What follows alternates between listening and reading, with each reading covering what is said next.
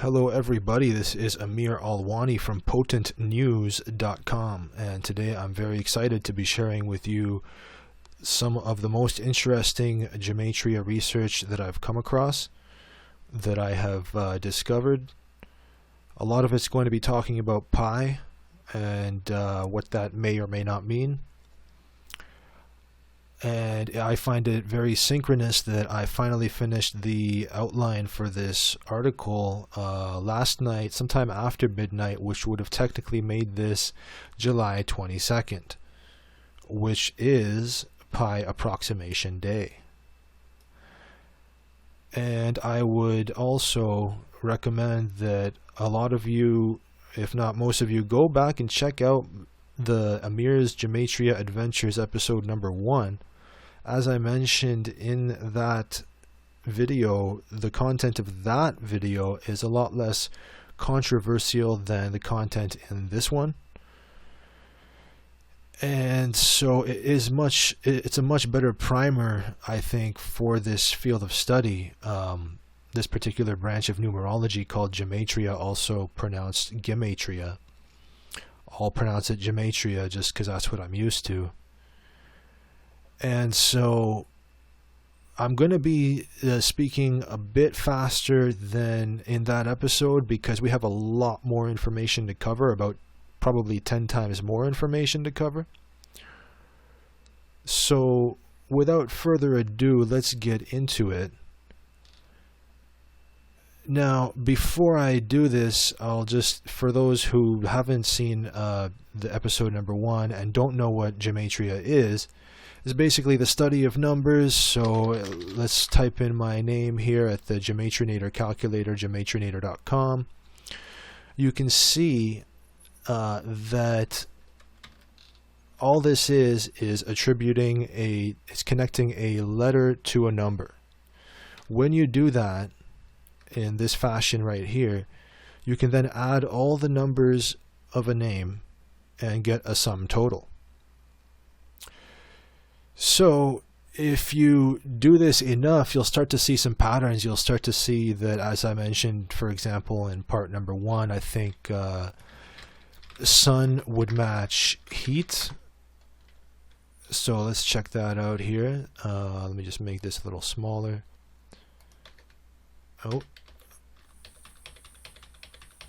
So we can see that sun is 15 in this cipher in Jewish reduction, and so also is heat is also 15 in the same cipher. So there's a lot more examples of this in part number 1. You can see moon matches howl, for example, or let's say here, let me double check that. Howl. And here we go, via the keypad cipher and the reverse prime cipher.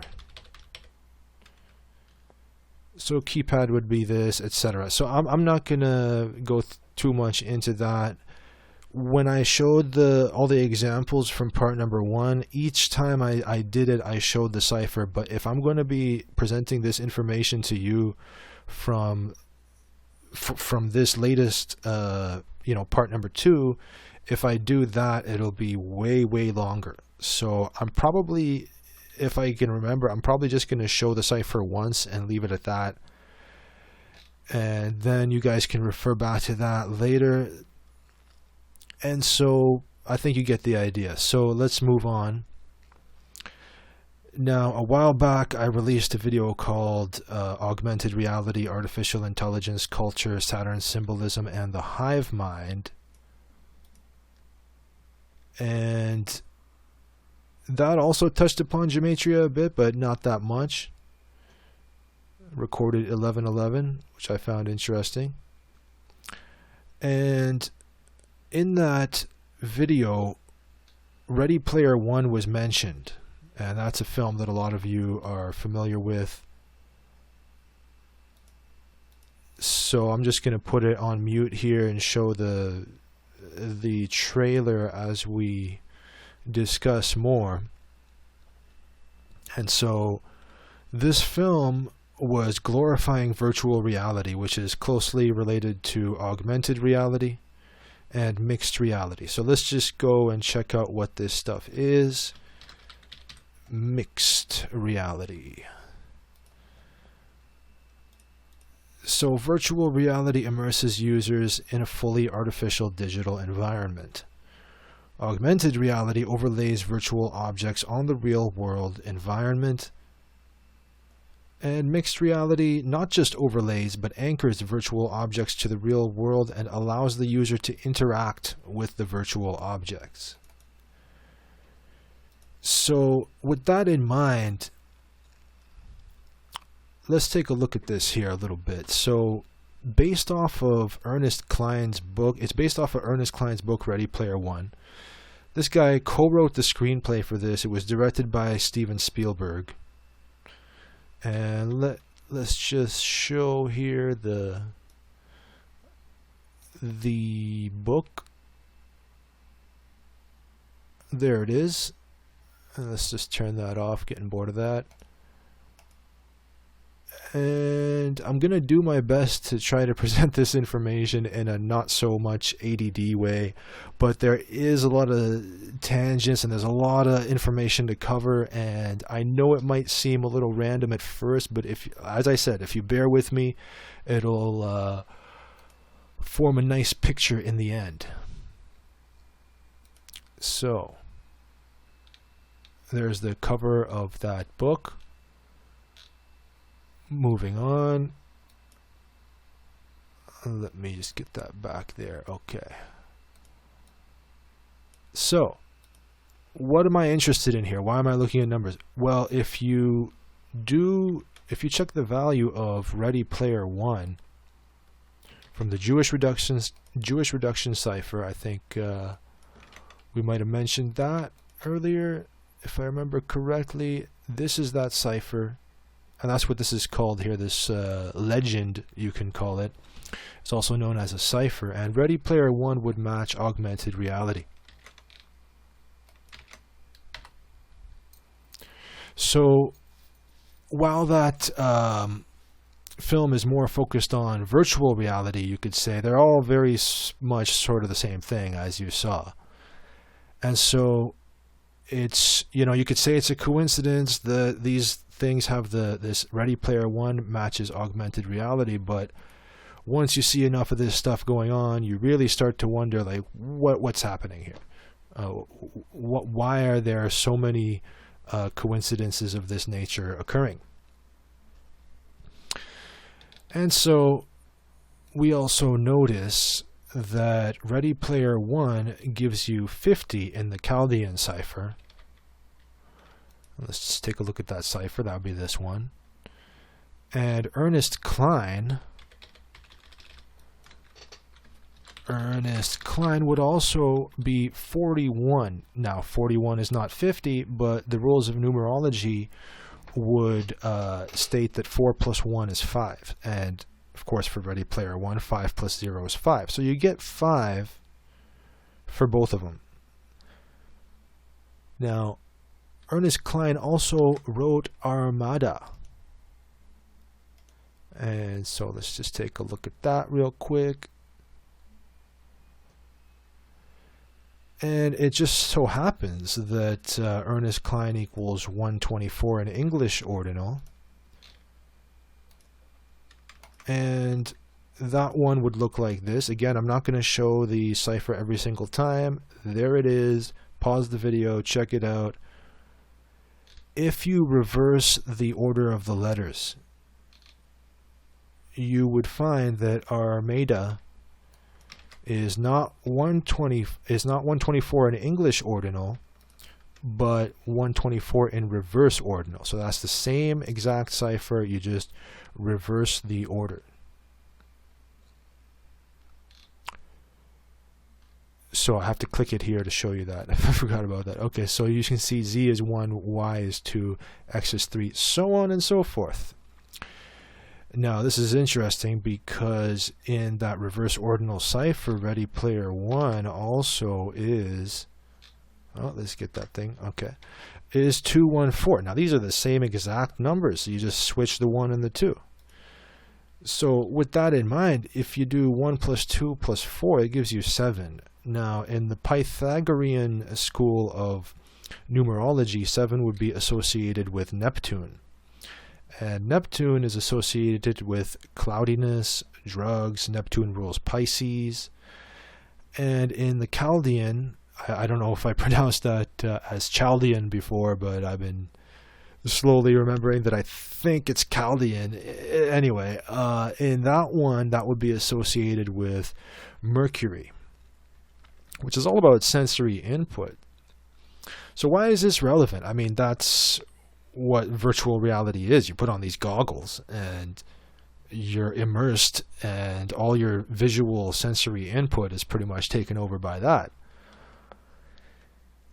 And even from the other, from the Pythagorean school, you would have, Neptune, which is all about like mysticism and things of that nature, but like dreams, and so it's literally putting you in another world.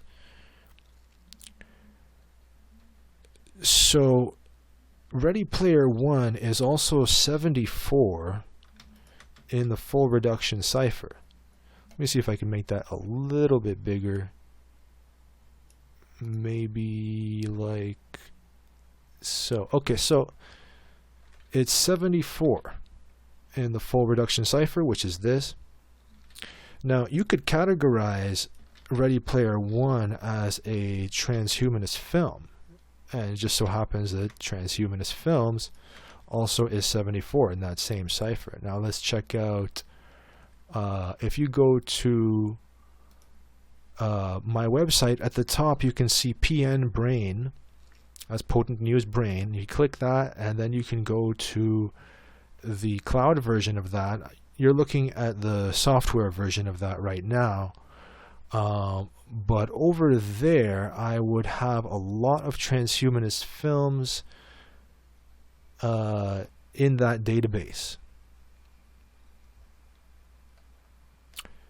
And so there's Ready Player One. Anyway, so synchronicity, we're going to see how that ties in as well. That would also give you 74. In the same cipher. And mind you, in this presentation, when we're going to see a match in the same cipher or in the reversed version of that cipher, I'm going to have that be in slightly larger text than when you have the matches being in a sort of a different cipher. And so I do think both are relevant, but I think the direct match is a tiny bit more relevant. However, I think by the end of this presentation, you'll see what that it is valuable to look at both. So human nervous system is 74 as well.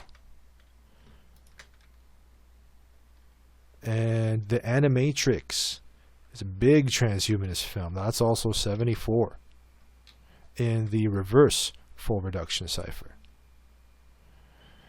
And by the way, I'm just gonna state what I stated before in the last video, that my name matches my website name, and I did not plan it out like that when I started the website. I'm not even sure if I was privy to Gematria, but there you have it. 47, that's my name, and then 47 for the website name. Now, Omega Point is also 47. And what is Omega Point? Let's see here. Omega. That's from Pierre Teilhard de Chardin. We'll come back to him, but some people call him the father of transhumanism, kind of. Now, he influenced a lot of people, like Philip K. Dick, Terence McKenna, even Pierre Elliott Trudeau, who we'll see the if we have time, we'll see the specifics of that later. But, you know,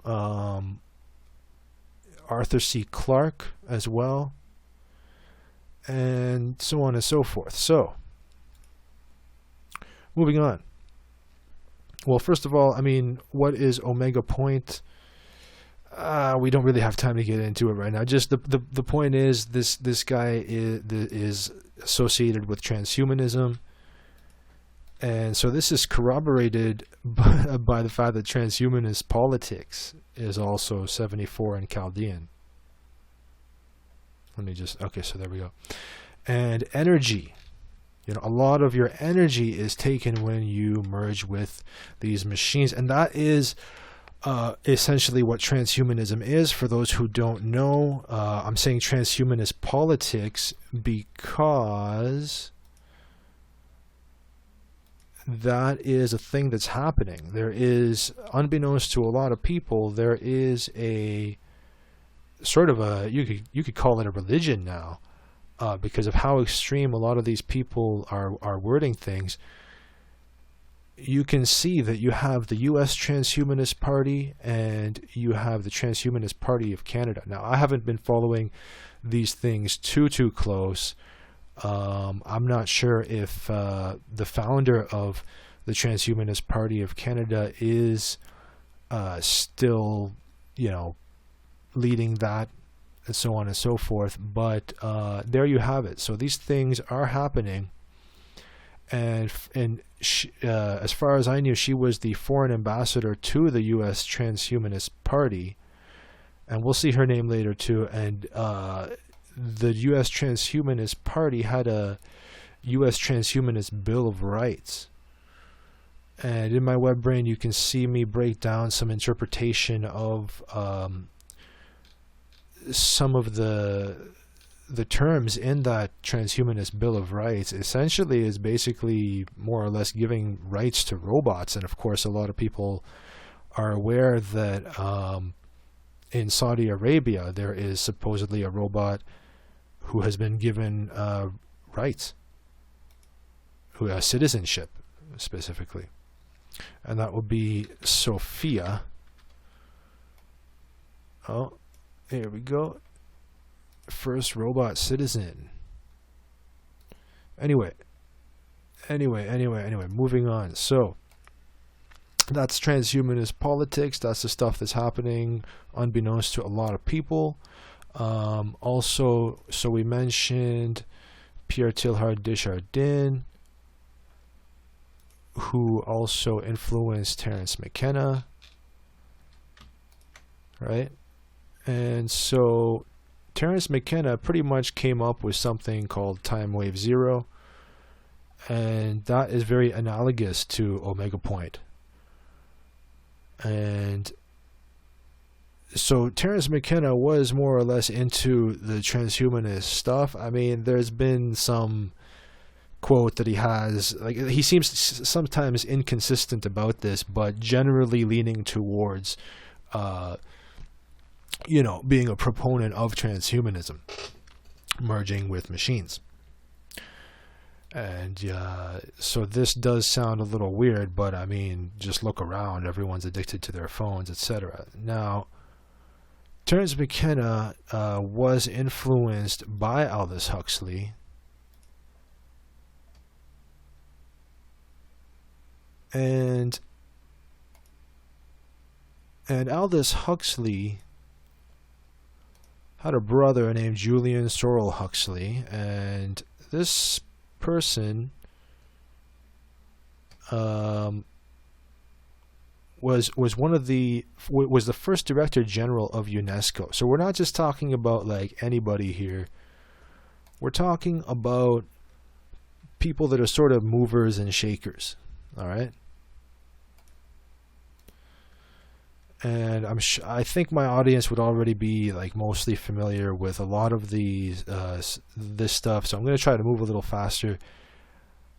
But what's interesting is that this guy was knighted as well. Okay, so you got Sir Julian Sorrell Huxley. That would give you 100 in full reduction. All right. So 100, which would reduce to 1. That's when you reduce it further. When you do 1 plus 0 plus 0, you get 1. And I'll just say, why is it called full reduction? Because you're doing that same type of thing when you get to 11 or 10. So for example, in this English ordinal cipher, which is, you don't even have to call it a cipher. We're talking about pattern recognition here. Because you could say that nobody invented this cipher. This is just, or I don't know who did, but I don't know who came up with these letters. But you could say that you're just analyzing the order of the letters. Now, when you get to 10, you're doing reduction if you are analyzing this in the full reduction cipher, which means when you get to after 9, you do 1 plus 0, and that gives you 1. And then you get to 11, that's 1 plus 1, and that would give you 2. And so on. So you see that Sir Julian Sorrell Huxley, who I believe coined the term transhumanism, matches the word transhumanism, because 82 is 8 plus 2, and that's 10, which is 1 plus 0 and 1. So yeah, he did coin the term, and he actually, I think he wrote a foreword to Pierre Teilhard de Chardin's book, and this guy was also the founding member of the World Wildlife Fund, so that might have been, they might have changed that name since or whatever, but you know, he was also vice president of the Galton Institute, and that's basically also known as the British Eugenics Society. So we're talking about eugenics. Not the most, not the prettiest stuff around here. No time to get into exactly what eugenics is, but it's sort of, I guess you could say, just weeding out the people who are undesirable or whatnot. So let me just pause this. I got to get a drink of water. So it's basically, you know, eugenics is basically elites trying to, you know, get rid of people who are not elite. You could say that. And so, as we said, his name matches transhumanism, and in a number of ways too. So we're looking at full reduction gives you 100, which is 1. And if you look at it from reverse full reduction, you get 125, which is 8, which matches transhumanism and full reduction. So there's a funny little thing going on here with the reversals, you see? So this guy's name matches transhumanism in these two ways.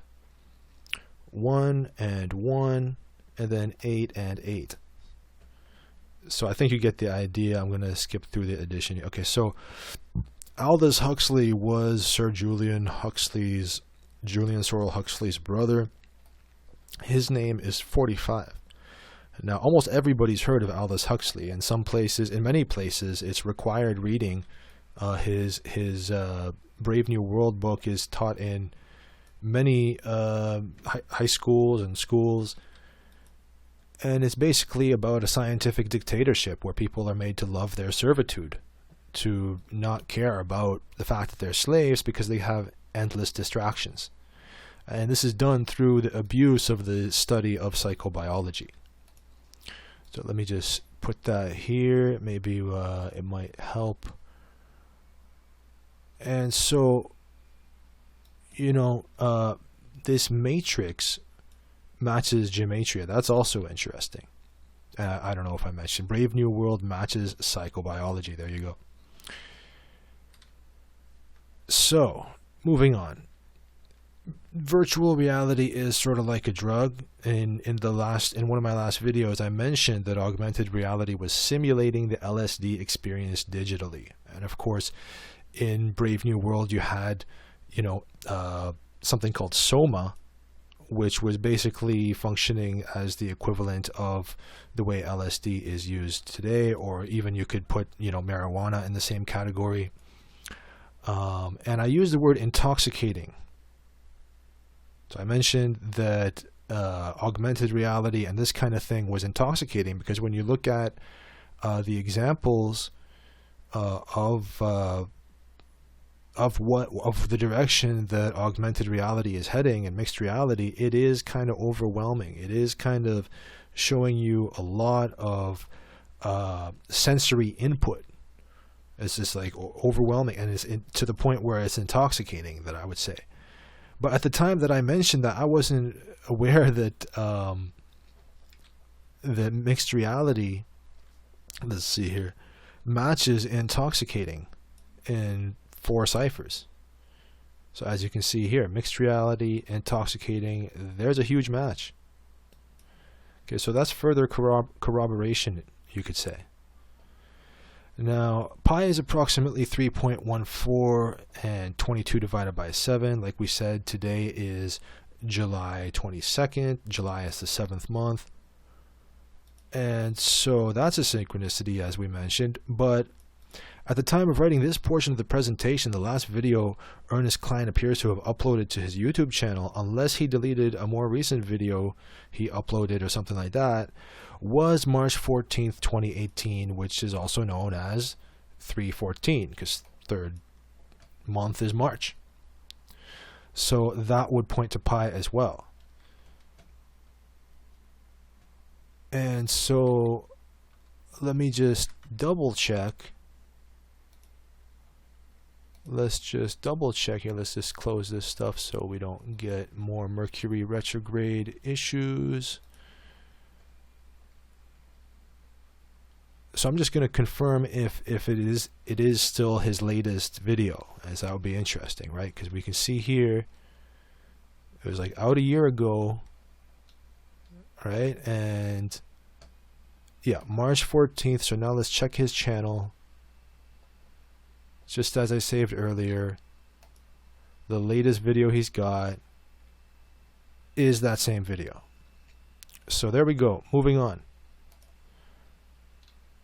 And okay, so here's where things get a little interesting. Mixed reality is like LSD ingestion, equals 314. There's your pi again. Okay, mixed reality normalized in transhumanist films gives you 2027, and in numerology the 0 is not considered a number, so you can pretty much ignore it. So then it would be 227, and again 22 divided by 7 is pi. Before I go on, I'll just show you the LCH Kabbalah cipher. See, there it is, and that would be this one. If you want to pause the video, look at that. And transhumanist films also in the reverse trigonal cipher gives you 2207, which is 22 divided by 7. There you go. This is the cipher for that. Now, The Matrix is one of the transhumanist films. One of the transhumanist films. Okay, that's in the reverse Francis Bacon cipher. That is 177. That would be this cipher right here. That's one of the only ciphers that I know of that takes into account capital letters. Then you have this film, The Matrix, was created by what used to be known as the Wachowski brothers, and that is also 177 in the ALW Kabbalah cipher. This film, it was one of my favorite films ever, and even the aesthetics or the artwork, the whole vibe of the film sort of influenced how my website looks. And it had a huge impact on me, and I think it's safe to say that that film was revolutionary, which also gives you 177. Earlier we mentioned Area Cheng. Okay, so that's also 177 in the reverse ordinal cipher. As if there is actually a thing called esports now, because apparently that's happening now. A lot of you probably already know about it, but that's also 177 in the full reduction cipher. D-Wave Systems is, I believe, the first quantum computer. And that's also 177 in the LCH Kabbalah cipher, and 227. So there's your pi again in the reverse Francis Bacon cipher. So we're going to have to speed up a bit here because there's a lot of information to cover. Transhumanism is 53. Video games is 53. Okay, so I think you've seen those ciphers enough. If we come out to another one, then I'll go back to that. But yeah, so merging with machines. Here's a visual representation that I find a tiny bit comical here of this exact phenomenon. So there you go. And that looks a little bit like Baphomet. Let's check out that image. You guys can come to your own conclusions about that, but so you have things all merging together in this image here. This person's like humanoid, male, female, goat, all this stuff. So there you have that juxtaposition, this male and female merging here with machines. And again, if you go to video games are now a legitimate high school sport, that would give you 227 as well. And this time in the full reduction KV cipher, which would be this one right here. And this one, what makes this interesting is the so-called master numbers are not reduced. As we mentioned the reduction earlier, you have 11 and 22 are not reduced. There's also 33, but that's not on here. So this is video games are now a legitimate high school sport. And that is a article that was on CNN Business here. As you can see, there they are, like, doing the sports. And this article was released March 18th. Now that's not March 14th, but it is interesting because if you reverse the pi thing, so we said 22 divided by 7 is approximately pi, but if you do 7 divided by 22, you get 0.318. So you have this pointing to pi as well. Now again, you find that same number in, let me close these. You find that same number in, and there's that 177 again, but in reverse full reduction EP. And let's check out that cipher again. That is with the master numbers acting as such, only you reverse the order of the alphabet here, as you can see. Gives you 318. Video gaming is now an official high school varsity sport. This is from VT News. And a little slow here. And again, there you have it again. And of course, the title of that would give you 314. In the reverse, in that same cipher, I think, that we just looked at, reverse full reduction EP. No, that would be reverse single reduction EP. So let's quickly take a look at that one. 314. There's your pi again. The master numbers, and I believe single would refer to what would be the S here if it was not if the alphabet was not reversed. So reverse single reduction EP, and single reduction KV would be similar. There you go. So you can start to get the picture that, you know, pi seems to be stamped on almost anything of relevance, I would imagine. And pretty much everything everywhere is relevant, though, right? Like at the end of the day, that's how it is. And you find that everything is 47, just like everywhere is 47 in the septenary cipher. And that will be the cipher that goes up to 7, and then it goes back down, and then it goes back up again to 7, and then it goes back down. And I find it interesting that I'm interested in everything. There's pretty much not anything that I'm not interested in, and as I said, my name is 47, just like everything.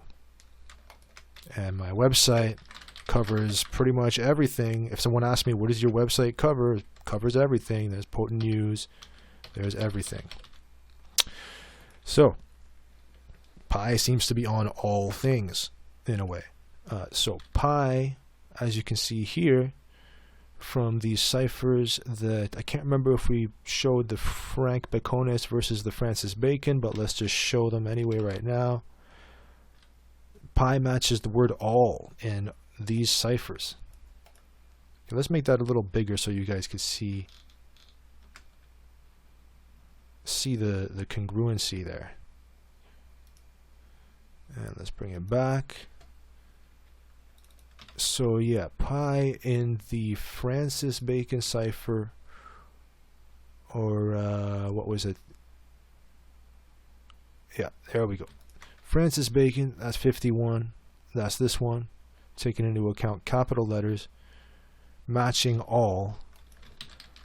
Okay. There you go. All right. Oh man, I'm losing my voice. I got to get another drink of water after I cover this part. And the Frank Baconus, you can see that it's 49 for all. And that's what that cipher looks like. Slightly different. Also taking into account capital letters. And pi is also 49.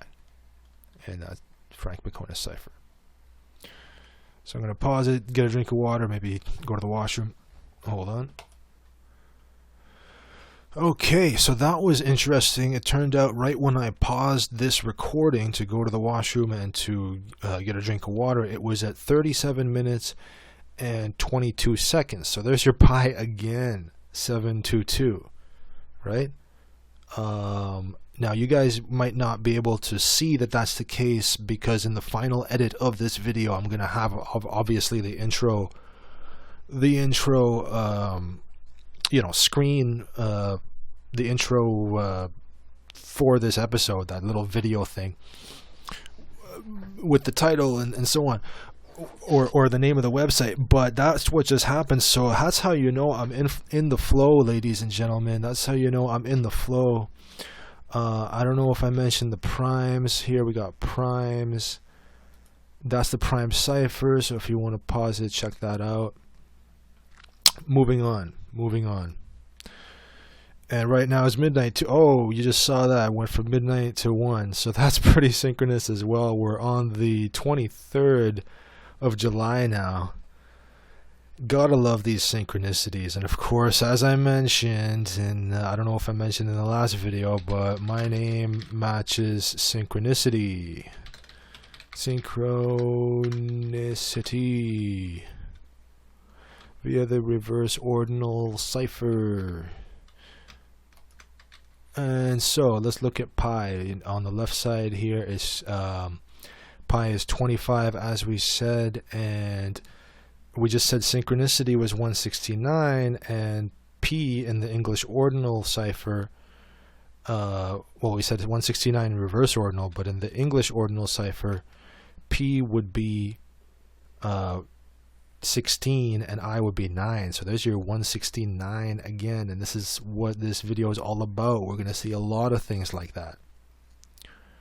Right? We said synchronicity is 169, and chron is in the word synchronicity, and this refers to chronos, and chronology. You know, chronology is about time. Synchronization, that's time. Saturn in astrology rules time, and it's all about time. Now pi is 2 letters and 1 word, as we saw here, and Saturn is 21 in the full reduction cipher. And let me just close that. And if you look at the Chaldean cipher, 21 as well, and you notice 314. As you can see, there's your pi again. Now if you think these are just random numbers, well then look at this. And let me see if I can make that smaller. In the Frank Baconis cipher, random numbers gives you 314. And that's the one that takes into account capital letters, you see. And we're specifically avoiding capital letters when we're entering this in, and yet it gives us 314. Random numbers. How random are these numbers, really? Okay, so let's get back here to the proper size. Now, so Saturn, it's got the word turn in it, turning like the wheels of time. Turning most often refers to the circle. And so you can see that past the age of time, or you say I've just turned 40. We're talking about mathematics of the circle. That's what pi is. And I don't know if I mentioned a definition of pi. I mean, I just sort of took it for granted that a lot of people already know, but let's check out the definition of pi. It's all about the mathematics of the circle. And so it's a constant. It's a mathematical constant. The number pi is a mathematical constant, originally defined as the ratio of a circle's circumference to its diameter. So circumference is going around the circle. And hold on. Okay, so circumference, geometry, the circumference of a circle is the distance around it. That is, the circumference would be the length of the circle if it were opened up and straightened out to a line segment. And then the diameter would be, a diameter of a circle is any straight line segment that passes through the center of the circle, whose endpoints lie on the circle. It can also be defined as the longest chord of the circle. Both definitions are also valid for the diameter of a sphere. Anyway, so you get the idea. That's pi. We're talking about the mathematics of the circle, and we're linking pi to Saturn. And Saturn is about order. So it's not just about time, it's about seriousness, results. When you have your Saturn return, and there's that number again, turn, or that, see, it's a Freudian slip, because nowadays I'm looking at the letters just as numbers so much that they're pretty much the same thing to me. So Saturn return in astrology is about when Saturn gets back to the same position it was at when you were born, and that's when things start to take a turn.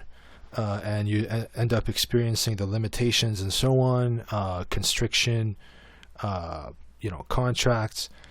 You end up sort of having to hold back. Everything sort of slows to a crawl in a way. But anyway, so Saturn is about order. And, if you're valuing order, then you don't want people to speak out of turn.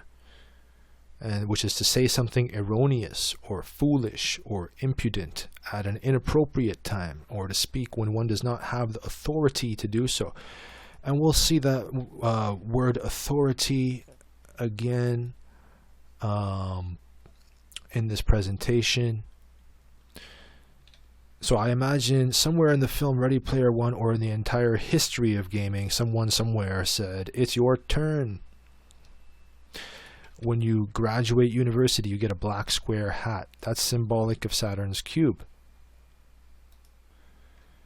And so we covered Saturn's cube in the Saturn symbolism video that I released maybe 2 videos ago, but just a recap, so you have this,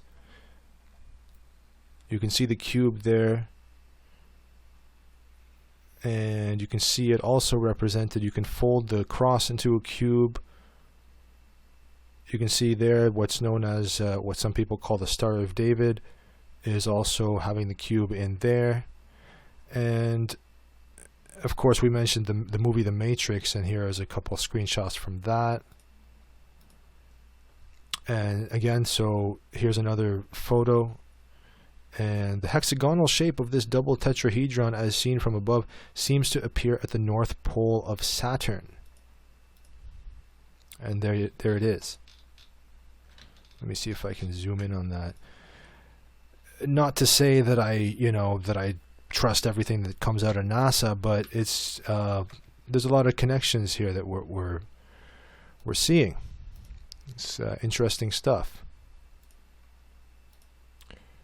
So let's close these and get back to this. And so that black square hat is symbolic of Saturn's cube. If you take a cube, well, that's pretty much a 3-dimensional square. Anyway, so prior to entering college or universities, SATs affected college admissions. SAT are the first 3 letters of Saturn, SAT. So these are this is a standardized test widely used for college admissions in the U.S. Since it was debuted by the College Board in 1926, its name and scoring have changed several times. Originally called the Scholastic Aptitude Test, it was later called the Scholastic Assessment Test, and then the SAT-1 or SAT-I reasoning test, and then the SAT reasoning test, then simply SATs. A lot of people have heard of this. So this is what you get when you graduate. We're talking about graduation. That gives you 722 in English Extended. I believe we haven't yet examined that cipher. Let's check it out. English Extended 722, that's what it looks like. Okay, you get up to 10, and then it goes up by 10. So 10, 20, 30, 40. Then you have, when it gets to 100, it goes up by 100. So there's your pi again. So we said pi was 22 divided by 7. Even if you take if you write out 227, you get 147. So we're going to see the significance of that, or what that ties into. But it's sort of, if you do the same thing we just did and you write this out in letters, you 147, then you do get 318, which again we mentioned how that connects to pi. You get that in the Frank Baconis cipher. So because 7 divided by 22, I repeat, is 0.318. You also find 147 is also 990 in the reverse English Sumerian cipher. And so that would be this one.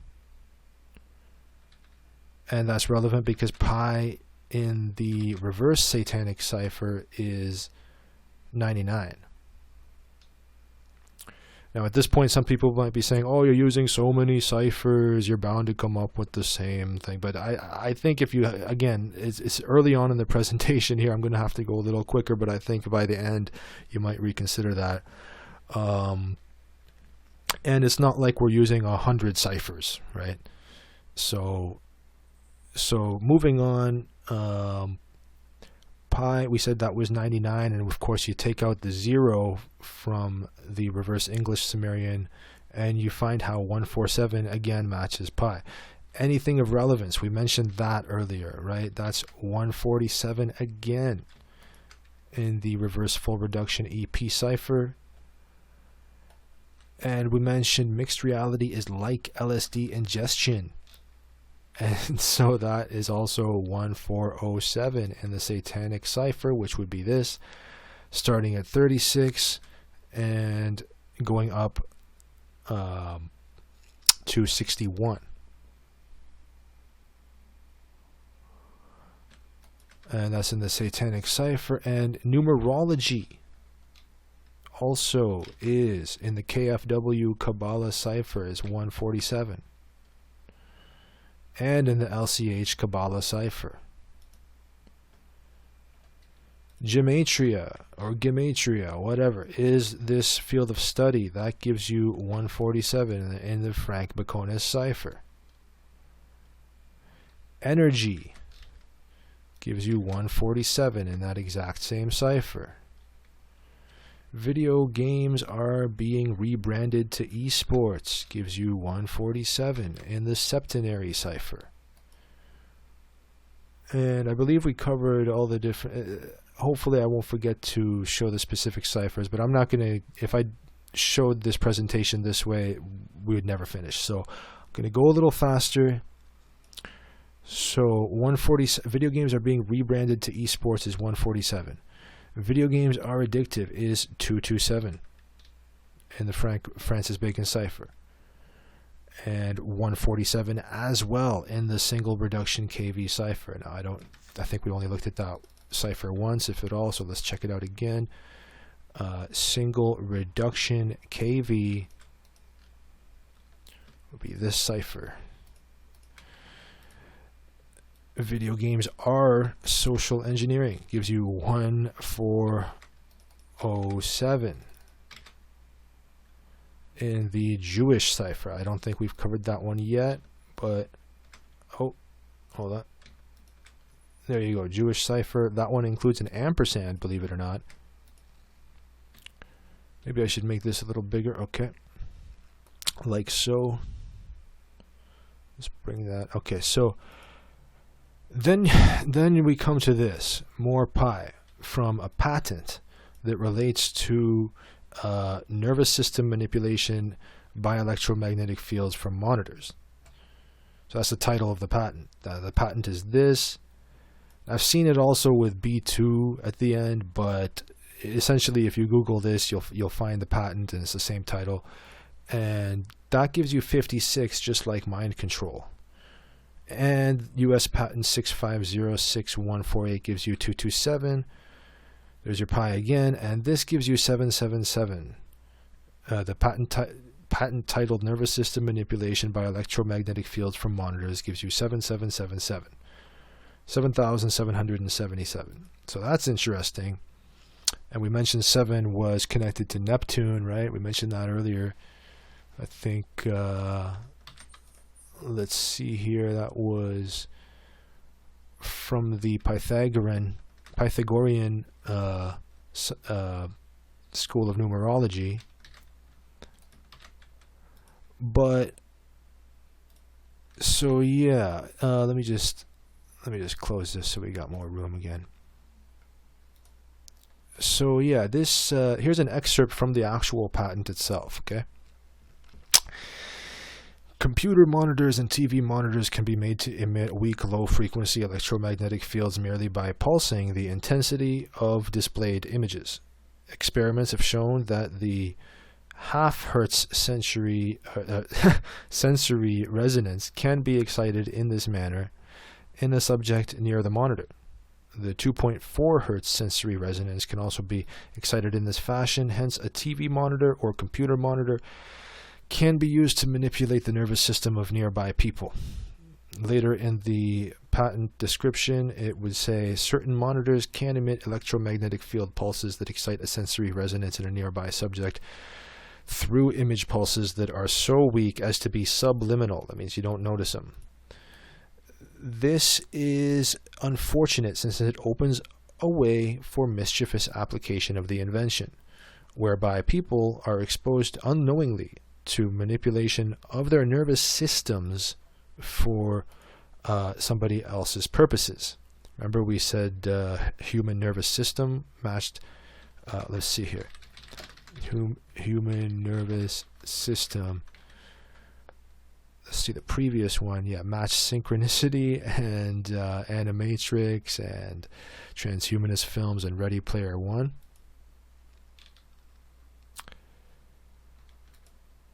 So, where was I here?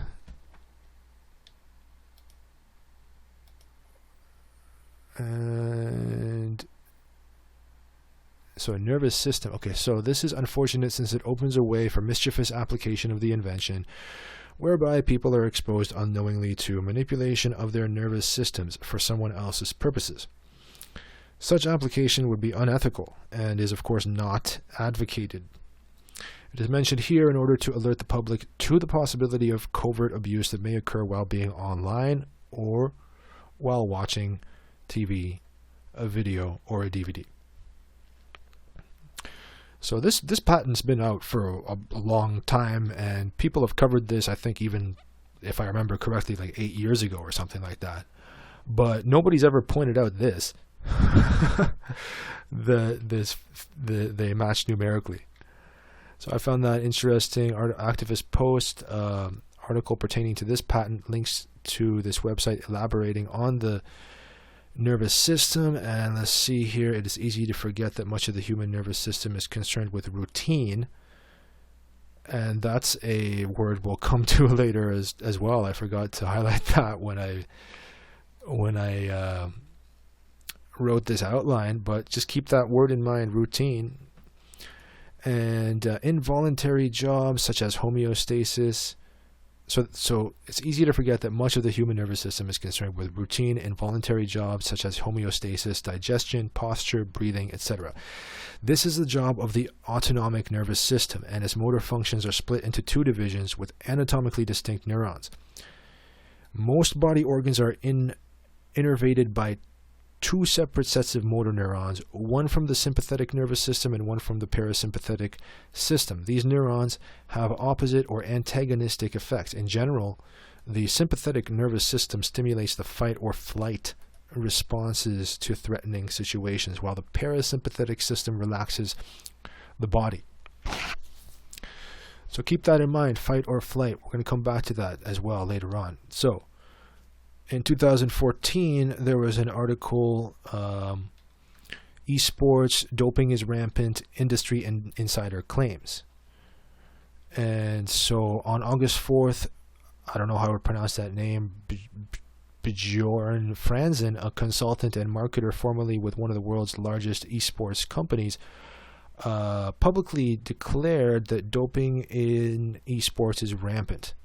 In a lengthy post, Franzen wrote that gaming firms and the media are turning a blind eye to the substance use right under their noses. He said, "I have seen players pop a pill even an hour before important games, either to calm them down or push themselves," he told the New Scientist. Some prominent esports leagues have already banned such substances. Nonetheless, Franzen says he's seen players take a host of drugs, including Ritalin, which improves concentration, the beta blocker propranolol, which blocks the effects of adrenaline and helps players stay calm under pressure. Now, adrenaline is that fight or flight stuff we just mentioned. And also another one of the drugs, selegiline, a drug used to treat Parkinson's disease. I've emphasized this so we can see a synchronicity pertaining to this later on. So you're going to have to hold a lot of things into your mind to see all the connections that we're going to lay out here, but it'll be worth it. So that's a drug used to treat Parkinson's disease that is claimed to improve mood and motivation during tournaments. So let's just see that. That's the article from New Scientist. So let's do a recap here. Ready Player One is 74. Transhumanist films is 74. Synchronicity is 74. Human nervous system is 74. Now here's another article as well.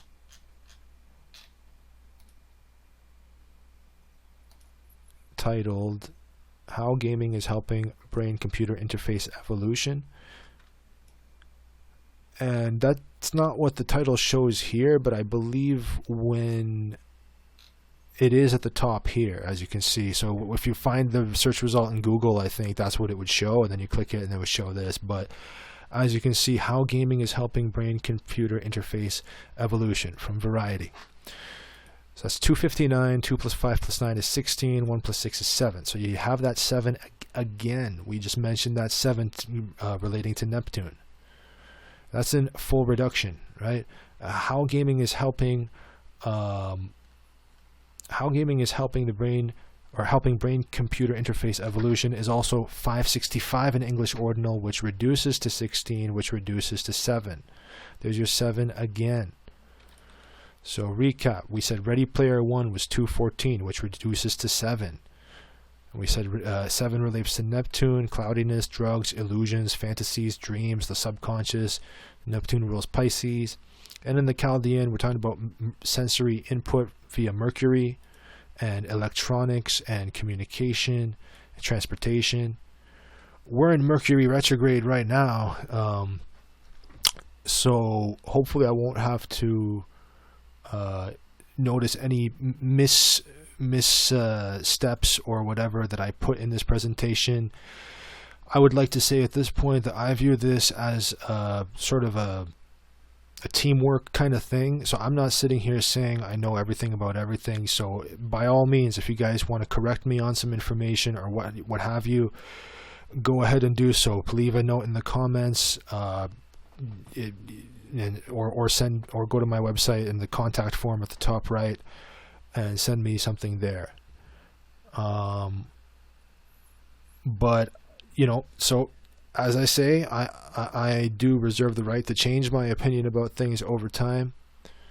So now that this disclaimer has been out there, let's move on. Brain-computer interfaces, the video game controllers of the future. So that's another article published February 27th, 2017. That will be the second month, and 27. So there's kind of pi again, 227. And we're talking about brain-computer interface, right? That's the thing that's like really, popular now. You have Elon Musk talking about his Neuralink, etc. You know, he wants to have something that connects your brain to your smartphone. Brain-computer interface is 314. That's pi again. So Parkinson's disease, we mentioned that earlier. This guy Arthur Kessler, in 1976, he was diagnosed with Parkinson's disease, and in 1979 with terminal leukemia. So I'm not an expert on Arthur Kessler. I'm sure there's a lot of things to say about these people, so on and so forth. What I'm noticing is just that when looking at this stuff, I see the same things pop up again and again. So we mentioned Parkinson's disease earlier.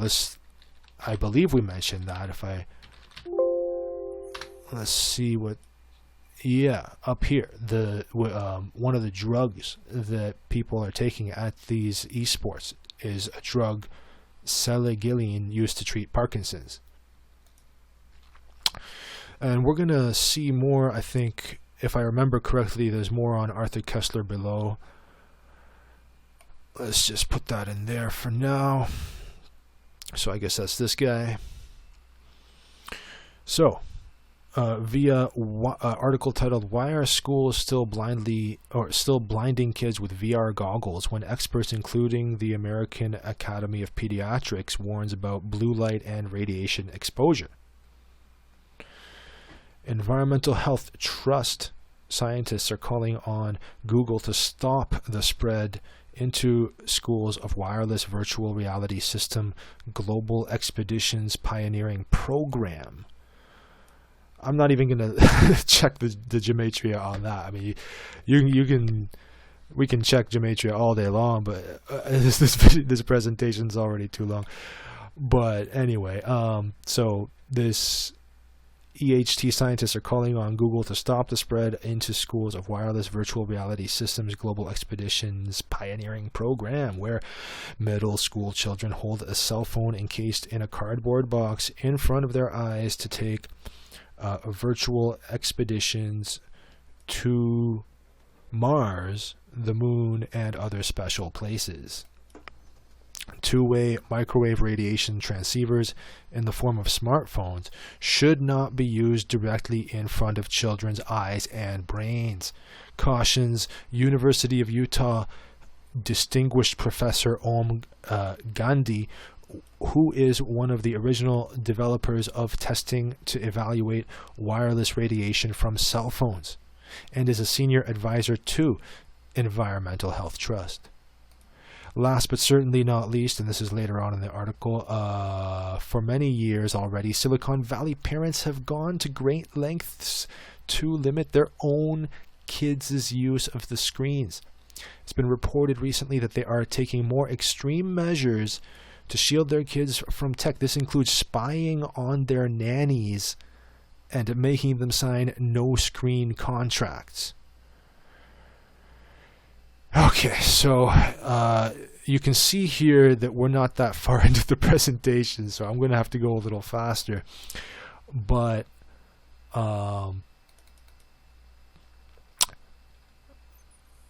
because otherwise it's going to be like a 5-hour presentation. I don't even know if it's probably going to exceed the limit that like I'm allowed to put in terms of gigabytes or megabytes onto Vimeo. Hopefully not YouTube, but anyway, okay, so that's happening. Via this video game can detect, hold on, let's take that over there.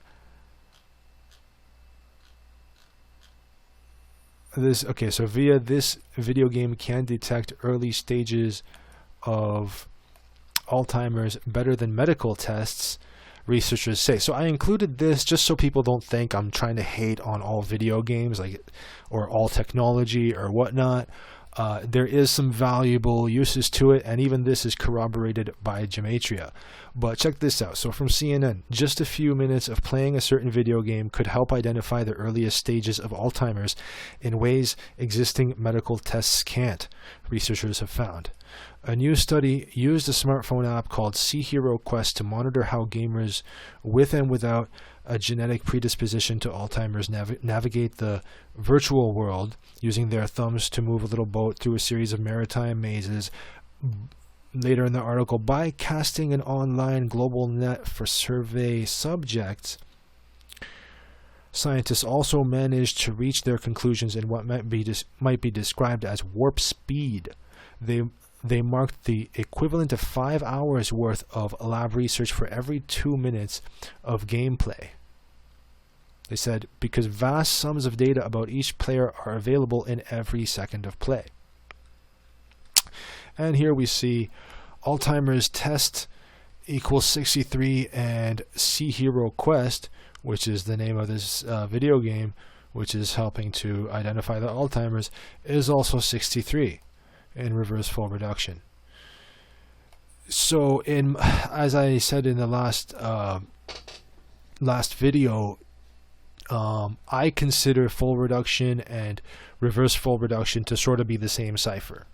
Now, as I said, I reserve the right to upgrade my opinion about what the relevance is, because I think everything matters. Details matter. So the fact that it's reversed, it matters. But I don't know yet how it matters. I'm slowly kind of maybe getting that, but there's a lot of things I'm going to have to look into with respect to that. But at this point, I've seen enough of the matches with the full reduction and reverse full reduction, just like I mentioned with my name matching my website name via that, and even in relationships and so on and so forth. So I've seen enough of that to be able at this point to consider it the same cipher. So I think now I might need to take a break, and that's interesting because right when I said I might need to take a break, it got to 1 hour, 8 minutes, and 8 seconds of this recording. And again, you won't be able to confirm that because the intro screen is about 10 seconds or whatever. But the relevance of this is interesting because we're going to now start to get to a different juncture of the presentation whereby you'll see a lot of the number 188. So that's 1 hour. We just said 1 hour, 8 minutes, 8 seconds. That's 188. So I'm going to pause it right now so to recharge my batteries, get some food in me so that I can not lose my voice and present this information and show you how 188 connects to all this. And I'm back, ladies and gentlemen. I made a couple coffees after I had a meal, and I came back to find my screen locked, which is funny because like last time the screen locked during a recording, I ended up finding out that everything after the point where it was locked, even once I unlocked it and then continued the recording, then later when I checked the recording, everything after the point where it was locked ended up being just a black screen. and with the audio. But anyway, so I ended up having to save that what I recorded so far, and now I'm just recording a whole other file. I'll have to edit them together later. So that's Mercury retrograde for you, and it might make it harder to corroborate or whatever any other future synchronicities that might be similar to what I just described. I guess you guys would have to know the length of the intro screen or whatever to do the math and add that, but whatever. That's fine. That's Mercury retrograde. So without further ado, let's move on with the information. Okay, so we said we're now on to the section of the video where we're going to start to look at the archetypes. And we're going to start to look at the archetypes described by some tarot cards. And we're going to see how that plays into some of the social engineering and so on. So here we have the Knight of Swords tarot card. And interestingly, this guy looks pretty impatient, right? So Knight of Swords matches impatient. In reverse single reduction EP, I'm pretty sure we touched upon that earlier. Let's see, reverse single reduction EP would be, I think, the same as reverse full reduction EP, but let me see if, yeah, so there we go. Single reduction EP is where a Knight of Swords would match impatient. And that was this one. And of course, Knight of Swords is 85 as well from the Jewish reduction. And that would be that cipher, and that matches. Holy shit, man, calm down. I I try not to swear that much, but just for purposes of education, this is to show you guys how Gematria actually works. It's interesting to find these kinds of findings, because humor helps identify synchronicities, and that's 188, and we'll see that's from the same cipher, and we'll see a lot more 188. So even the Knight of Swords' horse hates you. So there's the Knight of Swords, and the horse is like, yeah, let's do this. And Esotericism is also 188 in reverse Francis Bacon. And you have these guys definitely look like they're on battle, right? Like the guy's got armor. If you look at the Page of Swords, I believe that there's no armor there. I think none of the pages have armor. Let me check. Yeah, so here we have the Page of Cups, no armor. Page of Wands, no armor. Page of Swords, no armor. Page of Pentacles, no armor. And that's kind of because they're still like students, they're still like apprentice mode. They're not able to identify, going what their objective is, going from point A to point B. The Knights definitely have more of a groundwork knowledge of their area, so they do have places to go and things to do. Not all of them, but they all do have armor.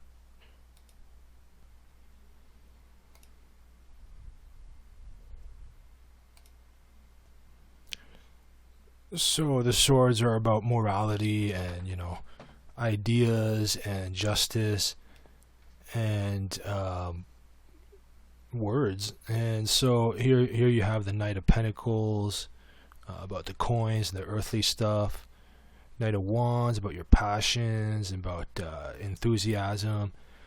And you can see the Knight of Cups as well. We'll talk about the Knight of Cups later in the presentation. But yeah, all these people have armor. And so getting back to this, let me just close these. Getting back to this, so we said this guy's got armor, he's also ready to die. So let me just make this a little bigger so you can see. So these people, or this person and this horse, both look like they're ready to die.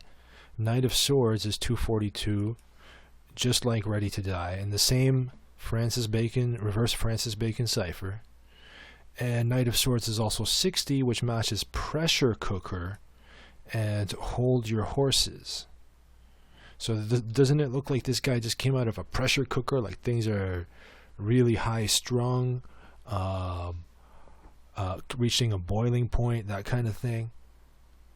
And you can see that they're both 188 for Knight of Swords and for pressure cooker, and there's going to be more on pressure cooker below. Now, one of the things about this card sometimes is that it's a little too early to rush into battle, kind of thing. So you might say, hold your horses, you know? And so hold your horses also matches both of these. Matches Knight of Swords and pressure cooker. The World Within is also 188. So that is the name of a Rockefeller-funded documentary about Carl Jung. And let's just pull that up here. The World Within.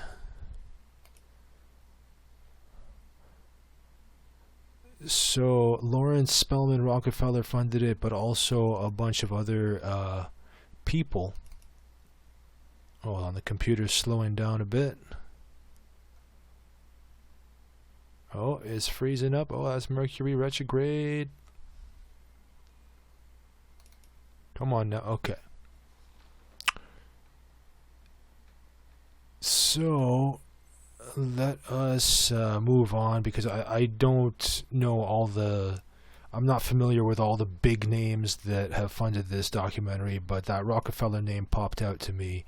I think if you dig in the web brain, you might find something. But here's the interesting part. This is where things start to get a little weird, and the synchronicities start to coalesce and pile on even more. So everything I've shown you so far is, like, you could say it's kind of tame compared to what we're about to go into, if I remember correctly. So Carl Jung appears to have been influenced by a man named Paul Kammerer, and he was born on August 17th, 1880. So there's that 188 number again. So Paul Kammerer is known for seriality.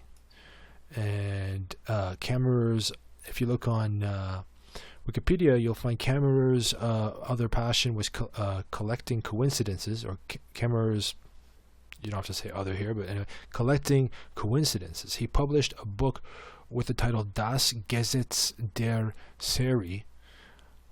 I don't know if I'm pronouncing that correctly. The Law of Series, never translated into English, in which he recounted some 100 anecdotes of coincidences that had led him to formulate his theory of seriality. Albert Einstein, and there's a lot of things to say about that guy,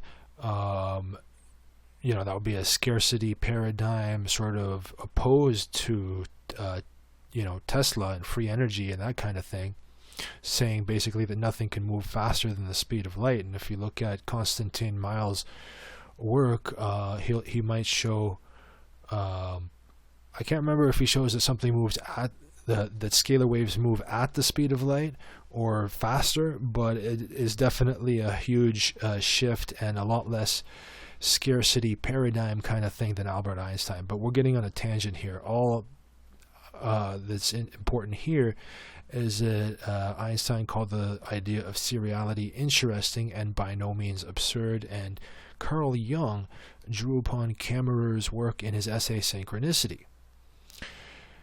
And Arthur Koestler reported that when he was doing research for his biography on Kammerer, I have a hard time pronouncing that name, but Kammerer, So Kessler reported that when he was doing research for his biography on Kammerer, he was subjected to a meteor shower of coincidences, as if Kammerer's ghosts were grinning down at him, saying, "I told you so." So let's just make this small again. Let's bring that down. Let's put this here. Let's close this. Computer's starting to get a little slow. So this is the Paul Kammerer guy. Oh, it appears I lost the thing. Hold on. Where are we here?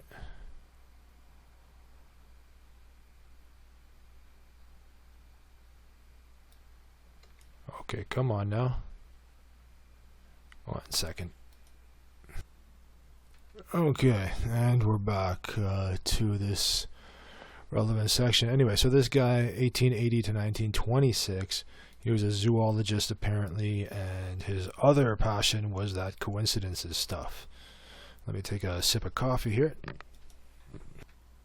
Alright, so Suit of Swords is also 188. So it's not just the Knight of Swords being 188 via the English ordinal, but Suit of Swords in English ordinal is also 188. And Suit of Swords is also 188 in reverse Francis Bacon. Now, Chemtrails is 188. And more on that later. Knight of Swords is 188. You'll notice I've underlined Knight without the K and Word in Swords, because I mentioned swords were about ideas, air, you swing a sword through the air, so on and so forth. So the Singularity is 188, and that also ties into transhumanism. There's a Singularity University. There's a lot of things and many different definitions of things that the word singularity can be found under, but before we get into that, so Seriality, which we said this guy was all about, matched his own name via the septenary cipher. Okay, and chemtrails kind of is a component of transhumanism as well. So at this point, you don't have to believe in chemtrails or you don't have to have done the groundwork that allows you to know that chemtrails are real, or even just being able to go outside and look up at the sky. You don't have to be on the same page as me in order to get value out of this presentation, but so you have all these different definitions of singularity. So let's move on, because things are getting a little complicated right now, and I don't want to lose you, but singularity or singular point may refer to all this stuff. So mathematical singularity, geometry, complex analysis, natural sciences, technology, film and television, literature, so on and so forth. But you have that word singular in it. So the thing that I'm interested in is, as I said, the technological singularity, and that would be a hypothetical future point in time at which technological growth becomes uncontrollable and irreversible, resulting in unfathomable changes to human civilization. According to the most popular version of the singularity hypothesis, called intelligence explosion, an upgradable intelligent agent, such as a computer running software-based artificial general intelligence, would enter a runaway reaction of self-improvement cycles, with each new and more intelligent generation appearing more and more rapidly, causing an intelligence explosion and resulting in a powerful superintelligence that would qualitatively far surpass all human intelligence. So this is the kind of thing that Elon Musk seems to fear, and that's why he wants to merge with the machines, and so that he can basically be not threatened by this artificial intelligence. And you have Singularity University, and that would be, let's check that here, Singularity University, from Ray Kurzweil, right? And guest lecturer Brock Pierce, right? He's basically a pedophile, and he has done a lot of, he's been in movies, and he actually was apparently connected to the Mindshift conference, which Jeffrey Epstein, which is now in the news, is connected to as well. But so that is basically, I'm not going to go through all these, it'll take a long time, but the point is the singularity is 188. Okay, and a knight on a horse rushing towards you is 188 in single reduction. So where is that single reduction? I don't think we've seen that one yet. Let's check that one. So that's 188, and that's the cipher there. And the difference with this one, I think, is the S exception, where you have the reduction going on, but then when you get to S, you do not reduce. So that's 188. Now, if you didn't have an S in this phrase, then that would be, less relevant or whatever. But you do have an S, and that's why it's interesting. You got 188. Then tone it down a notch with that Mars energy is also 188. And keypad. Now, what's keypad? That's just the keypad on the phone. So as I said in the last video, I'm not sure if the new phones make it clear, but back in the day, you'd have people saying call 1-800 whatever, and they'd say a word in English, and that would be the phone number you call. So that's actually a cipher. A lot of people don't know that, but that's very interesting. You also have swords in the reverse primes is 188. There's that cipher there. So when I said Mars energy, that's pretty much what this is. It's a shoot first, ask questions later type of thing. And it's also about piercing communication. So like basically this guy would not sugarcoat anything. You look at that, he's not sugarcoating nothing. Well, I said a double negative there, but anyway. So essentially, it's interesting that both of these match. They're both 114. Video games are synonymous with transhumanism. Is 1088 in reverse Frank Baconis. Okay, Amir Alwani wastes his childhood on video games equals 188. Now, I mean, you could say that, like, well, is it really a waste, Amir, if you're able to bring us this knowledge now because you resonated so much with this stuff that you felt the need to make a video like this? I guess not, but it's still interesting. So I guess it's not a waste, but it is kind of a waste. So in the Saturn symbolism and augmented reality, whatever, I can't remember how the full title of my video, but the one we mentioned at the start. If you watch that video, you'll see this artist's depiction of where augmented reality or mixed reality was headed. That was actually the video that that left the impression with me and many others that this technology was like LSD and was very intoxicating and so on. And what you have is 188 backers bringing hyperreality to life. This was by Keiichi Matsuda. So I'm not sure if it took 188 to reach the goal, but I think last time I checked the thing, They might have reached it, and then maybe some other people backed it as well. But I believe if you go there now, it'll say 188. So here you see 180. This is a screenshot I took. 188 backers pledged this amount of money to help bring this project to life. Okay, and here's another screenshot.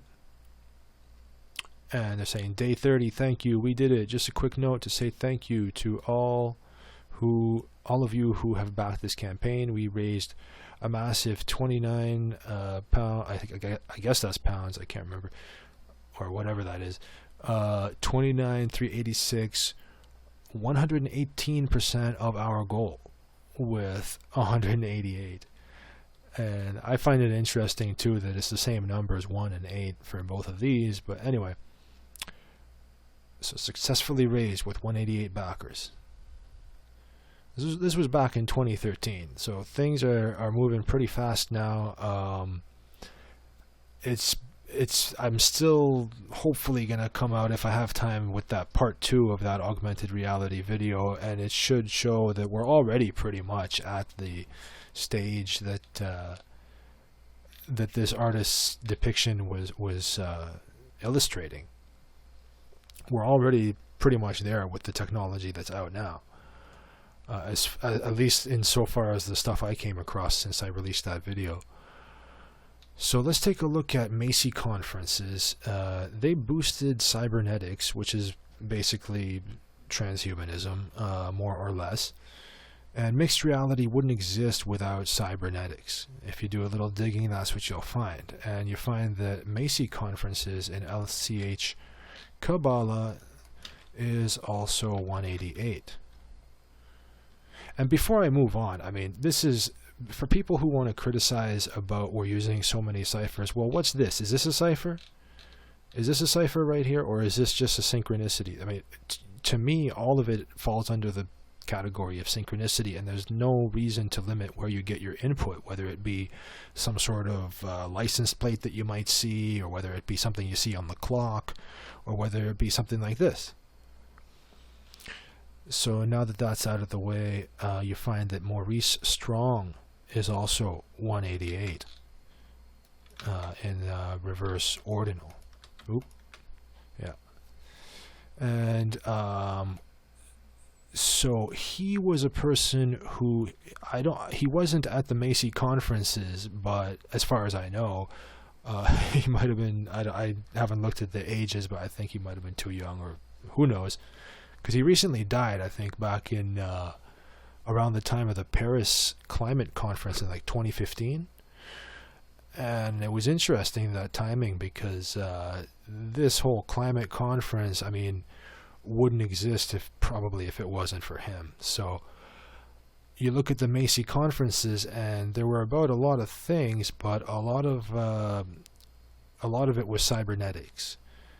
And Maurice Strong, what he did was basically organize the largest, and this was on his own website somewhere, like the largest ever gathering of NGOs and government bodies and so on. At that time in 1992, in the Rio de Janeiro conference, that was the largest one of that sort since, or at that time that was the largest one of that sort. So you could basically call this guy Mr. UN. Let's just check him in the WebBrain real quick. Maurice Strong. And of course, he was part of the Club of Rome, which we'll talk about later. We've mentioned it before. He was the... Let's see here. He was the... Oh. Let me just make this a little smaller. Oh no, he was the senior advisor to Kofi Annan, 1997 to 2005. Kofi Annan was a Secretary General of the UN from January 1st, 1997 to December 31st, 2006. And of course, Maurice Strong was friends with Mikhail Gorbachev, who also was in the Club of Rome. And Pierre Elliott Trudeau, the supposed father of our Prime Minister here in Canada, is also a member of the Club of Rome. So he's basically in the elite circles, etc., kind of thing. And Macy Conferences also is more or less that, but his name also would match Knight of Swords, and I guess Suit of Swords. So let's do that. Suit of Swords again. We just saw that 188 in English ordinal, whereas Maurice Strong is 188 reverse ordinal. So swords basically is the idea, and you also have, if you got an idea, you got to make sure it's the right idea, right? You don't want to have misplaced confidence. That'd be 188 in squares, and you have there's the squares, 1880, and that's that cipher. Now here's a few quotes that are attributed to Maurice Strong, and let's just get his face up there. Where we go? There we go. Okay. Let's stick that there. Let's close this. So this dude right here. He apparently said, isn't the only hope for the planet that the industrialized civilizations collapse? Isn't it our responsibility to bring that about? Like, are you kidding me? This guy's the founder of the UN Environment Program. Now, some of these I can't find the original source of the quote, but I mean, it's not hard to, if you do a bit of digging, it's not like they're trying to hide their general attitude about this stuff.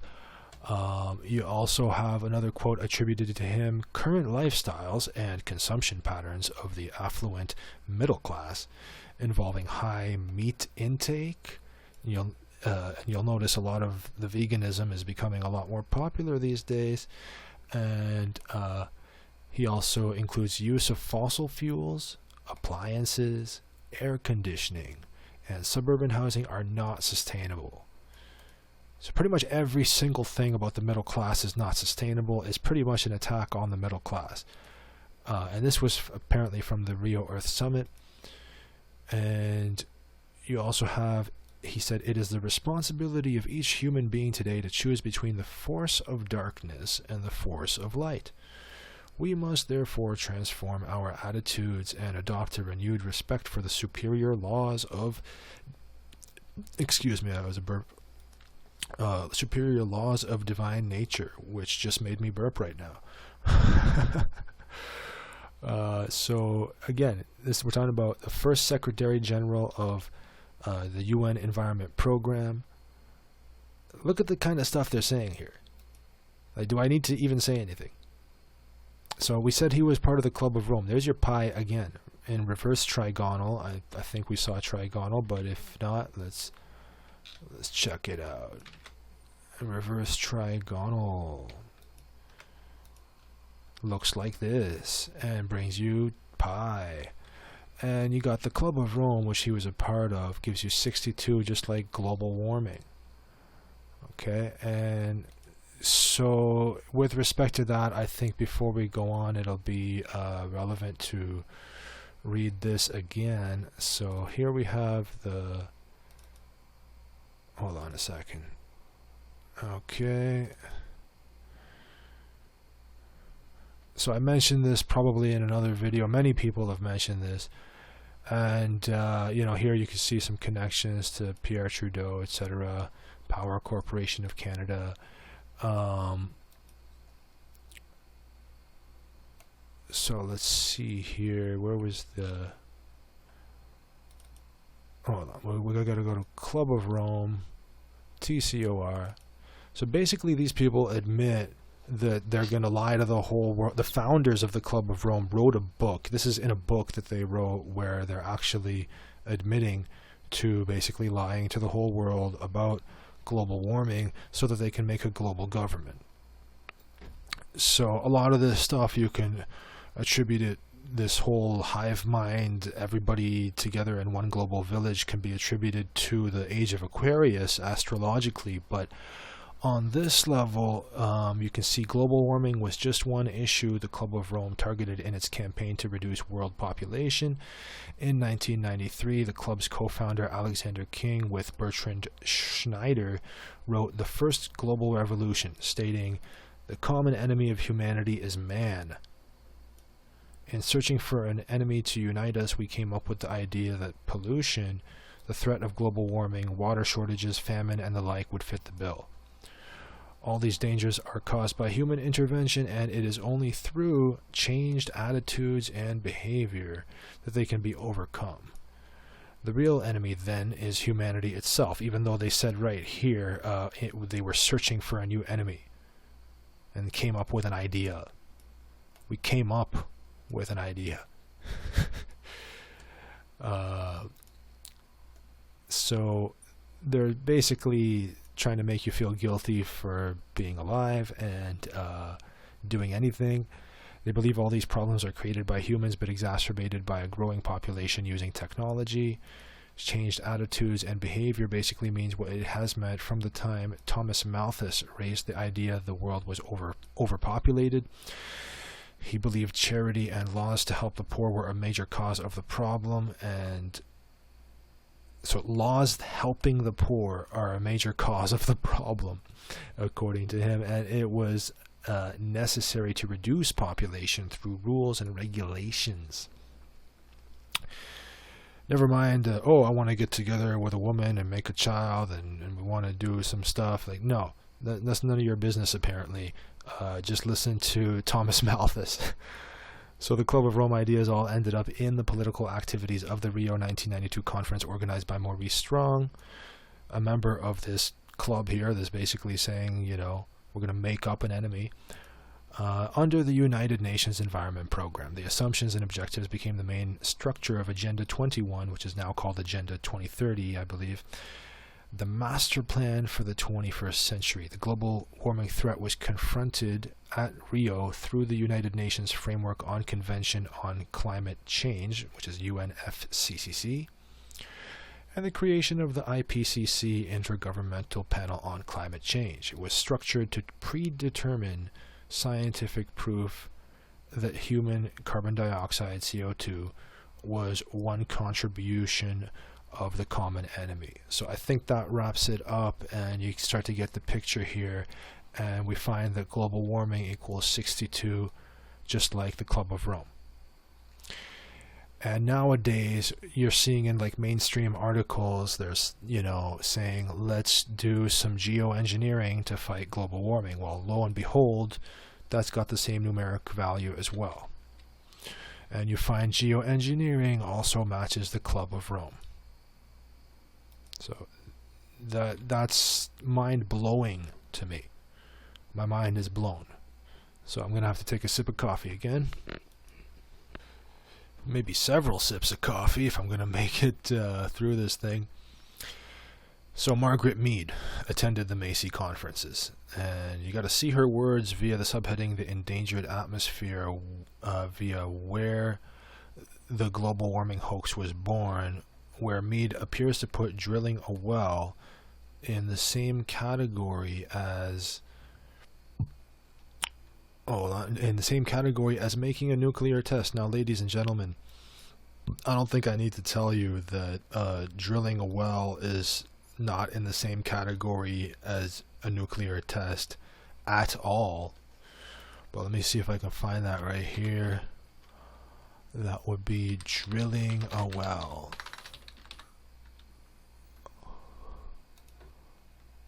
Or maybe, hold on. Okay, I'll pause this because I don't want to waste your time. Okay, so the endangered atmosphere. Have I read this entire document? No. No, I have not.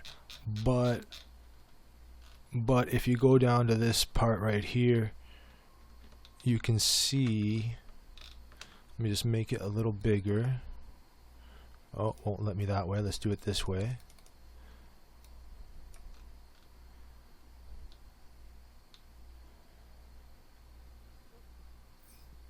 Okay, so drilling a well. Let's see if we can find that. Drilling a well. No, I tried that earlier. I know it is under this subheading though. Where is it? Yeah, it's right here. So Mead's keynote to the 1975 climate conference set the agenda. Mankind had advanced over the years to have international laws governing the sea and the land. Now was the time for a law of the atmosphere. It was a naked solicitation of lying formulations to justify an end to human scientific and industrial progress. And Mead stated, unless the peoples of the world can begin to understand the immense and long-term consequences of what appear to be small immediate choices to drill a well, open a road, build a large airplane, make a nuclear test, install a liquid fast breeder reactor, release chemicals which diffuse throughout the atmosphere, or do you mean like chemtrails, or discharge waste in concentrated amounts into the sea, the whole planet may become endangered. So don't drill a well because you'll ruin the planet, basically. At this conference, we are proposing that before there is a corresponding attempt to develop a law of the air, the scientific community advise the United Nations and individual powerful nation states or aggregations of weaker states and attempt to arrive at some overview of what is presently known about hazards to the atmosphere from man-made interventions and how scientific knowledge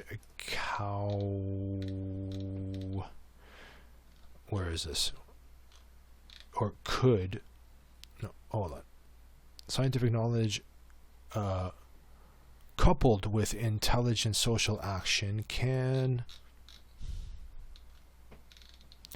protect the peoples of the world from dangerous and preventable interference with the atmosphere upon which all life depends. What we need from scientists are estimates presented with sufficient conservatism and plausibility, but at the same time as free as possible from internal disagreements that can be exploited by political interests. Oh, okay, so you don't call this a political interest that will allow us to start building a system of artificial but effective warnings which will parallel the instincts of animals who flee before the hurricane.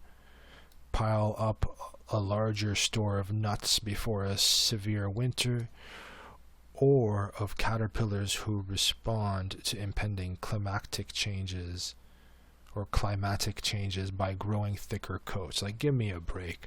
Anyway, you get the idea. So she did attend the Macy conferences. There's a lot more to be said for her, but I don't want to go on too many tangents. She influenced Justin Trudeau's mother, Margaret Sinclair, who was married to Trudeau's quote-unquote father, Pierre Elliott Trudeau. And no time to get into why I put quotes there, but let's just see here. Pierre Elliott Trudeau, and I wish I had a faster computer or it wasn't Mercury retrograde. And so Justin Trudeau and his mother, Margaret Sinclair,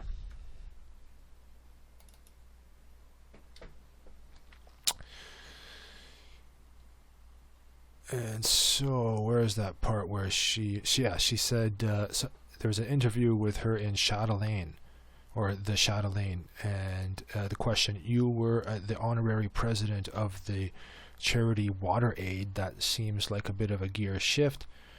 Answer: water comes first. My passion for clean water came to me when I was Pierre's wife, when I was part of a United Nations conference.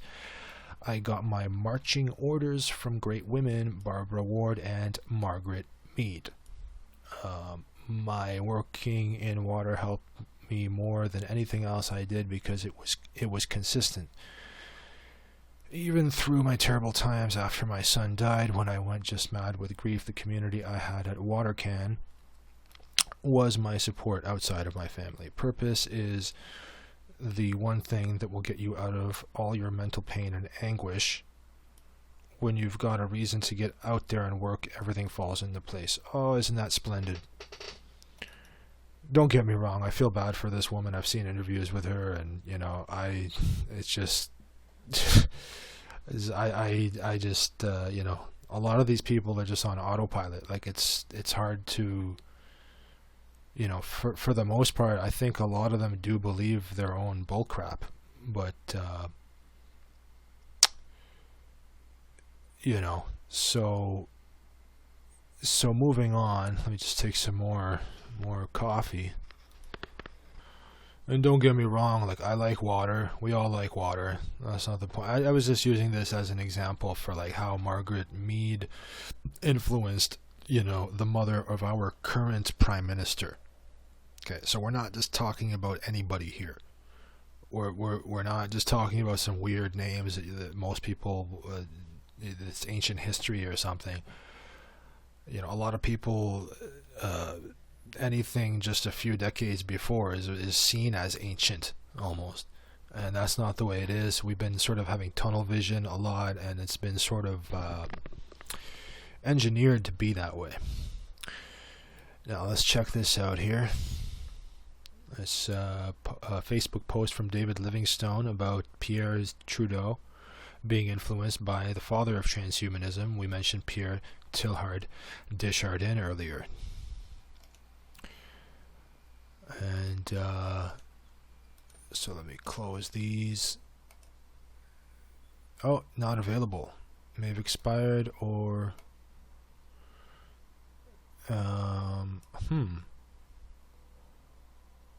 well, that's interesting. Basically, okay, from what I remember, there was a speech that Pierre Elliott Trudeau did where he cited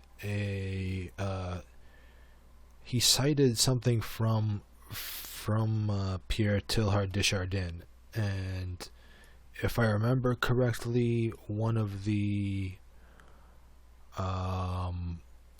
founders of the New Age movement, which you could put Terence McKenna in that category,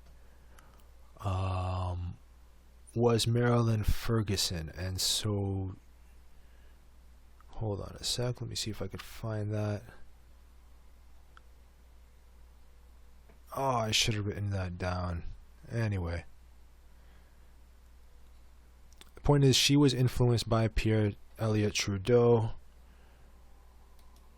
and he cited Pierre Teilhard de Chardin.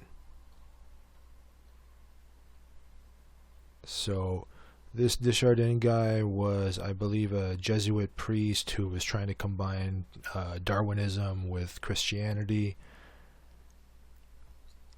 So anyway, moving on. Mead was given a Kalinga Prize, just like Julian Sorrell Huxley, the guy who coined the term transhumanism and wrote a foreword to Chardin's book. Okay, and she was also at one point married to Gregory Bateson of the Office of Strategic Services, which was the precursor to the CIA. So let's go back to Margaret Mead here for a second. And so she influenced the sexual revolution as well. But there was something I wanted to... Hold on a second. Yes, the Kalinga Prize. So in 1970 she was given that, right? And so who else was given that prize? And who else? So you had, we mentioned Julian Sorrell Huxley, also Arthur C. Clarke and David Suzuki. Of course, David Suzuki was, he's a founder of the David Suzuki Foundation, and Maurice Strong was an honorary board member, if I'm not mistaken, at the David Suzuki Foundation, yes. So a little messy here, but yeah, you see a lot of these connections, and I think hold on. So yeah, So Sting was an honorary board member at David Suzuki Foundation as well, and he was with the band The Police, which put out, as I mentioned in another video, an album called Synchronicity. I'm not going to go through all that again, but you know, that is one thing. I think there was another thing I wanted to show here. You also had David Suzuki was he appeals to the IPCC, which is the Intergovernmental Panel on Climate Change, which wouldn't exist if it wasn't for, you know, Maurice Strong, right? And also, David Suzuki is sort of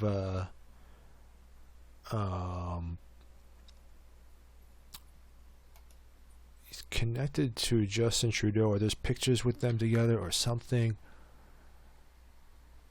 And anyway, you can find videos of David Suzuki pretty much not answering any questions about chemtrails, geoengineering, and just sort of brushing it aside or ridiculing people who are talking about it or asking questions. So that's not cool. And so let's go back here.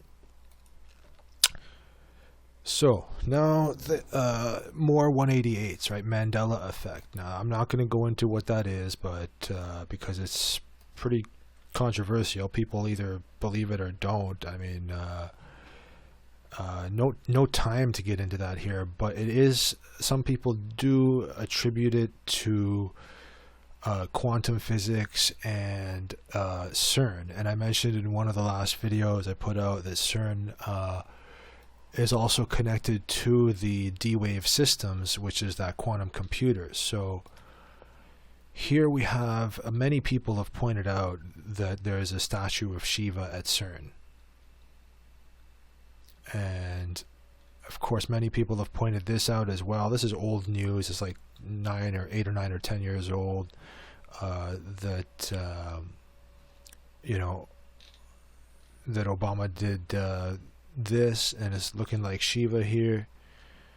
And so you can even find a video of Aldous Huxley speaking very fondly of Shiva, or audio rather, but you know, on YouTube you can find that.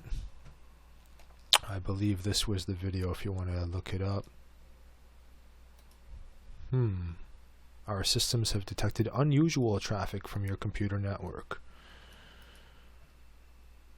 Okay, let me just see if I can get that here. Well, anyway, just Google Aldous Huxley Shiva. You'll find him speaking very fondly of Shiva. And so his last name, Huxley, is 25 in Chaldean, and 2 plus 5 is 7, just like Shiva is 16 in Chaldean, and 1 plus 6 is 7. So you got that 7 again, and we mentioned 7 was Neptune, mysticism. And lo and behold, Shiva also matches CERN. And we also mentioned, we also mentioned that it was also Mercury. 7 is Mercury in the Chaldean. So back to CERN. And that, of course, is the site, for people who don't know, that is the site of the facility where they have the Large Hadron Collider, where they're basically colliding particles together to supposedly, that's where they found supposedly the dark matter, etc. But there's this, you know,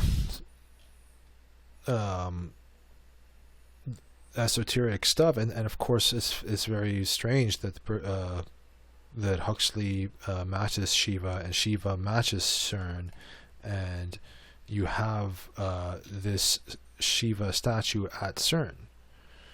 Now, I'm not saying that this was orchestrated to be that way.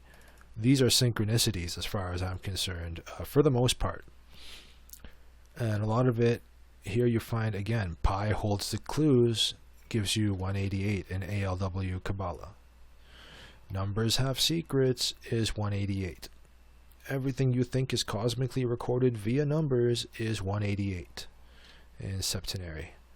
And let's go back. Okay, so there is an agenda to make you forget what is good is 188. And that's exactly what, Aldous Huxley's book is all about, is getting people to, as I said, love their servitude and forget what is good because they are distracted. Is being free good? Yes. Is it good to not be a slave? Yes. But this guy wrote a book about how to use psychobiology to get people to forget what is good through things like pharmacological methods, which the word intoxicating can be attributed to that. And we said that mixed reality has the same numerical value as the word intoxicating. And here we see video games are for escapism, gives you 188 in the satanic cipher. Now, back in 2012, I made a video about something called Morgellons. And the title of the article that I included, it wasn't an article, but the blog post that I included that video in was called Must See Morgellons Syndrome and What You Can Do About It. At that time, I wasn't into Gematria, and turns out it is 188 as well. So I'm just going to say like this, there's a lot of things that have grabbed my attention with this number, and a lot of it even gets into like sort of, there's no need for me to, at least presently, it seems like it starts to almost get into stuff that happens in my personal life. So I don't have the time or inclination to get into all that, but I'm telling you what I do find relevant to share publicly, which is this. But I guess, okay, so like one of the other, I can't remember the specific wording, but I have it in my notes. One of the other things that I might have found to be 188 is something like doing tarot makes for a better job than being a slave or something like that. I don't remember if it was exactly that kind of wording, but this is the kind of thing I'm talking about, where it falls in the category of stuff that I could consider personal, and that would be one of the many reasons that I'm interested in this number 188. And it even has to do with a distance of time as well. Like there was something that happened for 188 days that I found relevant that I don't have time to get into here. But anyway, so Morgellons. Let me just take a sip of coffee again before it gets cold. Okay, so this was the video that I put out, almost 300,000 views since I put it out in November 29th, 2012. I'll just play it on mute while I speak here about it. So Morgellons is a component of transhumanism, which is almost synonymous with cybernetics, we said. And remember we said pressure cooker above? We mentioned that in association with the Knight of Swords. Well, Morgellons' presentation was released on the 29th of November 2012, as I just said. And astrologer Rabina Rastaban calls 29 the pressure cooker number. So in this episode of her show, she even mentions her own son was born on November 29th. And that's this show right here, Ace of Cups radio show 29, the pressure cooker number. She even put pressure cooker in the title. And I had included what you saw above. Hold on. I had included this in my notes like months before I saw that video. Okay? So I found it really interesting.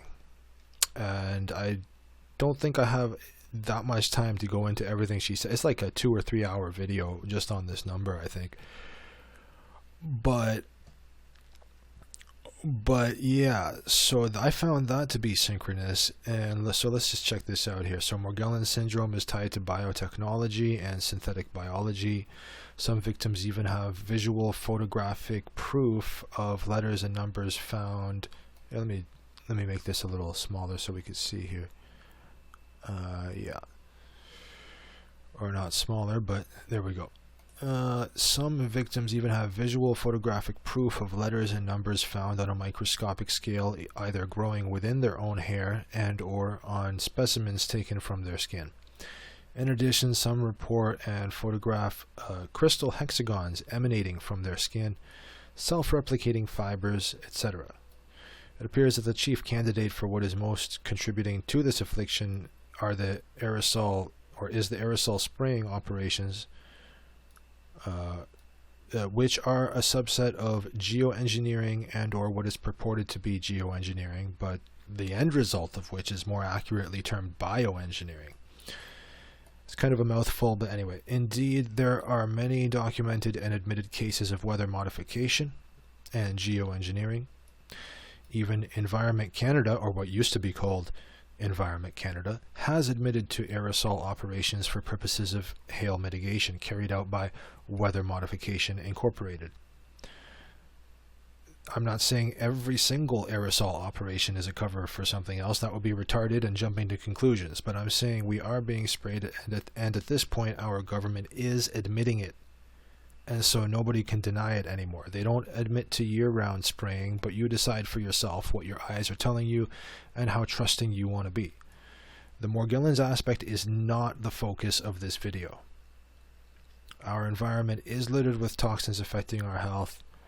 I'm not surprised to find geoengineering matching global warming, which we mentioned above.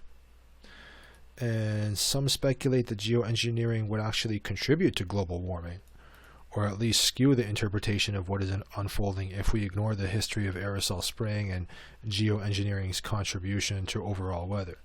Now, mainstream news articles, as I said, can be found recommending aerosol spraying operations to specifically mitigate global warming.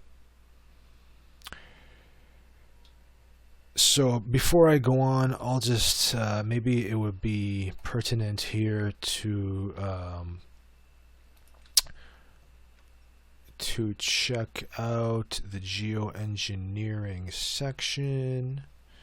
Of course, this we said the anthropogenic global warming controversy is the pretext for geoengineering, and basically we mentioned Weather Modification Inc. You got the Weather Modification Information Act. We have Morgellons syndrome tied to these operations, or at least people speculate that it is tied to them for a number of reasons. And so let's check out Weather Modification Inc. Hold on a second. Yeah. So Environment Canada. So let me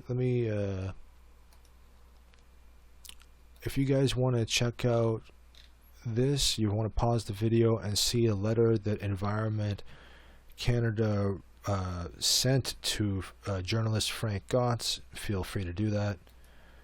They basically sent him a CD full of information because it was too much information for them to send him via email or whatever. But essentially they wrote, "Dear Mr. Goss, thank you for..." Okay, I'm not going to read the whole thing. Just check it out. They're basically admitting to it.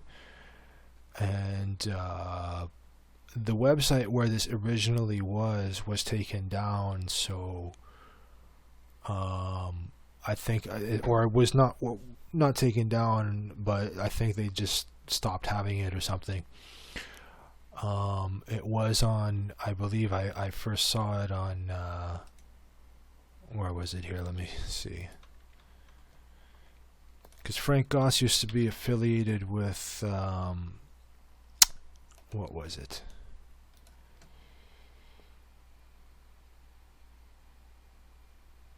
Well, I forget the website, but anyway.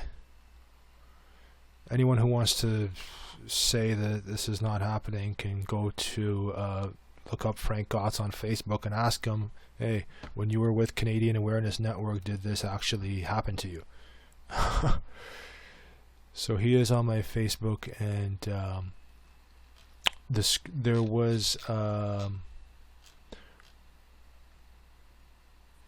yeah, I believe the archive version doesn't have the photos here, but let me see if I might have updated that with one of the other archive versions, and there you might actually have the photograph. There we go. So, dear Mr. Gotts, thank you for requesting a list of companies participating in geoengineering activities, specifically weather modification in Canada, blah blah blah. So check that out. That's from this person here, and there's their signature, Honorable Leona Alg whatever. Okay. And so maybe it says over here, yes, Leona Agulukak, PCMP, Minister of the Environment. Okay, so there you have it. There's a signature from someone in from the Minister of the Environment responding, and apparently because they have to, because there is a law called the Weather Modification Information Act, which states that, you know, anyone who's doing weather modification has to report to Environment Canada about it. So that basically that is happening, and you can decide whether the, you know, how much of this, you know, they'll admit to like hail mitigation via silver iodide for some portion of the year, but you decide if your eyes tell a different story or not. You know, that's not really the focus of this video. And so what's interesting though is that it all falls under the same category of stuff, and I'll say some people report that the Rife Spooky 2 machine can help mitigate Morgellons, so that's a whole other topic. That this is not medical advice, but I'm just saying what some people have reported. I'm not saying this, but yeah, you can look into that for yourself, come to your own conclusions.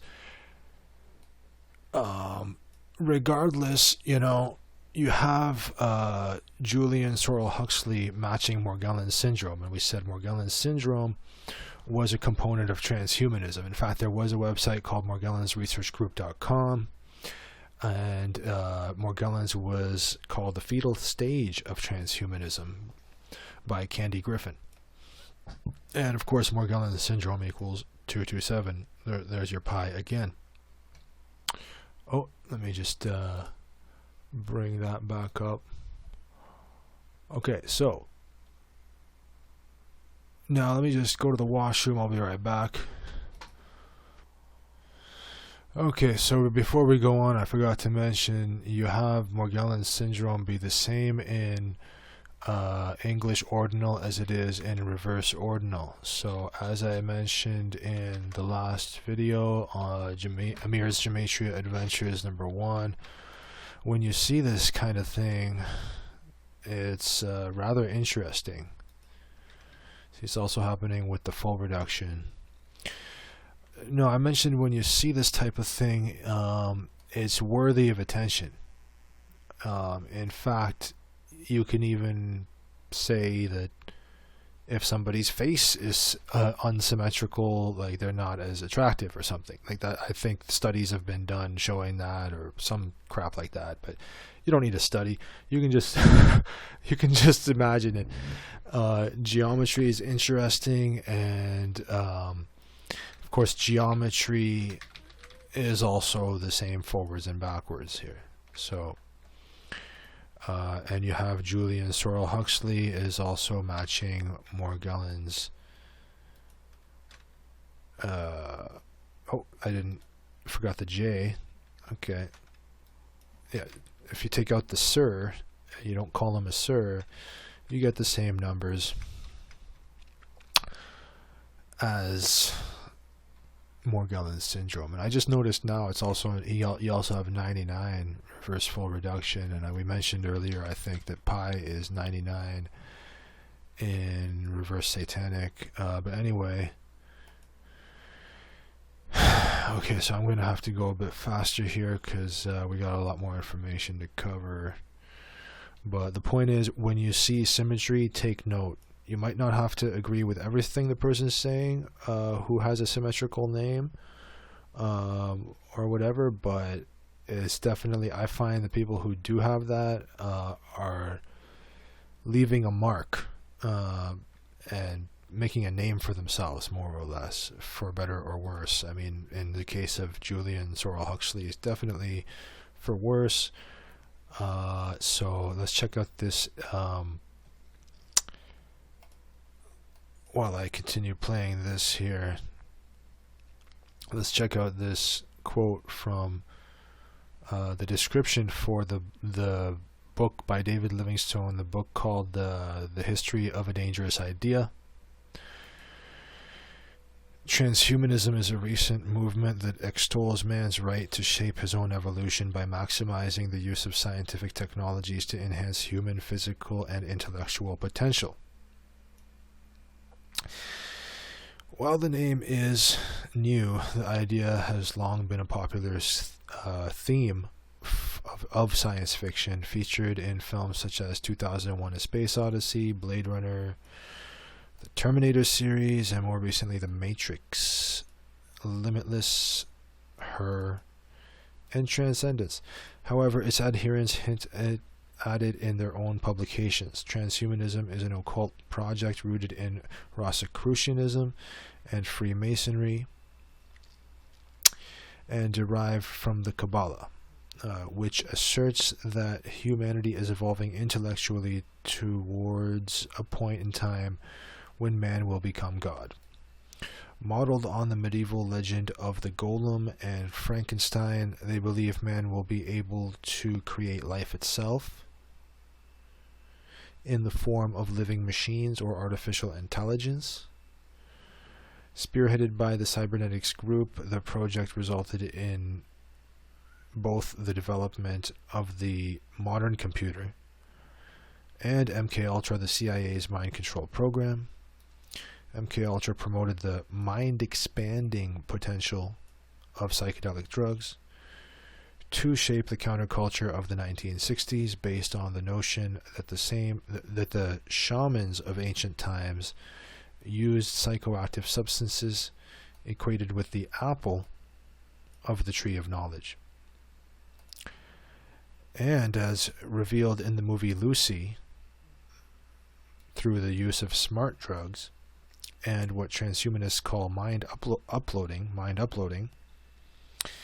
man will be able to merge with the internet, which is envisioned as the end point of Kabbalistic evolution, the formation of a collective consciousness or global brain. That awaited moment is what Ray Kurzweil, a director of engineering at Google, refers to as the singularity. That's what we mentioned earlier. By accumulating the total of human knowledge and providing access to every aspect of human activity, the internet will supposedly achieve omniscience, becoming the god of occultism, or the Masonic all-seeing eye of the reverse side of the American dollar bill. Now, look, I don't know if I agree with all of this, but I don't know what the Freemasons are into. I'm not they have, secret meetings and whatever. I don't know how much is attributed to, it seems like some presentations that I've seen seem to indicate that they are getting more flack than they deserve. But it is interesting. So again, I view this as a learning process. I don't know everything about the Rosicrucians or the Freemasons or the Kabbalah. I'm still in a learning process. What interests me is the fact that Golem is 227. Okay, we said here the Golem, right? Modeled on the medieval legend of the golem and Frankenstein, they believe man will be able to create life itself in the form of living machines or artificial intelligence. Well, this golem matches the Morgellons syndrome, and of course Sorel Huxley matches Morgellons syndrome. And Julian Sorel Huxley, as we said just now, coined or we said earlier, he coined the term transhumanism. So there's also, you have Apple computers and so on and so forth. So there's definitely a lot of occult stuff in Silicon Valley and in the symbolism of like the Google Chrome logo is 666. You have a Freemasonic one of the Freemason awards. It looks exactly like the Google or the Gmail icon. You also have the Google Play is the sigil of Lucifer. So there's definitely a significant overlap, which seems to be corroborating most of what is being said here about what's unfolding. So another quote from, and let me just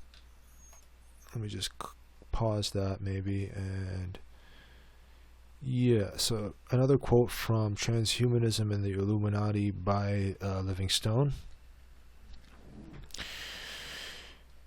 The truth is that a formidable conspiracy has taken place right under our noses for the last 50 years, while all the attention of conspiracy researchers has been focused on JFK, UFOs, and 9/11.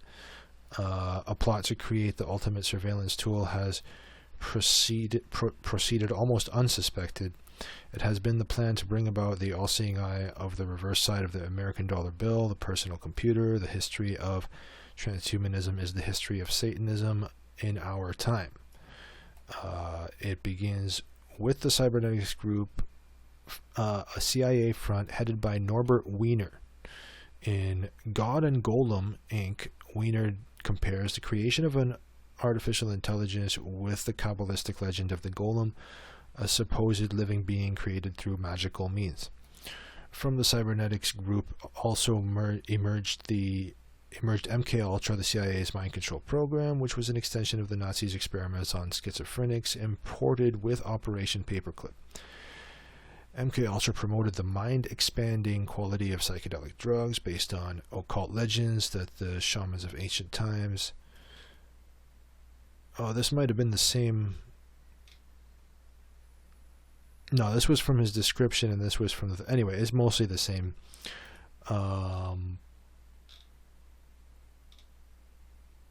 Yeah. Okay, moving on. So here's where it gets a little more interesting. The term Gematria, and this is from myjewishlearning.com. The term Gematria comes from the Greek geometria, and the concept can be found in the writings of the Greek philosopher Plato. In rabbinic literature, it first appears in the Baraita of the 32 Rules by Rabbi Eliezer. I don't know if I'm pronouncing that correctly, in 200 CE. This text, which no longer exists except in references, elaborated 32 rules for interpreting the Bible. The 29th rule involved the use of Gematria. Okay, remember that 29? We just mentioned a lot about the number 29. Pressure cooker. I released Morgellons' presentation on the 29th. And that presentation links to 188, which links to Pi Holes the Clues, and there is an agenda to make you forget what is good, etc., etc., etc. But yeah, that stuck out to me when I found that rule involving the use of Gematria, because the only reason I got into Gematria was because I noticed something like, I can't remember the specifics, but it was something like Morgellons syndrome matched my website, or the title matched my website, or the topic. It might have been just the word Morgellons or whatever. And I left that on the back burner for like 3 years. Like I was just like, okay, whatever, interesting tidbit about Gematria. Now I'm going to continue just looking at pretty much everything else. And then 2 or 3 years later, I started to be like, okay, well, if that synchronicity happened, maybe I can find other instances of this. And then I found the kind of stuff that you're finding in this presentation, etc. Moving on, it says Sefer Yetzirah, the earliest Kabbalistic text believed to have been written in the 2nd century CE, was the first Kabbalistic text to elaborate a system of gematria. This text is concerned with God's creation of the universe through the powers of the Hebrew alphabet and with the permutations of God's name. The mystic practitioner could, it was believed, use this knowledge to harness the powers of creation. Sefer Yetzirah supposedly contains the instructions to create a golem, the legendary creature made out of mud, popularized by Maharal of Prague in the 19th century. So again, this is all from myjewishlearning.com. Let me just bring that down a bit. Hold on a second. Too many things open. Okie dokie.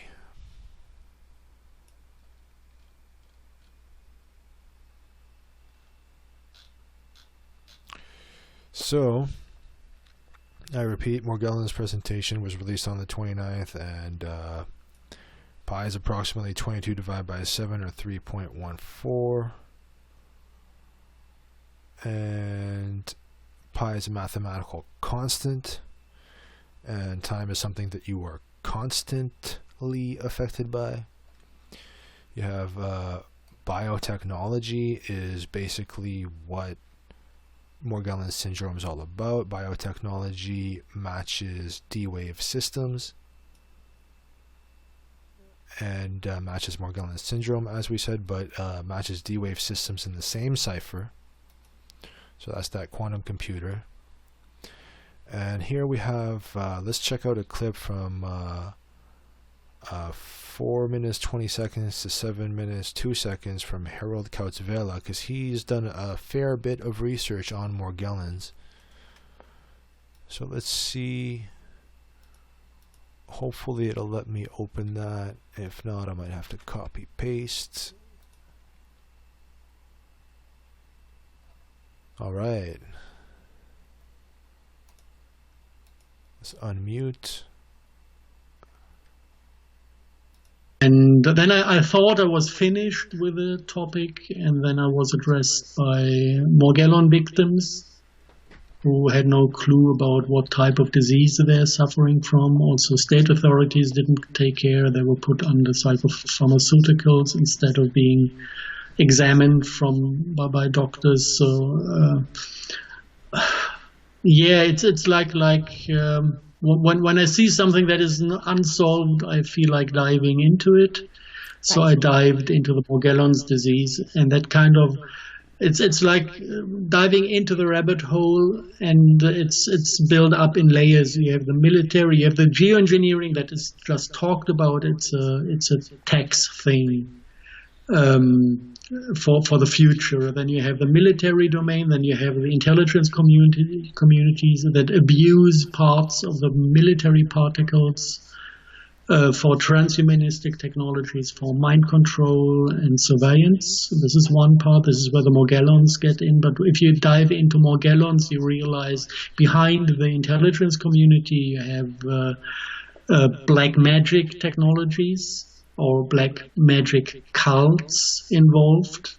So part of the biotechnology they use is involving what we know as demons from former times. So this is kind of getting weird because we think biotechnology is something that popped up during the last century, but actually it's an extremely old concept that is actually not human-made, but just given into the hands of humanity within this black magic interaction between the external source that is not human and the members of the intelligence community that are inspired by black magicians to use this type of technology. So this is what Morgellons are about. This is what the rope worms in autistic children is about. And then once you realize how this biotechnology functions, you realize that there's a shitload of coincidences that are basically merging into a state of malnutrition and intoxication that enables this biotechnology to get a hold of us and prosper within our bodies. And then you realize that there's a plan behind all kind of things that roots deep back into the past. Right. Like we're not... Okay, so that is the relevant section I wanted to show. He goes on to sort of more or less promote veganism or whatever in a way, or say his stance on that, and that is not something I agree with. But what I did find very interesting was that he said biotechnology is an extremely old concept, and that you find Morgellons syndrome matches extremely old concept. And of course, as I said, this guy was studying Morgellons syndrome quite a bit, and so that was interesting.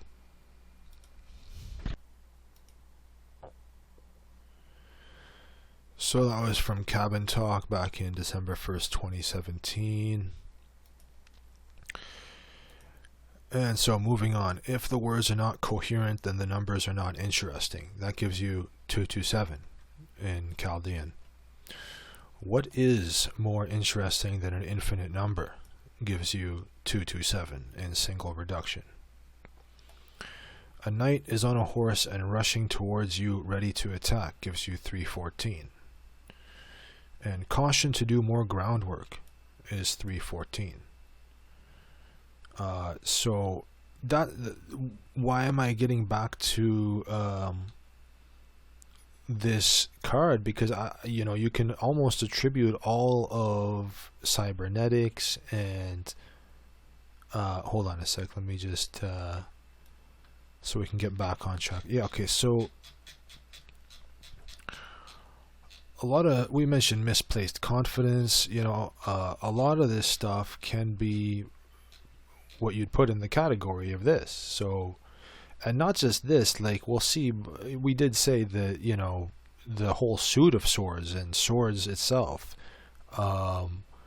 is attributed to that 188 as well, but also this. And so you could say there's definitely a lot of misplaced confidence with the people who are proponents of Agenda 21, proponents of cybernetics. They, for the most part, just seem kind of like control freaks, and they have these big ideas, but they're not really grounded. And it's they're doing things that make you sort of want to say, hold your horses there. And so I found it interesting also that the relevant section that I wanted to do, I can't remember if this was on purpose or not, because it was a long time ago that I found this clip. I originally wasn't even gonna, it was for a different video, but anyway, you have Saturn equals 42, so I found that interesting. 4 minutes 20 seconds to 7 minutes 2 seconds, and of course psychobiology is 72 in full reduction. So that horse definitely should be doing more groundwork, and our entire history is 227 in Frank Baconis and reverse primes, right? And there's reverse primes, and our entire history is a history of aggression. I mean, unless you want to sugarcoat things, you know, you can just look back on history and see that people aren't getting along, and there's a lot of trauma, there's world wars, there's all sorts of stuff. It's not like that pretty of a picture. It's also at the same time a very beautiful place. Life is beautiful, but the stuff that we're facing, the way things seem to be set up, is also a grim picture. So knights show a willingness and potential to take action. Remember, we said that about the difference between a knight and the pages, which are more like an apprentice and whatnot, or in apprentice mode. So knights show a willingness and potential to take action is 2207 in the Satanic Cipher. And 7 divided by 22, we said, was 0.318. And again, that's the reversal of the approximation of pi. So 22 divided by 7 is 3.14, as we said. And we find that big ideas is 318 in reverse Frank Baconis. Headstrong is 318. Misplaced confidence is 318. In not reverse Frank Baconis, but in forwards Frank Baconis. And piercing words is 318. Psychic power is 318. So, and I'll just say what we saw above here with respect to the mind expanding potential of psychedelic drugs. These things definitely do have positive uses and mind expanding potential, and I think we found you know, maybe psychic power, if I remember correctly, matches what was it, psychedelics, yeah.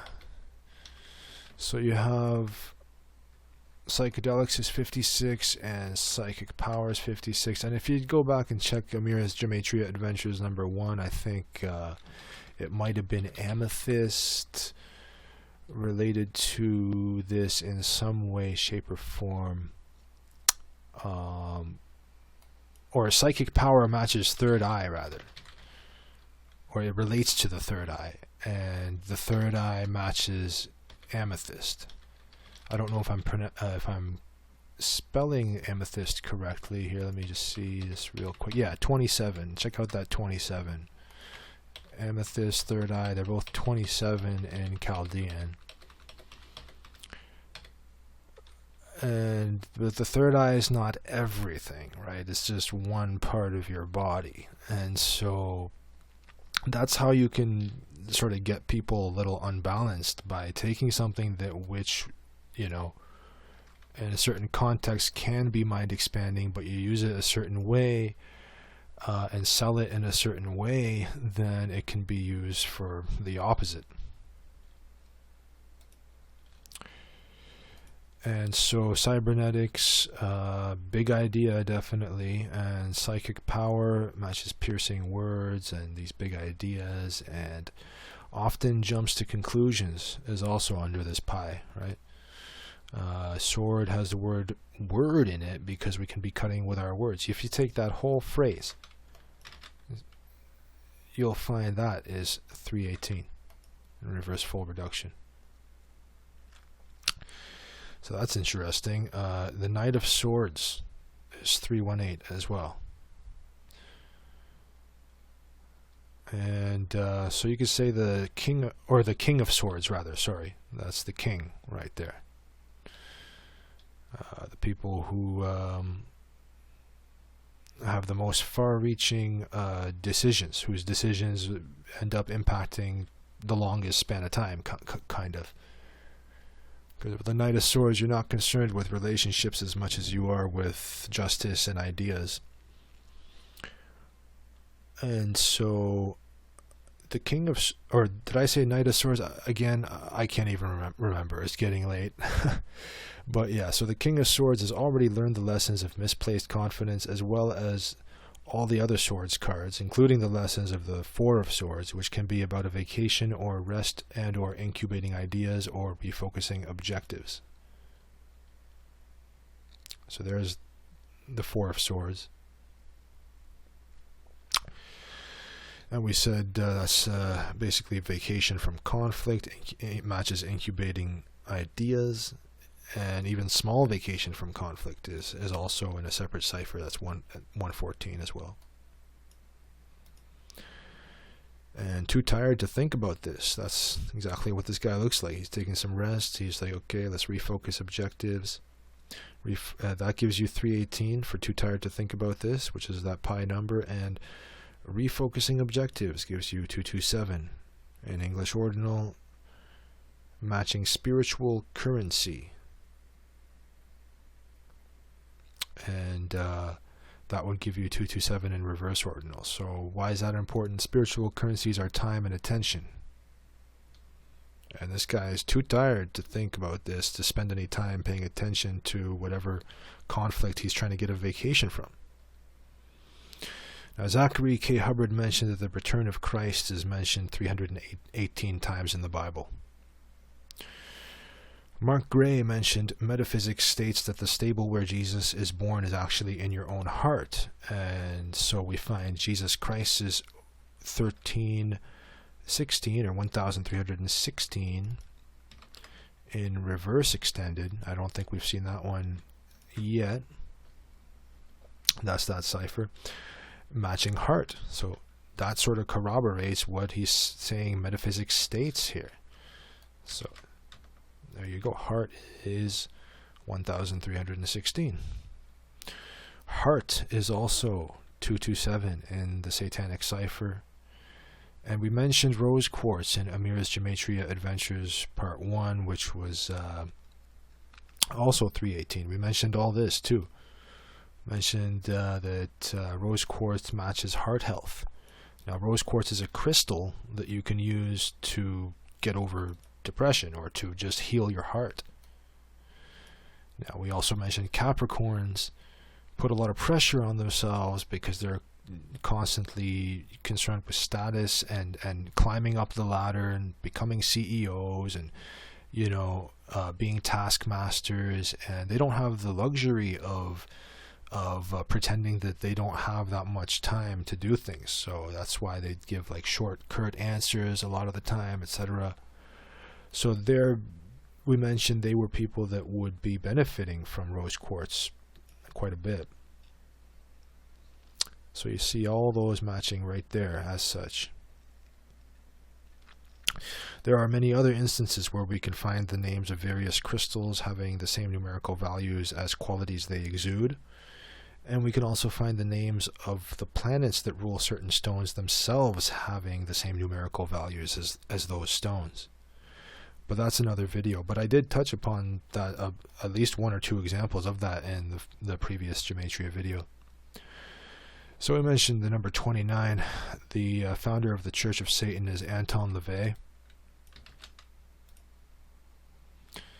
And he died on the 29th, apparently. And he was born on the 11th in 1930. And you add 1 plus 9 plus 3 plus 0, you get 13. That's the death card. So that kind of reminds you of Satanism a little bit. Generally, their aesthetics or whatever are generally dark, right? You see the Gothic people and whatnot. So that's interesting. The number 11 is also a psychic channel, And we said 13 was what the year reduces to that he was born. And 1 plus 3 is 4. And you have the fourth tarot card is the Emperor. The Emperor, and you have Aries, the ram, on the throne of the Emperor. So, which is interesting because Anton LaVey is an Aries. The Aries are good leaders, but the dark-sided ones have a reputation for being selfish. And you can rearrange the letters in Aries to spell arise. And Satanists basically hold selfishness as the highest aspiration, it appears. There's different, types of Satanism, of course, but let's check this out. LaVey rejects the idea of prayer, and this is from Wikipedia, from the Satanic Bible. Let's just stick that there. LaVey rejects the idea of prayer, instead urging Satanists to take action to fix a situation instead of asking for a solution. The 7 deadly sins are advocated on the basis that they all lead to personal pleasure. He says that Satanism is a form of controlled selfishness in the sense that doing something to help another will in turn make one happy. I'll read that again. He says Satanism is a form of controlled selfishness in the sense that doing something to help another will in turn make one happy. So that's basically saying that, like, I'll help you because it makes me feel good to help, and it's really all about me, or something like that.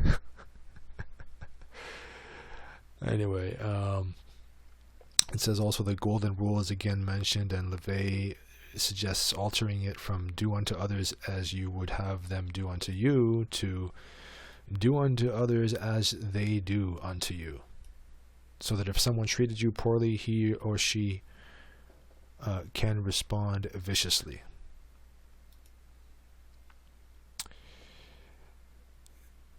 Moving on.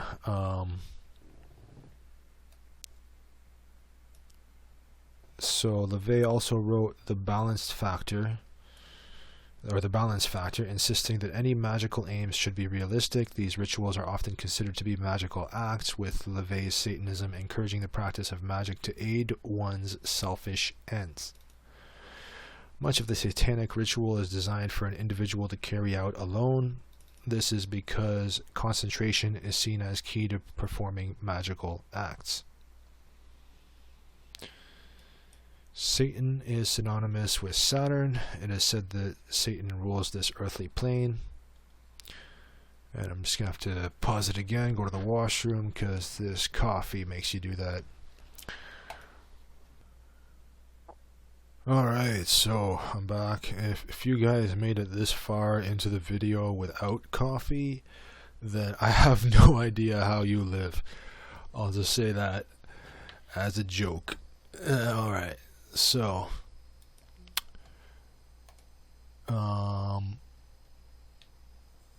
anyway, Satan is synonymous with Saturn. It is said that Satan rules this earthly plane. And here's an excerpt from Creation Science Prophecy. I'm not into, I don't know much about creation science or whatever, but this sort of helps put some of this stuff into context, some of these things here. So let's check this out. Satan became the ruler of the earth. When Satan had successfully tempted Adam and Eve, he not only brought the human family into the life and death struggle that we experience today, but now, as a result of man's fall, Satan had obtained authority over the whole earth. Satan began claiming the earth as the place where he rules. Jesus even called Satan the ruler of this world when he was on earth. So it says, Jesus answered and said, "This voice did not come because of me, but for your sake. Now is the judgment of this world. Now the ruler of this world will be cast out. And I, if I am lifted up from the earth, will draw all peoples to myself. This, he said, signifying by what death he would die. And also in the Lord's Prayer, we have another indication that the things that happen on earth is not according to God's will. Jesus says, quote, in this manner. Okay, so the previous thing was from John 12:30-33. Anyway, in this manner, therefore pray, our Father in heaven, hallowed be your name. Your kingdom come. Your will be done on earth as it is in heaven. Matthew 6:9-10. And before I say more, I'll just say this Lord's Prayer is also may tie into the Mandela effect, which we mentioned earlier was 188 in Gematria, right? Mandela effect. 188. Where is that?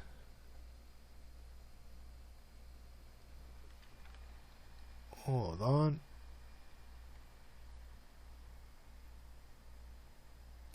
Maybe that's with one L. Let me just double check the spelling of that before I go on. I hope that is the correct spelling of Mandela effect. And it appears it is. Yes. So, Mandela effect 188, it may have impacted the Lord's Prayer and changed what it is from what a lot of people remember it to be. But that's another story, kind of, even though it all connects and everything connects. But anyway. So yeah, based on this, they're saying we are still praying for God's will to occur on earth as it is in heaven, because God's will is still not yet happening fully. Jesus has not yet taken authority. Yes, that is right. Satan is still the ruler of this world. There is just so much death, destruction, hate, and sorrow all around us. It is still occurring.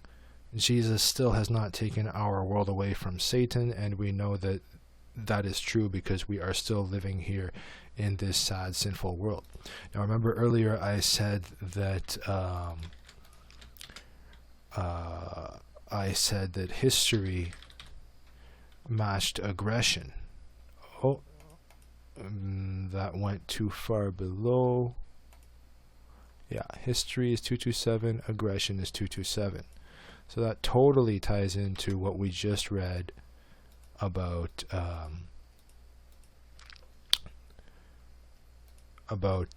sinful this world is, basically. You don't need creation science to tell you that. You can just see that. And of course, Burning Man, hedonism, all this stuff, pride being a sin, yet that being promoted a lot. And, here we have the 7 deadly sins advocated on the basis that they all lead to personal pleasure. You get the idea. Now, letters, if you take this phrase and check that, you'll get 666, which is the mark of the beast. So that phrase is letters in heart can be rearranged to spell earth.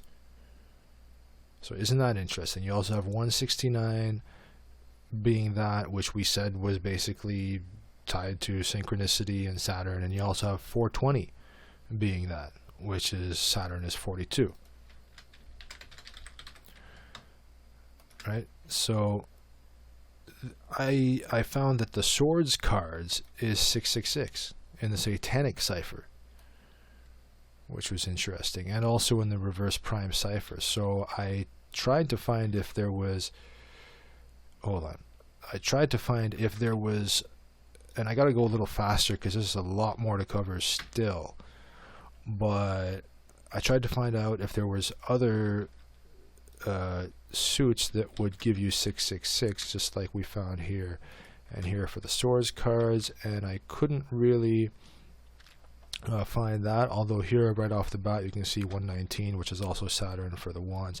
But in terms of 666, I could not find that for the cups cards and the pentacles cards. There's no 666 there, although there's a 169. The coins cards, there's a 2072, which is kind of like pi, if you rearrange those.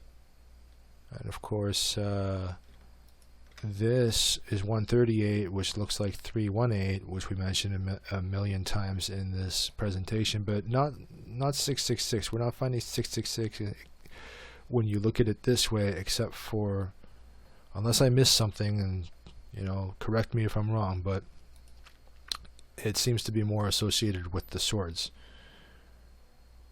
And so that's just sort of a side note. And you also have suit of swords, gives you that 188 again, right? So you get that there, and in English ordinal for suit of swords. Suit of wands, let's check that just for fun. Okay, suit of cups, just to confirm quickly what I wrote. Okay, and suit of pentacles. Okay, so I don't know, maybe if someone did like a reversed Chaldean or something like that, or reversed keypad or something. I'm in favor of having anything here be reversed. So if you guys want to give a shout to Derek Takuri, who runs this website, and tell him, please make a reversal for anything that doesn't have a reversal, I would be in favor of that.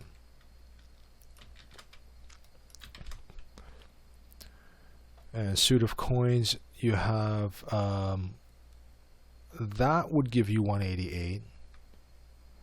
That's from the KFW, and gives you 122, which we might touch on later. But of course, coins is basically the pentacles, which is basically the earthly stuff. It's basically, your physical health, your money, things of that nature, things that are grounded, and so on and so forth. So, but one thing is interesting, we can tie Shiva to the swords cards, and we mentioned earlier about how a lot of this cybernetic stuff being pushed by the likes of Huxley, etc. It is a big idea. We mentioned the word big ideas, and so it's not surprising to me that this is more associated with the swords, and also a little bit the coins. But Shiva is 59 in English ordinal, just like Hermeticism, which influenced Freemasonry, and of course mysticism, and we said that was what Neptune was all about, and Hiram Abif is something attributed to Freemasonry as well. And you have Freemasonry be 59 in the keypad as well. You have the swords cards is 59. And so let me see if I didn't check the 59 for the other cards, I'll be honest, but like the suit of cups is 58 here, and the Freemasons do have like a rule of Colel apparently, which states that if you can add one or subtract one, it would be the same. So I find that interesting. But, and of course suit of cups here is 59 in single reduction. So a lot of this stuff that in any sort of esoteric study, it's there aren't that many hard and fast rules often. I mean, if we're talking about, like, some people even can do esoteric readings from a coffee cup stain, right? So like, almost anything will give you a lot to work with, but it's about how you work with it and what you bring to the table. Now, Aleister Crowley is 59 as well. And septenary and magic is 59. In Francis Bacon. And but generally, in terms of the 666, definitely more attributed to the swords cards.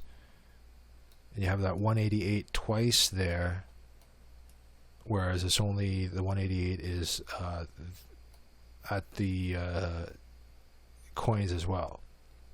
And we said coins is basically the earth, and Satan rules the earthly planes. So this is kind of interesting connections here. Moving on. So we're looking at swords. They're what you use to protect what you've built or gathered, right? So that there's that connection with the earth and the air and morality. If you gather a bunch of things, it's not right for somebody to take them away from you, because you're the one who did the work to get those things. So that's one thing. Now, as I said, you swing a sword through the air, so that's why swords matches air. And you find nobility, right, is matching swords and air. And you find swords is that's from 26. Swords is 26, just like air, just like nobility. And swords is 21, just like ideas. And I think Saturn is also 21, of course. And lofty. People say ideas are considered too lofty if they can't be grounded or manifested. And the definition of lofty, of imposing height, of a noble or elevated nature, an extraordinary mixture of harsh reality and lofty ideals, for instance. So a lot of what we're seeing with this cybernetics, which is an idea which would be associated with swords, is coming from what you could say is the upper class or the elite, and what could be considered the nobility. Now, are they actually being that noble? Well, evidently not, but that's these are the things to take into account here. And one interesting thing is this quote from Lada Ray from an article she wrote, Guide to the Multidimensional Universe. Physical manifestation. Let me just bring that up here. Too many windows again. Gotta speed this up, ladies and gentlemen. Oh, that's gone again. Okay. So, physical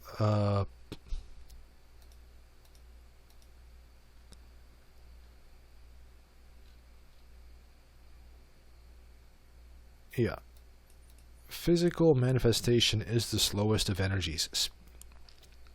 Spirit is the fastest energy. Otherwise, we can call spirit the energy of thought or the energy of an idea. And even before I go further, so we're talking about physical manifestation is the slowest of energies. Just take a look at the Knight of Pentacles. And that's going to reflect this sentence right here. And Pentacles is about the physical world. So that's that. Let's take a look at that tarot Knight. Okay, so as we said, Knight of Swords, he's really moving fast, like the fastest energy here. The Cups, he's gonna move if he has to. He's looking for stuff. Okay, you have the Wands. He's definitely on the move, right? But you take a look at the Knight of Pentacles, he's not going anywhere. It's like one video I saw mentioned, like it looks almost like this guy is just like tilling the fields, and that corroborates what Lada Ray is saying. Let me just close these again here. So she said physical manifestation is the slowest of energies. Spirit is the fastest energy. Otherwise, we can call spirit the energy of thought or the energy of an idea. Emotional energy is faster than physical but slower than thought. Now, emotions is water, of course. We just saw that with the Knight of Cups. Cups is what you put your water in. Emotional energy is, we said, emotional energy is faster than physical but slower than thought. Emotional energy serves as a bridge, as an interface between thought and realization into physical form. Therefore, we have this energy chain. First, there's the thought or idea. Next, there's the emotional response, such as excitement, enthusiasm, courage, and the cycle ends in manifestation of the initial thought into physical form. So, this applies to a lot of things. This is a very important idea here. Very important. And I even remember back, even when I was in like grade 6 or 7 or 8 or something, I had a good friend whose brother brought this idea to me. He was like, hey Amir, what's the fastest thing that you can imagine? It's the speed of thought. And I really wish I explored that further sooner, because that is a really important idea. Now, think is 26, just like idea. And I think swords, we said this was 26, just like air and nobility. Fastest energy, we said, was 56, right? Psychedelics, 56. Psychic power, 56. And 318. And 1618. Just like synchronicity is 1618. In reverse extended. So you think of heat or fire causing evaporation of water. And that becoming clouds in the air and then condensing into rainwater and then falling onto the lakes and the earth symbolized by the physical, or the earth symbolizing the physical, being the physical, basically. So this chain Lauderay mentions also reminds us of the process of creating thought forms and witch cones. So I would look into this, although it seems that all of Taliesin McKnight's videos have been taken down, or he took them down, or something happened. I don't know. I was going to include something here, but basically a thought form is when you raise energy, you imprint it with a desire, and then you release it. That's pretty much what is said right here. First there's a thought or idea, next there's the emotional response such as excitement, enthusiasm, courage, etc. Cycle ends in manifestation of the original thought form. Let me just confirm if that it's doing this thing again. Okay, hold on. Let me see if that's up, if we can find that.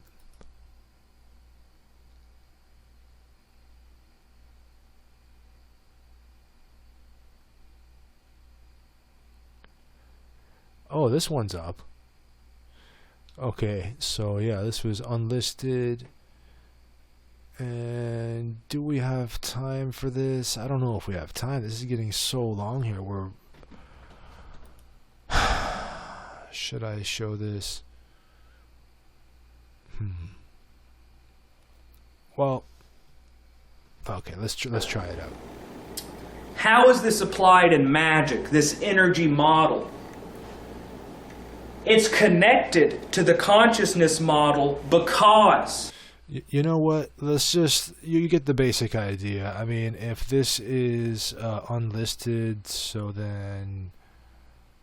That... If I... Like, last time I went to this guy's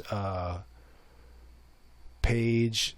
I mean, also in the interests of time, too, But, yeah, last time I went to this guy's page, and you go to videos, there's pretty much nothing there. And this guy's been around since like 2008 or something like that. But you get the basic idea. There's he's pretty much describing how magic works, and it's pretty much what we just said here.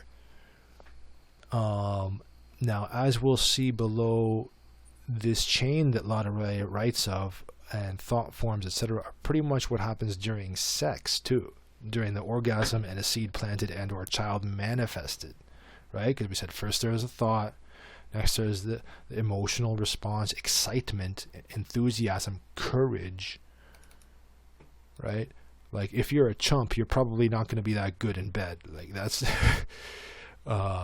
if you don't have courage, right? So it's going to be harder for you to plant seeds in general, but also, reflected in the act of sex. And as we'll see below, that is tied to Saturn very much so. We'll see that in the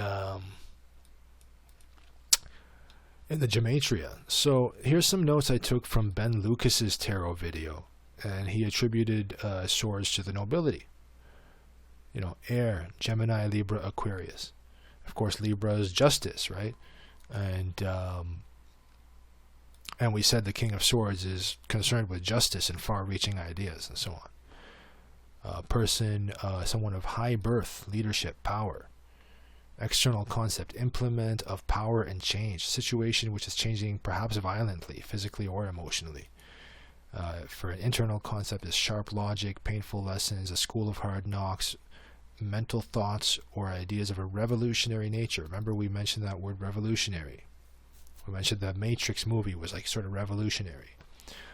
Big plans, evil plans, dreaming big ideas. And as an activity, historically intellectual pursuits that were deemed a luxury of the wealthy, such as debate, creativity, the sciences, higher education. So that is from Ben Lucas's video on the tarot. Oh, it's doing this thing again. Okay, hold on. Come on now.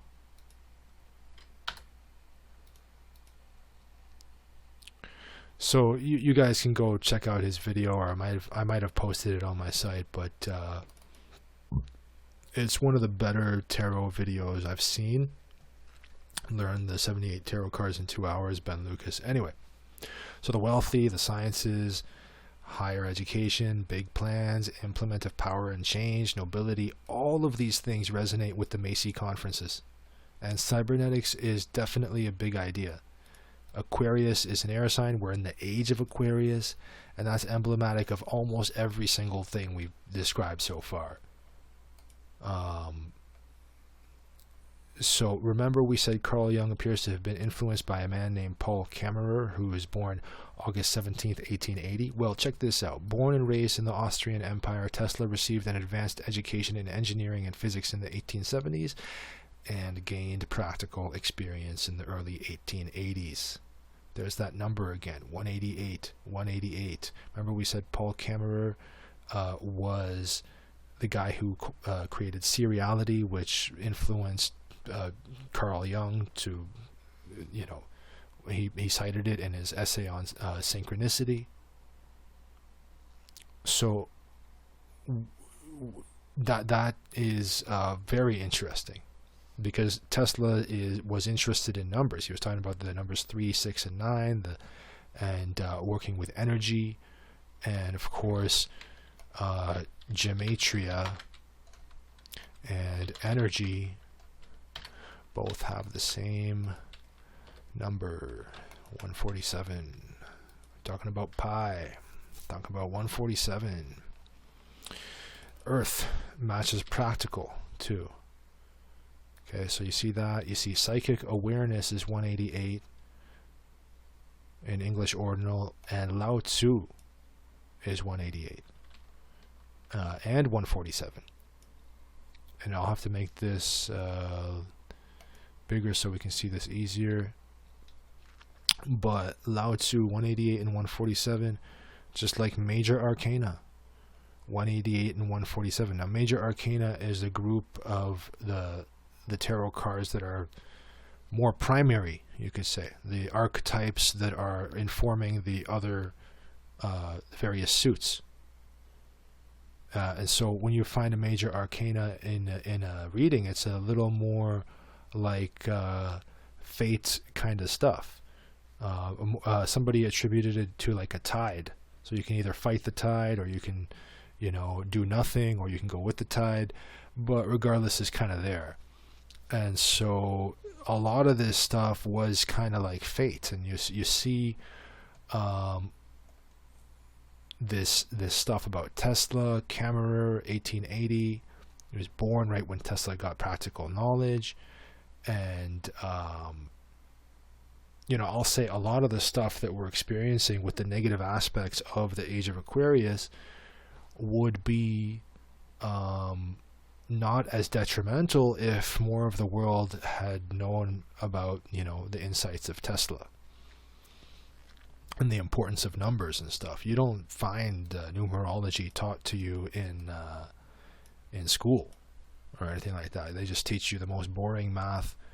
And whereas simple addition, subtraction, and multiplication, stuff like that, that's what's involved in numerology.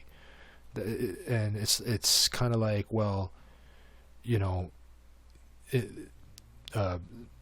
could say God or source or whatever would not make these kinds of insights very difficult to understand. That would be ridiculous. That would be annoying and an insult. But anyway, so you find video games are synonymous with transhumanism. That also gives you 188 or 1088. And fate and destiny. Remember, we just said that. That's also 147 in English ordinal. So Saturn matches destiny. So we're talking about time, Saturn, and so another reason to talk about Tesla is because he started Plus Ultra with H.G. Wells, author of The Time Machine, which is cited in a movie called Narcopolis, which is a transhumanist film which pushes the Club of Rome's anthropogenic global warming narrative, as the film features carbon allowances. There's even screenshots from the Narcopolis film showing microscopic specimens resembling actual Morgellons specimens that have been collected such as hair with letters and numbers growing in it. See here, here, and here. And before we check that out,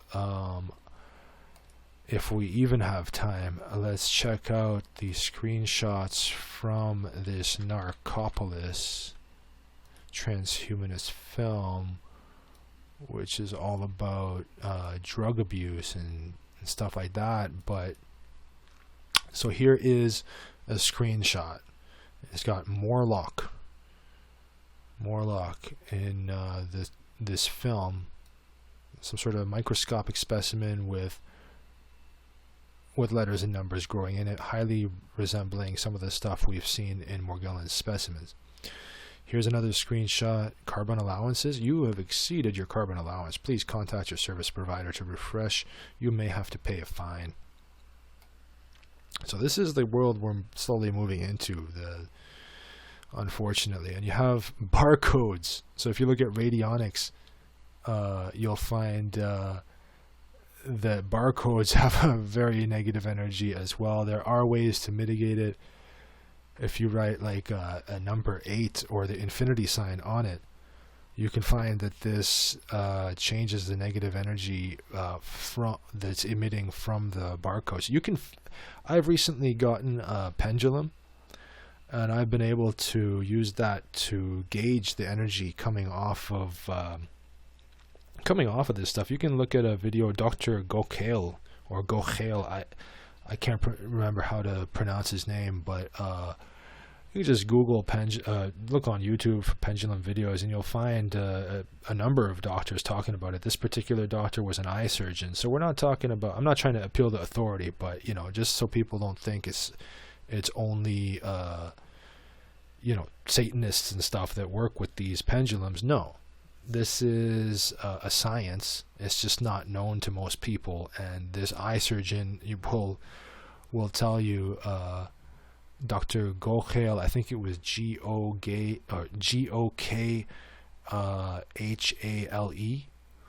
and he is like a Hindu or something like that, and he even demonstrated that if you put the pendulum over the positive end of a battery, you will see it spin clockwise, while if you put it on the negative end, it'll be counterclockwise, and if you put it in the middle, it'll just go back and forth. Anyway, I'm going on a tangent here. We got a lot of information to get through, but I just found it really interesting that this transhumanist film, which was showing all this stuff, is depicting a future world where people basically are subject to this. I mean, why not just have numbers on there? This is a lot more of a weird negative energy, so there are ways to gauge that. But anyway, moving on. So you have even H.G. Wells's book. Here's a screenshot from that movie Narcopolis, where they're showing the Time Machine, and I guess another one of his books. And this is a little weird. They had this thing, which almost reminds me of some of the Pizzagate stuff that came out with the WikiLeaks. I can't remember if it was WikiLeaks or what, but well, definitely that was.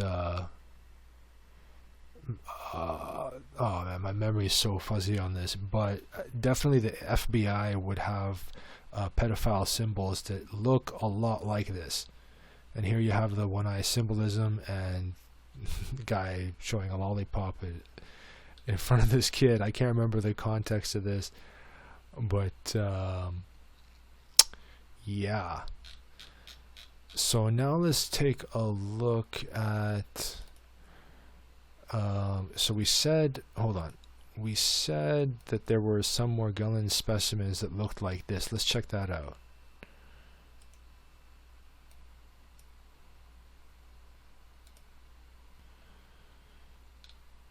So, I shared this a long time ago. This was 2012, February 19th. And you can see some type of... So it's purported to be NASA. I don't know, they say some dots have slipped out of position for these quantum dots or whatever, but there's definitely something. That's definitely an A, that's definitely an S. You could debate about what that is and that is, but these are on the microscopic level. Okay? So there's that.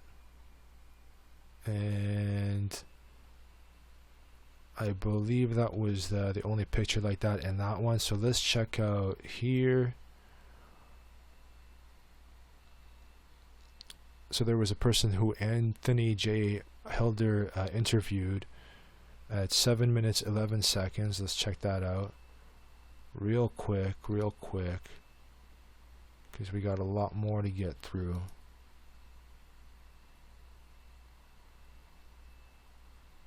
Not at all, and I'd like you to see that. What? How can they see that? That is my hair. This is my personal hair, and it has labeling on it. Okay, this is grown inside my human hair. There it is. Here, let me rewind that a bit, because they don't show it. They show it really quickly, but and it has labeling on it. Okay, this is grown inside my human hair. So you can debate what letters these are, but definitely it looks a little unnatural there. I really wish they didn't have the glare from the lamination here. There it is. Oh, maybe we can try again. Okay, this is grown inside my human hair. There it is. There's another shot here. Yeah. So this looks like a B for sure. That's almost like a D. I'm rather.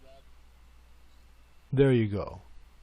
They're close and personal with this sample. I deal with samples daily, hundreds of them. We get them mailed from across the country, etc.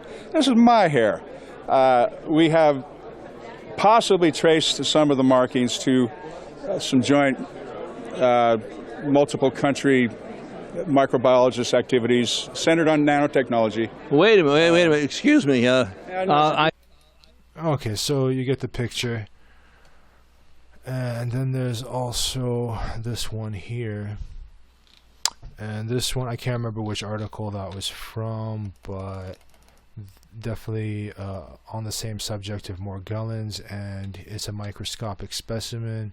And you got here like a D or a 0, whatever you want to say. And this is definitely like either a backwards B part of it, or a number 3, or an E, or something like that. It definitely does not look organic, you could say. So juxtaposition that with this, like, strange stuff, strange coincidences, you know what I'm saying? Anyway, moving on. Alright, so we're talking about Tesla because he had big ideas. And as we'll see below in a different context, the sciences matches vortex math. And vortex math shows the unique properties of the 3, 6, and 9 numbers which Tesla was highly interested in. Vortex math feeds into free energy. The number 144 we'll see below relates to the royal cubit length, which triskelions and tensor rings can be cut to, a length found in the Great Pyramid. Slim Sperling is tied to tensor rings, and he has stated that some attributes of his designs were influenced by Tesla. And let me just see what I bookmarked here. So yeah, the triskelions, what are those things? Well, they structure and raise the vibratory frequency of water. They protect water and biological organisms from harmful electromagnetic fields. They protect the information or imprints in water. They energize salt solutions, and they enhance plant growth. So this royal cubit length, and this, I'm not just talking about this for nothing. I know it seems tangential at this point, but we're going to come back to that word, the sciences, and more instances of 47, and connect that stuff in very similar ways of what we've seen so far with the 188 and so on. But the tensor rings, and before I go on, I'll even say I've used the pendulum to test the energy coming off of triskelions, which are very similar to the tensor rings, based on the same length. They can be based on different lengths, but one of the lengths that has gained a lot of attention is this 20.6 inches. And so let's read this. The tensor rings cut to the quote-unquote royal cubit length found in the King's Chamber of the Great Pyramid allows them to resonate at a frequency of 144 megahertz. So both the tensor ring and the triskelion can be cut to the royal cubit length of approximately 20.6 inches. If you do the gematria of this, royal cubit is 144. God number is 144 and 1404. So this royal cubit was in the King's Chamber. King's Chamber is 1404. Via the square cipher, triskelion is 144. Okay, and originally I found this tidbit from a video by Derek Takuri called Signs of Time. We'll maybe show some screenshots of that later. Different context, but 144 gives you 108, which matches geometry, 108. And of course we said geometry was that's symmetrical. It's 108 forwards and backwards. Let's see that again, geometry. Good Lord, I'm losing my voice. I'm gonna get some water. Okay, so mathematics of the circle gives you 144 and 108. And we said these things mitigate electromagnetic frequencies. EMF mitigation is 314, just like tensor rings, via reverse Francis Bacon and forwards Francis Bacon. And if you want to know how to build these things, just go to the top part of my website, potentnews.com, click PN Brain, click the cloud version, type in Triskelions or tensor rings, and then scroll here and go down to here. Instructions on how to build the Triskelion, instructions from Brian Besko of TwistedSage.com on how to build this Triskelion, and also the tensor rings. If you click that, that'll bring you to the instructions on that, as on how to build those, as well as let you see muscle testing with respect to these tensor rings and how they can basically be illustrated to show that they will pretty much make you stronger. Like if you're holding one of these and someone tries to push down your arm, they won't be able to do it as well, and so on and so forth. So go ahead and do that, because we're not about complaining here at Potent News. Hey, 432, yeah, gotta love that.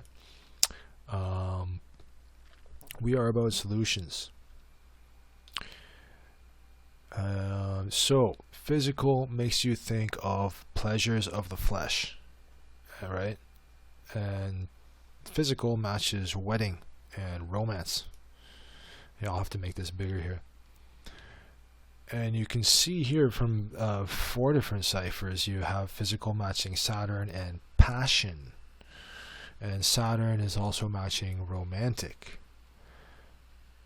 So that's interesting. And you find some letters in the word knight can be rearranged to spell king, because a knight serves the king. That gives you 880, just like we said, Saturn, and 722. There's your pi again. And hostile, right? We said this physical world, the history that we have here is a history of aggression. We said that.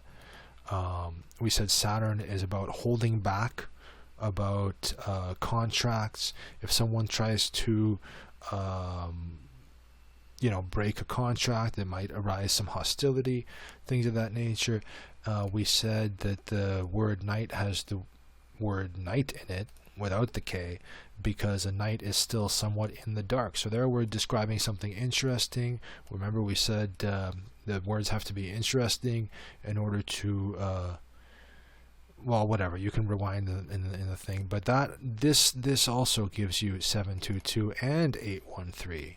Okay, so we said pi holds the clues is 1056, looking for love is 1056, 3 of swords is 1056. So what is 1056 or 1056? Well, the 156th prime number is 911, and Saturn equals 119, which is 911 backwards. But so here we're talking about wedding, romance, physical, passion, romantic, and it's going to become clear soon why I'm showing this and how this would relate to love and to we said geometry was 108. So I'm not gonna, you can pause it and read this. So you have the Earth, ratio of the Sun to the Earth, distance between the Sun and Earth. So as above, so below. You got these sacred places or marmas in the body, which identify intersections of matter and consciousness, so on and so forth. So here, you're going to want to keep these numbers in mind for later. This is a screenshot from Derek Takuri's Signs of Time video. Let me just go back to this, or actually no, for this one we'll need it to be large. And you're going to see that Satan equals 55, just like God, if you just reverse it. You see other things with respect to the 144 that we just mentioned, being the intersection of apparently the square numbers and the Fibonacci numbers. So these, a lot of the well, I'm just going to leave it at that. So there's too much to say here. But one interesting thing I found too was 147 was in the view count when I took this screenshot. See, there's 147 right there. And so, and even 18 dislikes versus 311 likes. I was one of the people who liked it. But it's interesting that it was 18, given that here we're talking about geometry is 108, and in rules of numerology you take out that 0. Right, so we said that was symmetrical. Oh, check it out. Love is also symmetrical, and it's pretty much also 18. 18 and 18. Eyes. You know, often when you love someone, you love looking at their eyes because they're the gateway to the soul. You want to hug them, right? It's 18 as well. You also find Saturn matches visual. Just like eyes. Eyes are what you use to look at things in the physical world in a visual way. You also find hug. What is that? When two shapes come together, right? Two bodies come together, right? So that's hug is 36 and 45, just like geometry. You have Dan Winter. He was involved in a plagiarism controversy, and his name matches plagiarism, and also the another one of the people involved with that, or maybe the person who accused him of plagiarism. I can't remember. I think it was this, that Stanley and Tenen accused him of plagiarism, and both their names match plagiarism. So it's hard to know what's going on there, but here's a bunch of other stuff. You find that 144 again. His name is he's interested in inertia in genetic material. That's 227.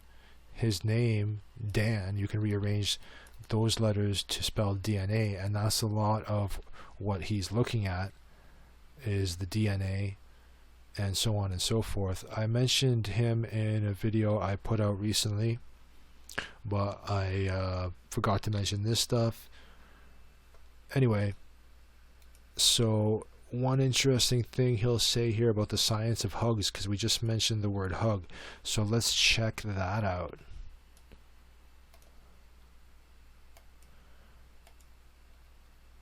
I'll pause it at 38:48, and we're just about to get to, oh no, hold on,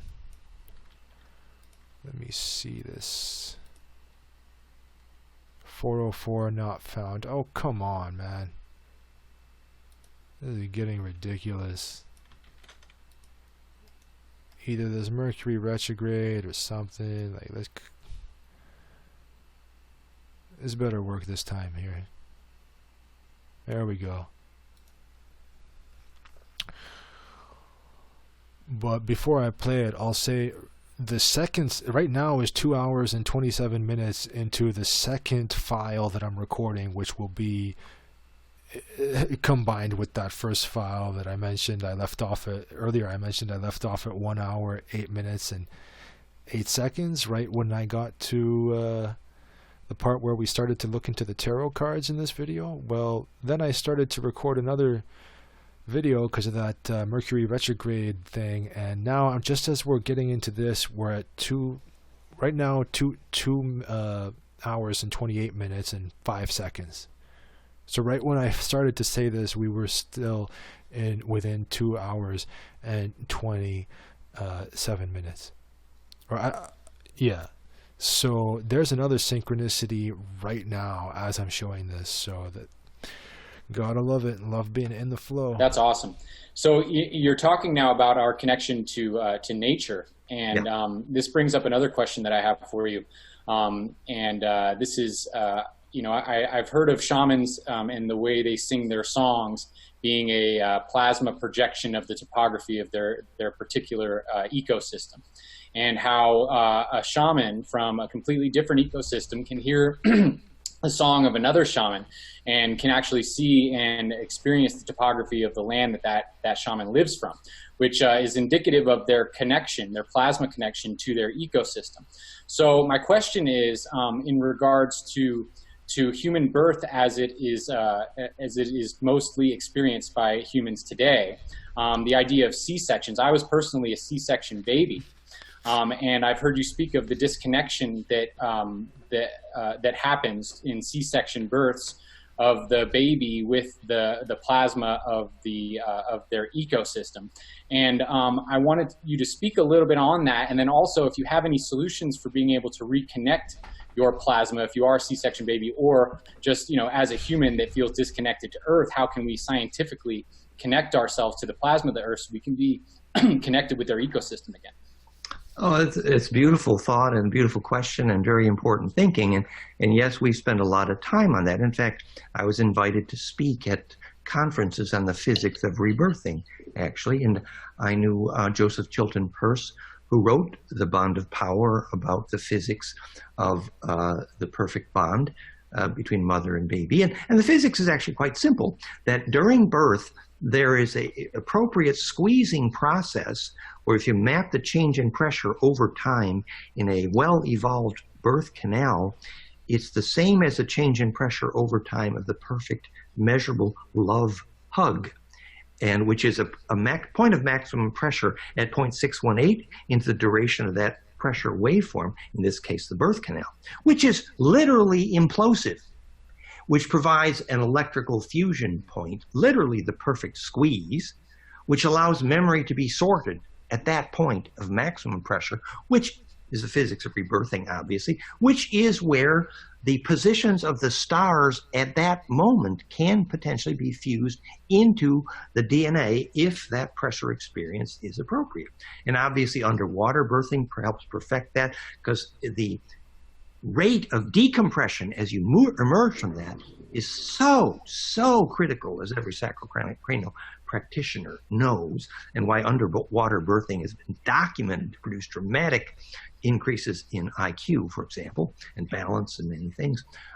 So it is about a geometry of pressure, obviously, and the short answer to your question, of course, is the physics of profound rebirthing therapies, which are well evolved. John Diamond, used placental extract, the belly of a surrogate woman, deep breathing, and all of which, and underwater, and all of which is designed to imitate and recall that moment of maximum compression.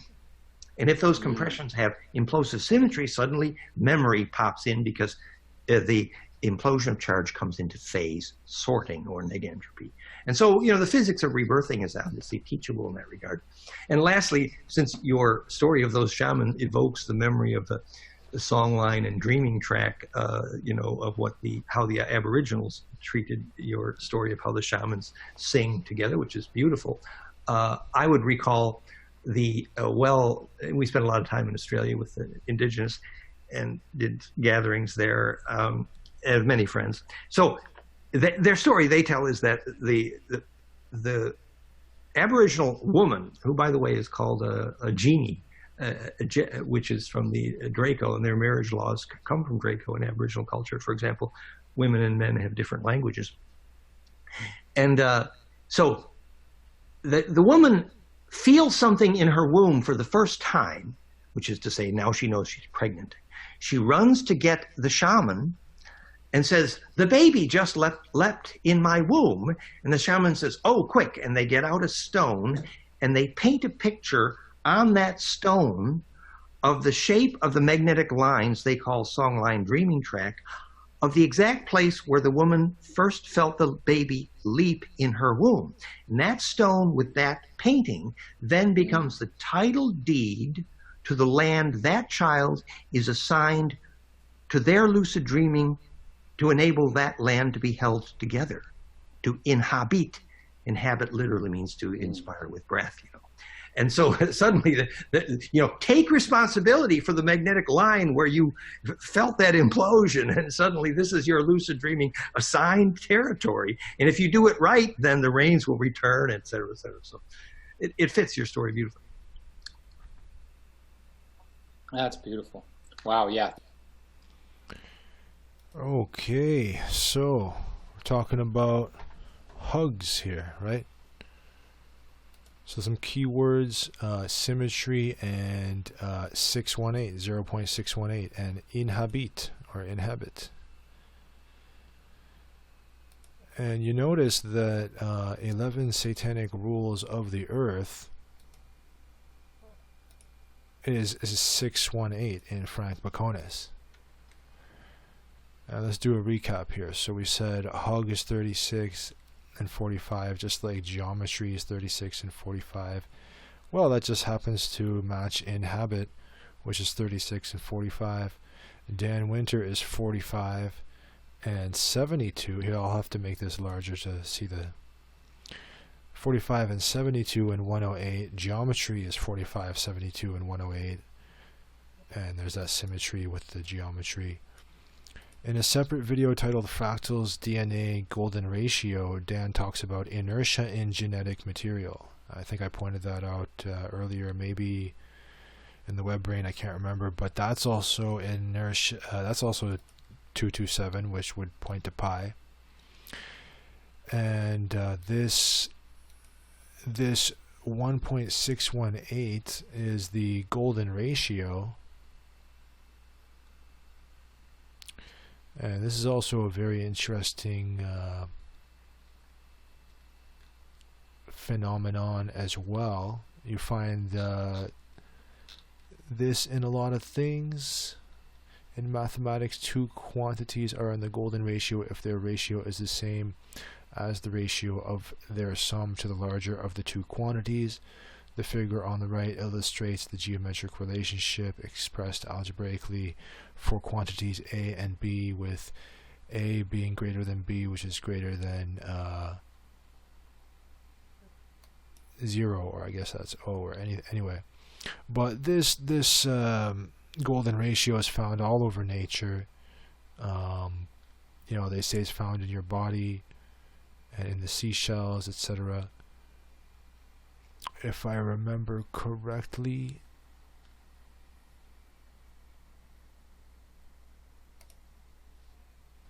yeah, so here you have it in nature, and there's an example of it.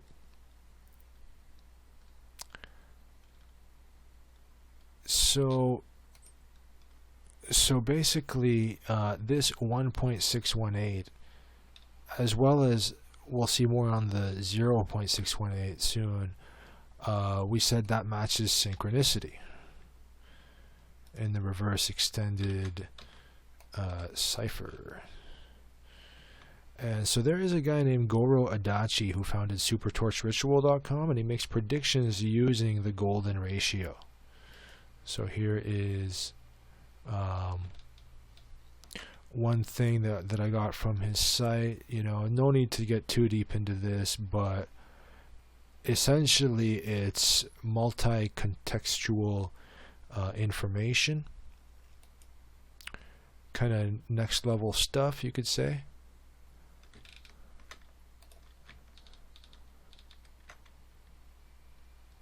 Okay, there you have that 1.618, the 0.6181, there you go. Taking a lot of things into account, very impressive, I would say. And it turns out my name matches Goro Adachi's name, so I found that interesting. Definitely I would like to be able to start to make predictions of this nature in the future. I know that people make predictions about the stock market using these numbers as well, and these are called Fibonacci extensions. I might have mentioned these before, but if you go to Investopedia, you can find out more on what these are. Fibonacci extensions are a tool that traders can use to establish profit targets or estimate how far a price may travel after a retracement or pullback is finished. Extension levels are also possible areas where the price may reverse, so on and so forth.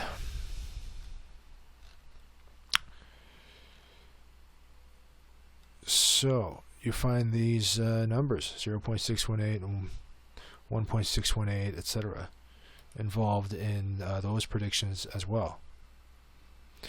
Now, moving on. Letters in heart can be rearranged to spell Earth. Not sure if I mentioned that one yet, but that is a phrase which yields 666 in reverse ordinal. And we mentioned love was 18. We mentioned Saturn is connected to the physical, and visual connected to eyes and love and hug, and we just talked about the hug. And so 6 plus 6 plus 6 is 18. Now check this out. In hat tip to Masaki Miyagawa for this. Definitely, the more I learn about Chaldean numerology in my own life, and even in analyzing the lives of people that I know, the more I find that this is extremely important. They were definitely onto something, these Chaldeans. Anyway, 18, the definition of it from the Chaldeans. This number has a difficult symbolism to translate. It is pictured as a rayed moon from which drops of blood are falling. A wolf and a hungry dog are seen below, catching the falling drops of blood in their open mouths, while still lower, a crab is seen hastening to join them. It is symbolic of materialism striving to destroy the spiritual side of nature. And before I read on, even, it's interesting that you have that Libra coin. Libra is ruled by Venus, and Venus rules love and money. So anyway, it is symbolic of materialism, striving to destroy the spiritual side of nature. It generally associates a person with bitter quarrels, even family ones, also with war, social upheavals, revolutions, and in some cases it indicates making money and position through wars or by wars. It is, however, a warning of treachery, deception by others, also danger from the elements such as storms, danger from water, fires, and explosions. When this compound number appears in working out dates in advance, such a date should be taken with a great amount of care, caution, and circumspection. So you can also find that at here, this website here, so professionalnumerology.com/chaldeansystems.html. And lo and behold, love is 21, just like Saturn, from the Chaldean cipher. And 21 in the Chaldean numerology this number is symbolized by the picture of the universe, and is also called the crown of the Magi. It is a number of advancement, honors, elevation in life, and general success. It means a victory after long initiation and tests of determination. It is a fortunate number of promise if it appears in any connection with future events. The 21st tarot card is the World, and you have it here.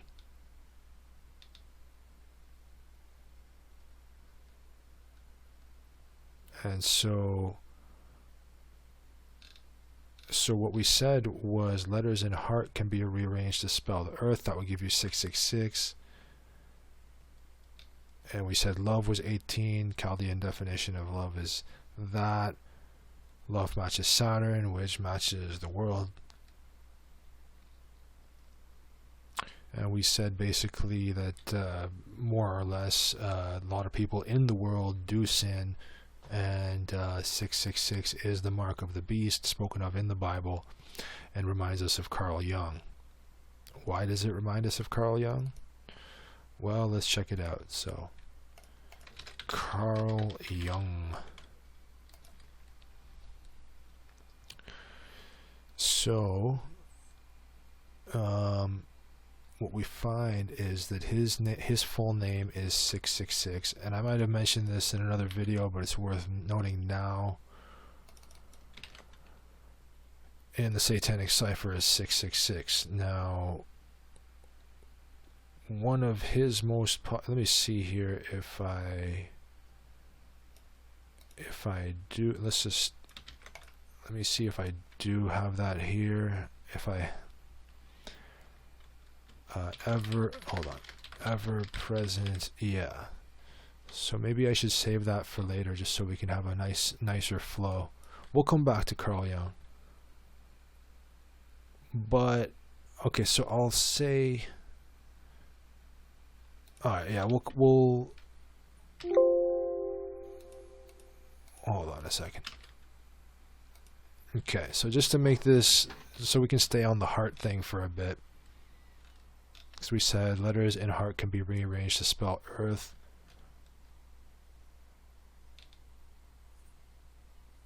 You know what? Okay, so I'll just say it real quick. So Carl Gustav Jung is 666. He had a really popular saying called "Synchronicity is an ever-present reality for those who have eyes to see." Now that's also 666 in the LCH Kabbalah cipher. What you also find is that this is 13 words. This saying here, and Carl Jung, if you take out his middle name, gives you 130 in reverse ordinal. So that's pretty much what I wanted to say, is that his own name and his saying is sort of one of the clearest examples of what the saying is trying to say. And even I think if you made it this far into the presentation, it should be over sooner than we expect. A lot of what we have below here is taken up by screenshots, so don't despair. I'm going to try to finish this as soon as possible, especially since my voice is going even more.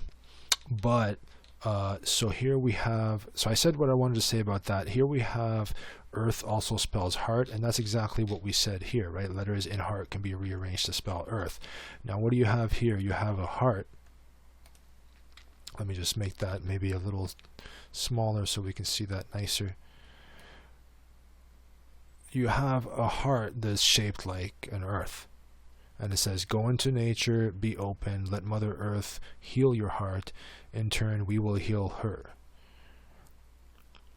Okay, and we said matrix. We said gematria matches matrix, and material starts with the ma, just like matrix. Even math is starts with the ma, and so that's just a couple things to think about. No time to get too deep into that, but here, so as above so below gives you 156. Just like we said, revolutionary and aggression, we mentioned those before, that the Matrix is a revolutionary film. We said that we have a history of aggression. We said the 156th prime number is 9/11, and Saturn is 119, which is 9/11 backwards. We mentioned Aries are aggressive, and genomics is definitely a component of transhumanism. That's also 156. A knight rushing towards you, aiming to attack, that's the Knight of Swords, that's 156. Capacity is 156 and 33 and 108. The Knight of Swords often jumps to conclusions, that's 303 and 108. Saturn is 303. You got the capacity, but just make sure you know what you're getting into. It gives you another pi number, 314. So that's what you would say to somebody if you draw the Knight of Swords card. You'd say, just make sure you know what you're getting into, do the groundwork. You might have misplaced confidence type of thing. The 150, we already said that. Wheel of Time gives you 1056, so again that's 156. Morgellons Presentation was the name of the video that I put out about Morgellons. That's 1056 and 119 and 911. So I guess that's what I wanted to say earlier, is that it did match my website. There you go, Morgellons Presentation 119, and Potent News is 119. That might have been what caught my eye years before I actually started to expand my exploration of Gematria more. So 11 satanic rules of the earth, which we noted was associated with Satanism, which was basically founded by an Aries. You know, that's also 156. And the reverse primes. Saturn is 119 and 69, and just like as within, so without. So that's what people say when they say, as above, so below, as within, so without. So it's no surprise that that's also 69 in Chaldean, just like Saturn, you know. And Saturn is 21 in Chaldean, but it's 69 in reverse ordinal. So we mentioned Wheel of Time, I think, above right here. Did we mention that? Oh, goodness graciousness. Such goodness. Okay. Okay, so Wheel of Time, 177. Revolutionary, 177. And I think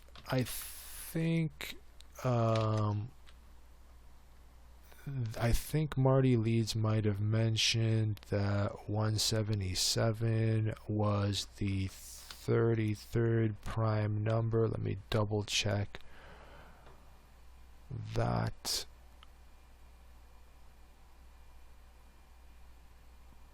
Prime. Hold on.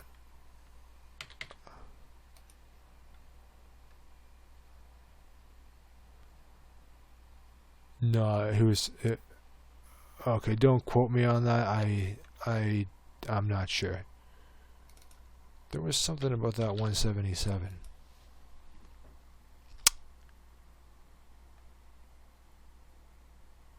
What was it? Anyway. Well, it's interesting. It points to time again because you got the sum of the divisors is 240, and there's 24 hours in a day. So that would point to time as well. Anyway, charging into battle. Remember, that's that Knight of Swords. That's 177 in Jewish ordinal as well. Willing to stab you with his sword. That's what the Knight of Swords is willing to do. And that's in reverse single reduction. That's 177.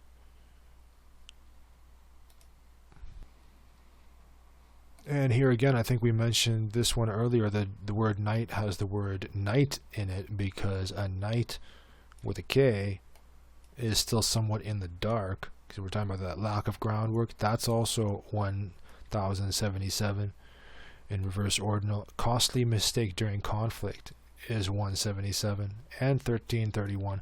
Rushing is something we do in time, gives you 1331. And the satanic time to charge into battle has not yet arrived, gives you 1776. So more on the 1331 below and more on the 1776. Of course, America was founded in 1776. Saturn is about time. Your time defines your condition here. Saturn is about control, contracts, constraints, continuity, consolidation, who you can confide in, confidence. If you're wasting all your resources away, it's hard to be confident, right? Congruence, conduct, convention, contrary, conduits, conned. Even if you're having a conversation with someone, you're really having a conversation with yourself, because separateness is an illusion. So Saturn is about this limiting, dense 3D world where time is crucial, but these limitations contain lessons. And I'm not sure if I mentioned this, but we said Saturn is 21, just like lesson is 21. You don't learn anything about yourself or your rough edges if you get to do whatever you want, whenever you want. That doesn't let you know what you're working with. So that's basically, reminds you of Burning Man and hedonism and just doing whatever. Saturn is about control. When looking at the environment you are in, you find you only have so much control. The illusion is that you are in full control of your life. So this is what I'm saying. why look at Gematria, right? There's a person, I think it was Martin W. Ball, don't quote me on that, but I think he was on my Facebook, and he was having trouble sleeping for months. I don't even know if he got over that or whatnot. I haven't been following as much as I should, but his name matches sleep crisis. So if everything we've looked at in the past few hours doesn't make you have a reinterpretation of what time is and how much control you actually have in your life, like I these other kinds of examples should. A lot of the things that even major crises like a sleep crisis would have been foretold just by your name. And so there is value in this stuff. Sure, you can get lost in it a bit and use it too much, and if you're not grounded, then because this is sort of an intellectual thing on a little bit, looking at the numbers, right, and connecting them in that way. And so that is a fast sort of thing, right? Because intellect, ideas, we mentioned ideas, and speed of thought was a very fast energy. We mentioned that the cyberneticians are like, doing stuff a little too fast. This world that we're living in right now is really, really shifting very fast. It's hard for anyone to keep up with this stuff. But anyway, and I just noticed here 272. If you just switch that 7 and the 2, you get that pi number again, 227. That's in lesson. Anyway, moving on. So the illusion is that you're in full control of your life. The numerology and simple math reveals this control as an illusion insofar as describing the path that has been laid out for you and the predestined forks in the road you later arrive at. Even your special skills in life, your outer nature, which is described by the consonants in your name because they're hard, your inner nature, which is described by the vowels in your name because they're soft, your karmic lessons, etc. You are free to so all this stuff is pretty much laid out by numerology. So Gematria is just a branch of numerology, but if you look at your name and your date of birth, you can come up with a whole blueprint of your life and all these things, your special skills, etc. So you don't want to look at that as separate from Gematria, otherwise you might miss the point of what Gematria actually is. So you are free to choose which path to take when you arrive at that fork, but you didn't put that fork there. And whatever skills you use to arrive at your, or at least the you that you think you are, maybe your higher self did or whatever, but you as this ego here in this 3D world, maneuvering through all these obstacles, like little do you know that a lot of these obstacles you chose to actually face or to experience so that you could learn stuff, learn lessons. So you are free to choose which path to take when you arrive at that fork, but you didn't put that fork in the road there. And whatever skills you use to arrive at your decisions pertaining to where to go when arriving at the after you arrive at these various forks, these skills were informed by your numerology at the time of your birth, the date of your birth. That doesn't mean you need to know any of this, but it is a useful map that helps corroborate what you see in your life, and it helps to put some context about the control you feel you personally exercise. So the map is not the territory. Let's get that out in the open. Don't mistake the finger pointing at the moon. Don't mistake the finger for the moon, is what they say, right? So Saturn is 21, just like math. We said just like lesson. And think about conversion. That has that con again. Economy, connection, pros and cons. Saturn matches cons. Okay, they're both 21. We said pi is a constant. We said pi is an infinite number. So constant matches infinity. And government. And nobility.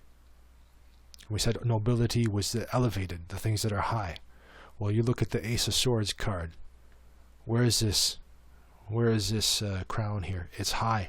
It's high up in the air. It's at the highest region of the card. So I told you we'd get back to that word, the sciences, right? And authority. So, and here, it's interesting, we get to that at 511, which is Saturn, right?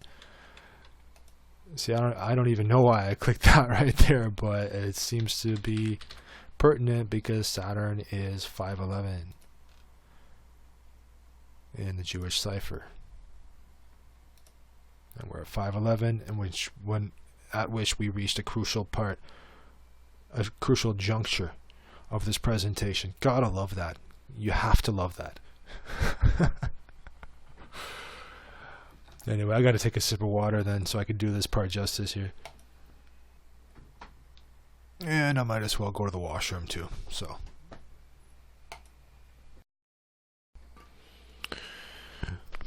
Okay. Whoa.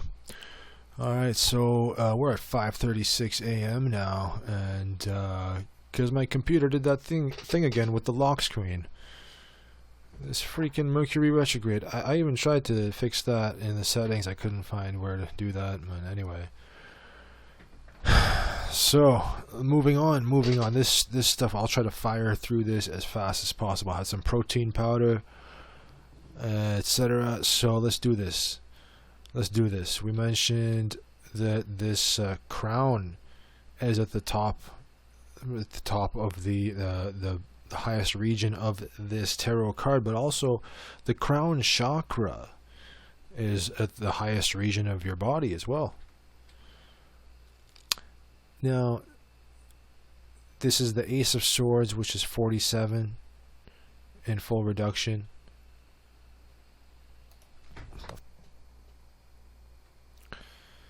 So Ace of Swords 47, and the Sciences 47 and 52 as well in septenary. Mysterious is 47. Archetype is 47. Remember we also said everything? Everything is 47. Everything everywhere 47. Okay, everything everywhere can fall into an archetype. That's the basic idea. An archetype is like a mold, and you'll notice it starts with an A. That's the first letter. So archetypes are primary. That's what you have to understand. If you only look at Gematria without an understanding of archetypes, you won't see how it fits in to the archetypes. The archetypes in the tarot, the archetypes in the astrology, and so on. And so archetype matches authority as well. Again, A is the first letter, primary, and rebellion matches authority as well. So here we have 52 bringing all these together, and you would not have rebellion if there wasn't any authority to rebel against. So authority is the foundation. And why do people get married? That's matrimony, right? That provides a foundation to exercise some authority. And if you're not really understanding the archetypes or the authority, then you might come across as a little wishy-washy, right? Wishy-washy could remind you of the Cups cards. So we mentioned the Cups cards earlier. So it's interesting that that's also 47. Wishy-washy. Water is wishy-washy a little bit. You wash yourself with water, right?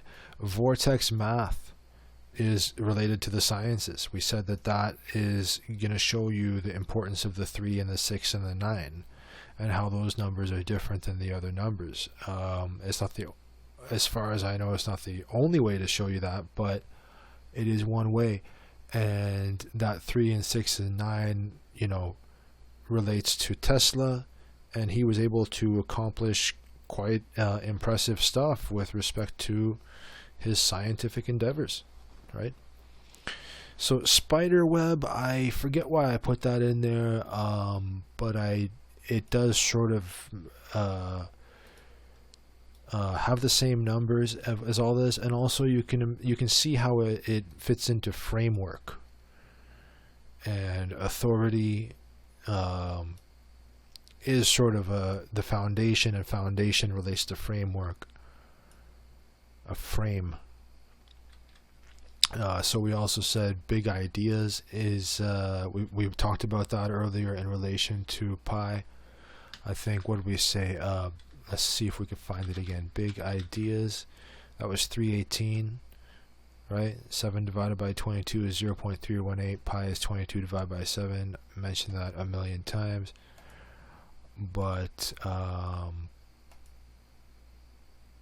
so Ernest Klein is also 52, and I think we mentioned Capricorn is 52, and we mentioned that I don't know if we mentioned it yet, but government is 52. So Capricorns are highly suited to be CEOs or people in positions of power, and so that is I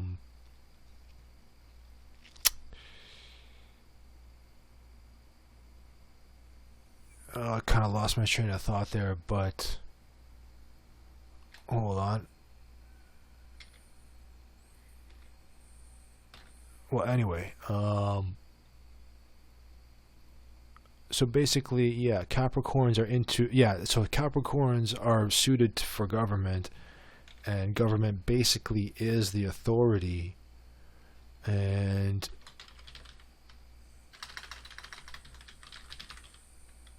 we said authority was 52, and of course big ideas. Ernest Klein was talking about this this augmented reality and this virtual reality. That's a big idea. This is an idea that people are falling in love with. Like, hey, let's just go into this imaginary world, and then we don't have to worry about the real world. I think even in the movie Ready Player One, there was even a part where one of the characters said, well, this world is a lot less painful than the real world, so why not just exit the real world and go there? Now, Tree of Life is not something I'm that educated in, but it seems to match my name quite a bit, and so it matches it via 169 and the 101. And of course, the 11th tarot card is the Justice card, and we can say that authority is that which would be in a position to exercise justice. And we also mentioned matrimony being like a little mini government, laying down the foundation, resulting in a family structure in which authority is exercised. And of course, people say that a child, I can't remember who it was. It might have been Rudolf Steiner or something, that said that there's 3 different crucial stages in the development. One of them might have been age 7, is when you learn about the difference between yourself and the rest of the world. And of course, there's a lot to be said about that, but also real quick, we might touch upon this later too, but Marty Lees pointed out that 7 equals 22 in the septenary cipher. So there's your 227, there's your pi again. But yeah, if you got a child and they're below the age of 7, they don't really know the difference between themselves and the rest of the world. I think Steiner said the other stage was puberty, which would have been like, I guess 12, 13, 14, whatever. And then another one would be around age 20 or 21. Don't quote me on that, but that's what it seems like. So you can see how these archetypes describe what's going on here. Family as a model for the state is something you can check out for more on that. So on and so forth. You know, that's why they call things like the fatherland, the motherland, the fatherland, so on and so forth.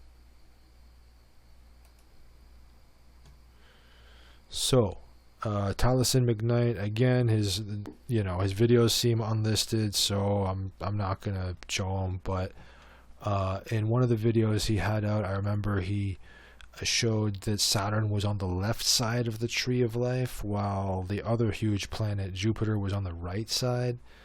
Now, it's interesting because there's a fiction film called The Tree of Life by Terrence Malick, who directed that film. It's starring Brad Pitt. And so it's not showing that. Is it showing that? Let me see if I can do this. Oh, come on. What if I copy paste? Yes. So this is one of my favorite films. I'll tell you that right now. Let's just look at the trailer for this, just to make this presentation a little less dry, just for fun. We got the advertisement here. Let's just wait for that to be over, and then we'll see some gematria about Jupiter and Saturn.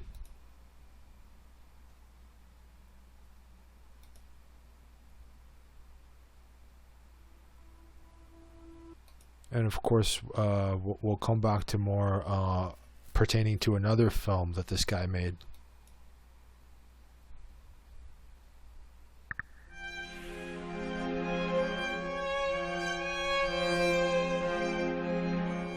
What? No, that's not what I want to see. No, The Tree of Life.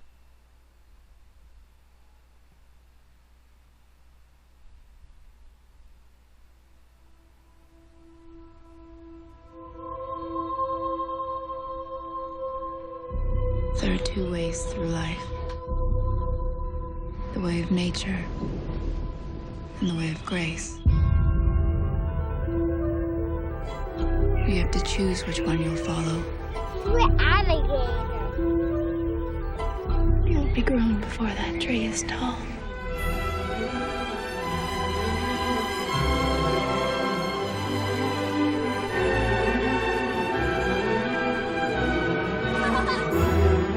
It takes fierce will to get ahead in this world. Come on, hit me. Hit me. Come on, son. He's afraid of you. You expect things that only an adult can accomplish. I've just always wanted you to be strong, be your own man. Father, Mother, always you wrestle inside me. Always you will. Someday we'll fall down and weep. And we'll understand it all. All things.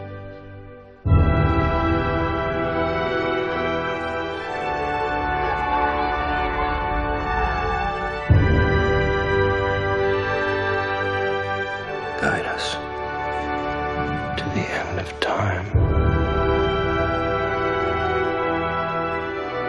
Unless you love,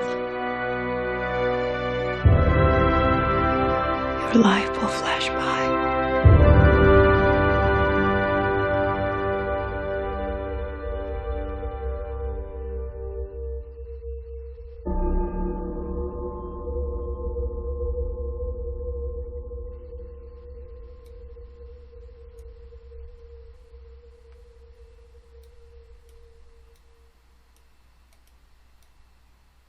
Alright, so yeah, that was definitely a film that had left quite a mark on me. But so let's before we check out more on another film that director made, let's check out this archive version of a horoscope in which the Lords of the Chart were mentioned.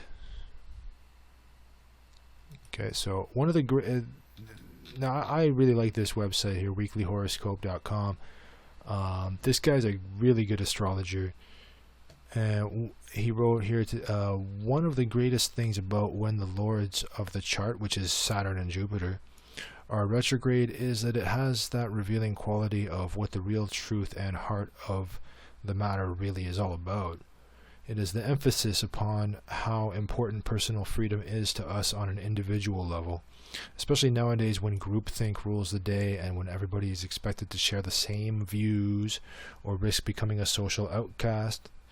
This is when the retro planets try to point out where hypocrisy exists and need to be corrected. And so before I read on, this whole groupthink thing, again, that ties back to cybernetics and Age of Aquarius.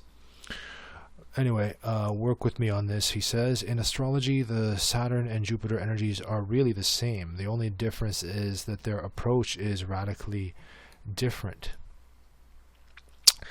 Saturn can seem like the stern disciplinarian at times. And by the way, I think in part 1 of Amir's Gematria Adventures, I mentioned that Capricorn matches stern, if I remember correctly. Capricorn, and let's see, stern. Let's double check that. Yeah, 75 via the LCH Kabbalah. They're both 75. Oh. Yeah. Anyway. I'm going on too many tangents, but yeah. So Saturn can seem like the stern, and I say this because Saturn rules Capricorn. So, So Saturn can seem like the stern disciplinarian at times, but it is really a big softie when you get right down to it. Sort of kind of like a mom that will hug and reassure. Remember? We said hug. We mentioned that earlier in the presentation. Sort of kind of like a mom that will hug and reassure you after dealing with a disappointment and encourage you to get back up and try again. Jupiter, on the other hand, will look away when you choose to freestyle and try out new ideas, and if they work out, great, but if not, then you get the classic "I told you this could happen" kind of lecture. The main mission of both of these planets is to allow us to see and consider the consequences of our words and actions. When both of these planets are retrograde as they are now, the main focus of the chart shifts towards Uranus, who is sort of kind of like the big boss of the zodiac. And this was out in May 3rd, 2019. So there's that.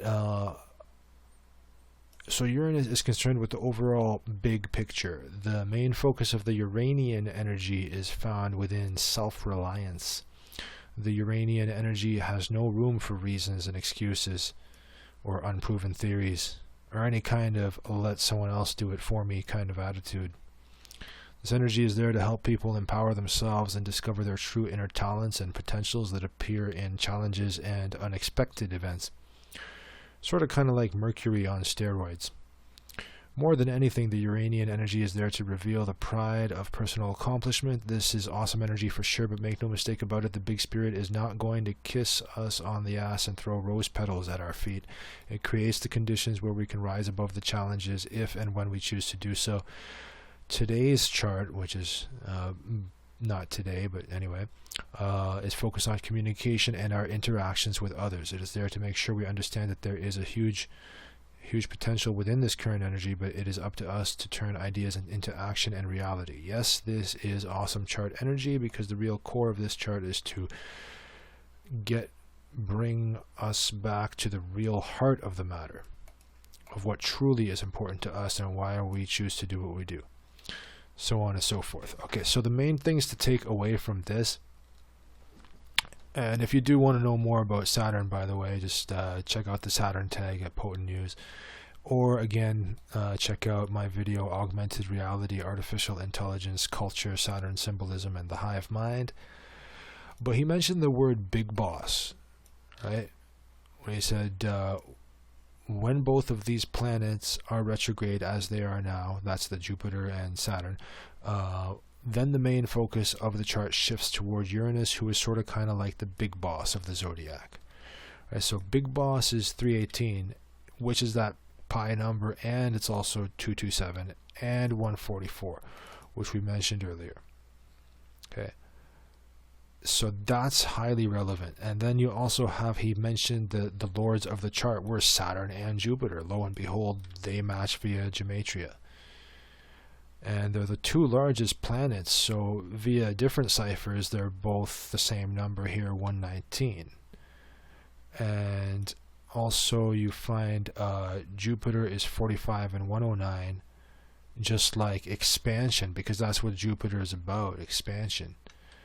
And you find that symmetry again, 45 full reduction, 45 reverse full reduction. And Jupiter matches growth as well. So that expansion, that growth, not holding back but growing, moving forward. You know, Jupiter rules Sagittarius, so that's about, you know, going on adventures, stuff like that. And you can also check out this video, Jupiter in astrology, philosophy, sin, spirituality. But back to Saturn. So we got conversation. Remember I said earlier, if you have a conversation with someone, you're really having a conversation with yourself. Well, if you just switch these two letters, you get conservation. And remember we said the Knight of Swords was skilled in battle? So if you want the Knight of Swords to defend what matters and to defend, you know, to be ready to sort of, we said that the Knight of Swords matches ready to die, and that he was pretty much on a mission to be in a battle. So if you want to continue to be able to defend what the resources you've got and so on and so forth, and to conserve them, you got to be skilled in battle. So here is continuation matching conservation. Now there are some nuances here with respect, like I should have just put this as just a few ciphers, because there are some new, like a lot of the times when you find things matching in English ordinal and the others, then you will find a match with like satanic and reverse satanic as well. So you can see here when they're matching all four, then they're matching all four that way. You'll see a similar type of thing with the intoxicating versus the, what do you call it, mixed reality. But you can see Chaldean too and all this. So moving on. So 888, here we mentioned earlier that we would come back to that 1331. And let's go back here, 1331, costly mistake during conflict. That's 1331, right? And rushing is, rushing is something we do in time.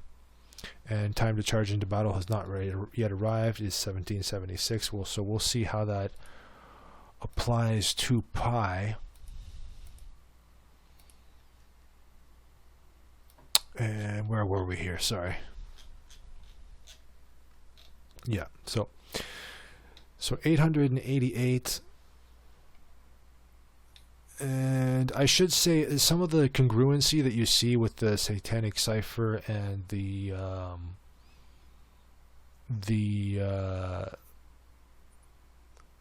like some of the others, like it's not on here, but the, what do you call it, the, hold on a second.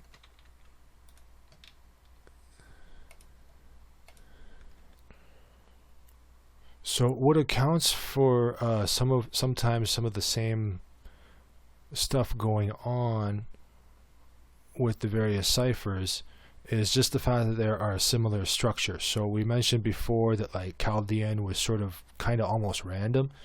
Like you have like 1, 2, 3, 4, 5, then 8, and then 3, then 5, then 1, then 1, then 2. Whereas the others were just 1, 2, 3, 4, 5, or you'll find that like one of my favorite movies, for example, my name is Amir Alwani, and you find that's 169, and that would be 1014, and that is the same structure as or you find that Requiem for a Dream, one of my favorite movies, is 169, and that would be 1014 here. So basically, because of the fact that English Ordinal sort of has the same structure as English Sumerian, because it's linear, it's just going up by 6. It starts at the English Sumerian is A, is 6, then it goes up by 6, so 12, 18, 24, so on and so forth. That's what would account to a lot of, if you see a reversal match in one, then you'll see a reversal match in the other, kind of thing. But so that type of hold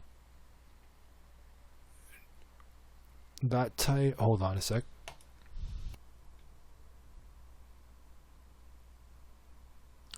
Okay, so what I'm trying to say is that some people might be quote unquote mistaken when they say, okay, there's a match here and here, so that's like a huge interesting coincidence. So let's say Amir Alwani's 169 in reverse ordinal, and Amir Alwani's 1014 in reverse English Sumerian, and then you find that Requiem for a Dream is 1014 in English Sumerian and 169 over there. That's not to say that you shouldn't look at the English Sumerian at all. That's each number is relevant, but you can think of them as one body, so to speak, is what I'm trying to say. So like another example would be, we mentioned geometry, right?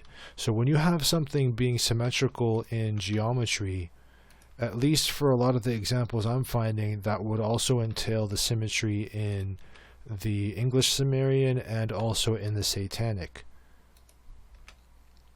And it appears that that's by virtue of the structure of them, because they're all linear. So they all go up in the same amount for each one.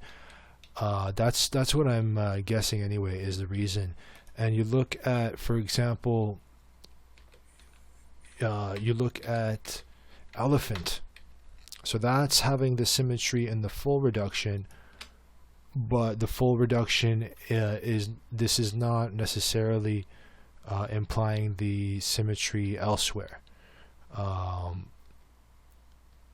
Because as we mentioned, the full reduction is not exactly linear. It's, hold on a second. Yeah, it's going up to 9 and then it changes a little bit. So that's just one thing you want to keep in mind. So for example, when we said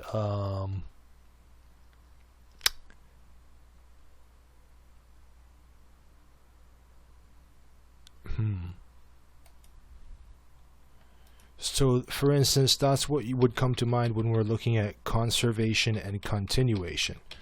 So they're the same in English Ordinal and Reverse Ordinal, and they're also same in English Sumerian and Reverse Sumerian, and in Satanic and Reverse Satanic, but in a way that's a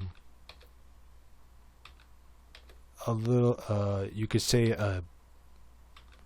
like would happen by default. Because of the, I don't know if this is coming out clear to people, but anyway, I don't want to spend a lot of time on this, but that's just one thing to keep in mind. However, it would be quote unquote interesting that you'd have the Francis Bacon and the Frank Baconis be the same as well. So there you have that. And I believe I've described those nuances sufficiently at this point. So again, moving back onto the 1331. So you have pi being pointed to by 888 as well, because 888 is 741 in primes, just like Saturn is 741 in English extended. Again, this is a screenshot from Derek Takuri's Gematria, an introductory exhibition. And here we have more pointing to the cube and the Saturn cube. Cube is 13 in full reduction and 31 in English ordinal. And you even have 3.14 giving you 888 in Jewish. And so on and so forth. We're going to go a little faster so we can get through this. So Pan became a significant figure in the Romantic movement of Western Europe and also in the 20th century neo-pagan movement. And we've said Romantic matches Saturn. Romantic is 88, just like Saturn. And we're talking about, the family structure being sort of analogous to government. And you recall in that trailer that we just saw, they were talking about, well, I don't know if they're talking about it, but if you watch that whole movie, it's largely about fatherhood and the family structure as well. And there's a lot of romantic elements in that movie as well. But 1776... here's a screenshot from Derek Takuri's Signs of Time video. And if you take the first three letters, the first three numbers of pi, and you just rearrange them and all the different combinations you can do so, and you add them all together, that's 1776. And so America also matches circle via these ciphers. And you see that 32, which America is, gives you 50. So you can see how these numbers sort of point to each other a lot. And one thing I would like to also show is the amount of likes at the time of this screenshot is 317, which matches my name. And Saturn is 317 as well in the same cipher, in the prime cipher. And then you look at the views. This was 15,314 views. And there's your pi again, 314. And I mentioned earlier about 7 being 22 in the septenary. Well, that's sort of mirrored in this 32 equals 50 thing that we just described here. 32 equals 50. So you also have Masaki Miyagawa mentioned the greatest fear of Chinese Confucian society is chaos, and he mentioned that Americans have traditionally been fans of the chaos archetype. Let's take a look at that. Hopefully that'll open properly. No, I'll have to do this way. No, okay, hold on.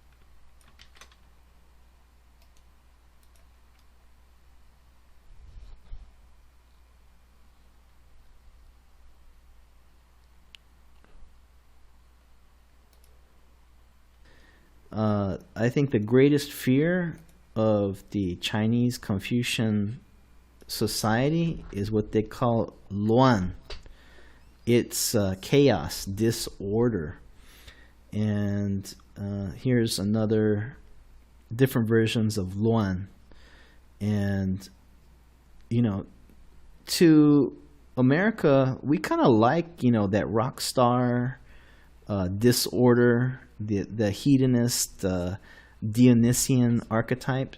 But, most Asians, they like order because they've been through the rise and fall of civilizations for thousands of years. And guess what? When there's no food, when there's war, when there's people dying, when there's famine, all you want is a strong leader to keep order in the government, in the realm. And some of you may know this movie.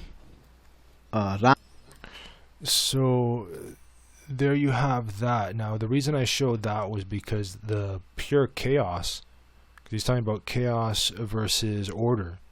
And we mentioned Saturn was all about order. And the Americans traditionally being fans of the chaos archetype. Well, Wild West is what America used to be known as, I guess, in the early days. It was the Wild West, and that matches pure chaos as we see here.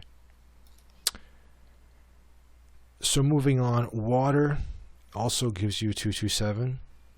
And if you think about, well, we'll get into childbirth later in the presentation, but you're pretty much in water, more or less, when you're in the womb there. It's that oceanic feeling. You don't even know the difference between yourself and the rest of the world. You're just aware of it happening. And you're at a point where everything is sort of crucial. All the stuff happening around you is sort of influencing you know, how you're going to turn out. So there are, you could say there's infinite possibilities in that way. But anyway, so water matches cups, and here you have the Knight of Cups, and you can put water in the cup. And Knight of Cups also is a movie by that same director that we just mentioned. So that movie stars Christian Bale. So I'm not surprised that his name matches Knight of Cups more than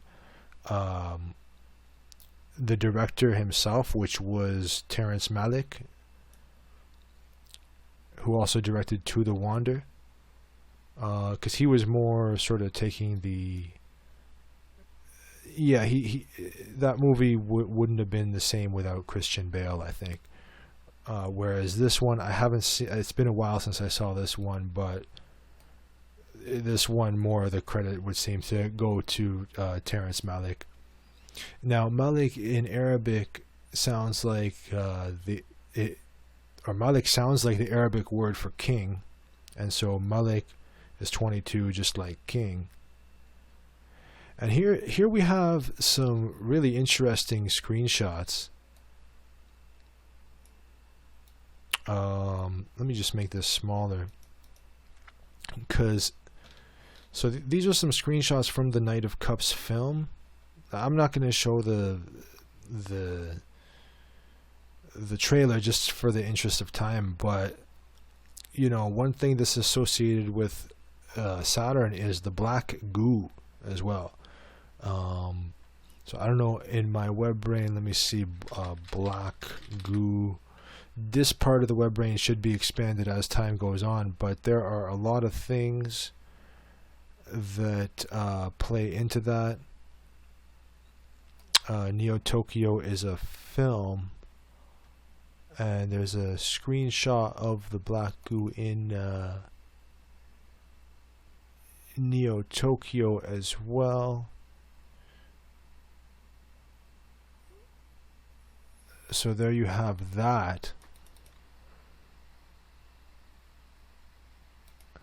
And in this particular, in Knight of Cups, here's a kind of a creepy kind of segment. And this is, I've taken these screenshots from a part that is just like literally 30 seconds long or whatever. But basically you have this woman, and she's got this mask, right? And she's got like black ink all over her. And then she puts these almost like snake eyes or whatever over her eyes, like so. It's almost like a demonic looking kind of part of the film here. And then there she is with her eyes, with the snake eyes. Then she puts on the mask where you can't see the snake eyes anymore, and she starts to laugh, almost as if to say, you can't see the real possessed demonic inner me. And then you have these deer antlers and then you have this black goo with the sort of coming out of her, and here she's facing the other direction. This is just the mask, I think, on the back of her head, which is very strange as well, pointing to this inversion. So we mentioned earlier, we mentioned Tesla, and that he was part of a secret society called, or maybe we didn't mention it, but he was part of something called Plus Ultra, which was, I think, H.G. Wells Okay, let me see here. Plus, ultra. Yeah, H.G. Wells was part of it. And I don't have it in the web brain here, but I believe the person who the Eiffel Tower is named after is also part of this plus ultra. So that's interesting that you see that there. You also have this pyramid here. That's part of the film. And here you have another section with the pyramid as well. And there seems to be this guy's shirt here with a bunch of, you could say it's black squares, which would again remind us of Saturn's black cube. And anytime I see something like this, this also reminds me of the pyramid as well. And so this yeah, I don't know if there's much time to go into the relevance of the pyramid stuff, but it's definitely about energy, and that's something that Tesla was interested in as well. And yeah, so this reminds me of the pyramid a little bit with the light here at the top. And you see the same kind of thing in the film Waking Life, the cover of that film. I'm not going to go into that here. And also here you find another sort of reference to the black cube in a way. I mean, these are white, but you can sort of interpret it as black as well, because it's really dark in the background here, and this is sort of a square. Now, here's another section of the film where you have this checkerboard floor. Now, don't quote me on this, but I think a recent Marty Leeds video, he mentioned that it's not necessarily that the checkerboard floor has to do with Freemasons. I can't remember, so don't quote me on that. But one thing he did say about the checkerboard floor was it symbolizes that that on this lower plane, you have to sort of step between the light and the dark and find your way through that, and that there would be obstacles. Moving on. So we mentioned that number 122 earlier. It seems to match arrogant and love pain, and it seems it also matches rushing, and rushing matches finality via the 191, which of course you can switch those and get Saturn. So again, we mentioned Saturn and the geometry and so on and so forth, having to do with love, and we mentioned the matrimony, we mentioned romantic, all these words. So if you're arrogant, then you will feel some love pain, which would be symbolized by this 3 of Swords card, which is also 227. Just like time is an illusion, and you don't want to be rushing, because then you'll feel that love pain. Also, this could be read as a person who loves pain. So you could be, maybe you're rushing into something because you do love pain. Who knows? But this is the 3 of Swords card here, and I'll just show that a little bit longer. Now, we mentioned time is an illusion is 227 and 722 and 191, so that's relevant. You have the we said Knight of Cups was 227, and Knight of Cups, if it's reversed, that it's more prone to reckless behavior and sort of being lost in emotions and drugs and things of that nature. So that would make you prone to rushing as well. And so yeah, when things are not in proper context, then you might want to extend them. Life extension is 227. All right. We mentioned the 11 satanic rules of the earth is 122. And Anton LaVey was a proponent of life extension, so we mentioned him earlier, founder of the Church of Satan. Now, one of the kind of things you would say to recommend when you get this card in a tarot reading would be to fully experience any sorrow or pain that comes up now. And you find that gives you 191 in Chaldean. Knight of Cups tarot card indicates risk of reckless behaviors, gives you 191. And the arrogance people display towards Gematria is astounding, gives you 191 as well. So there's that saying, nature does not hurry, yet everything is accomplished. Lao Tzu, we mentioned him earlier. If memory serves me well, let's put that there. So I don't know if I'm pronouncing his name correctly, but that's what he said, and it appears that his name is 188 as well, and 147, and his name matches Yin Yang, 188 and 147, and Yin Yang is kind of like addition and subtraction. That would be 227. That's pi again, and opposites attract is 722 in the prime cipher. And I mentioned earlier, upside down Knight of Cups tarot card indicates risk of reckless behaviors. That gives you 1047 or 1047. Upside down Knight of Cups tarot card indicates increased risk of reckless behaviors, is also 888. So again, pi again. So we also find that Lao Tzu is 28, 2 plus 8 is 10, 1 plus 0 is 1. Just like his saying, nature does not hurry, yet everything is accomplished, gives you 1 plus 7 plus 2, which is 10, which is 1. So this mirrors what we saw with Jung and his popular statement about synchronicity actually matching his name in a number of ways. Now, Three of Swords matches contract and life extension. More on the life extension later, but marriage is a contract or a ritual or a ceremony. Ritual is 81 and 81. You got that symmetry. And of course we said love was 18 with the symmetry as well. So when you break a contract, that resembles a backstabbing, visually symbolized by that Three of Swords card. Okay, we don't get in front of all our friends and family and make a promise to someone else just for fun. Traditions don't come out of nowhere. This tradition is a way to amplify a contract.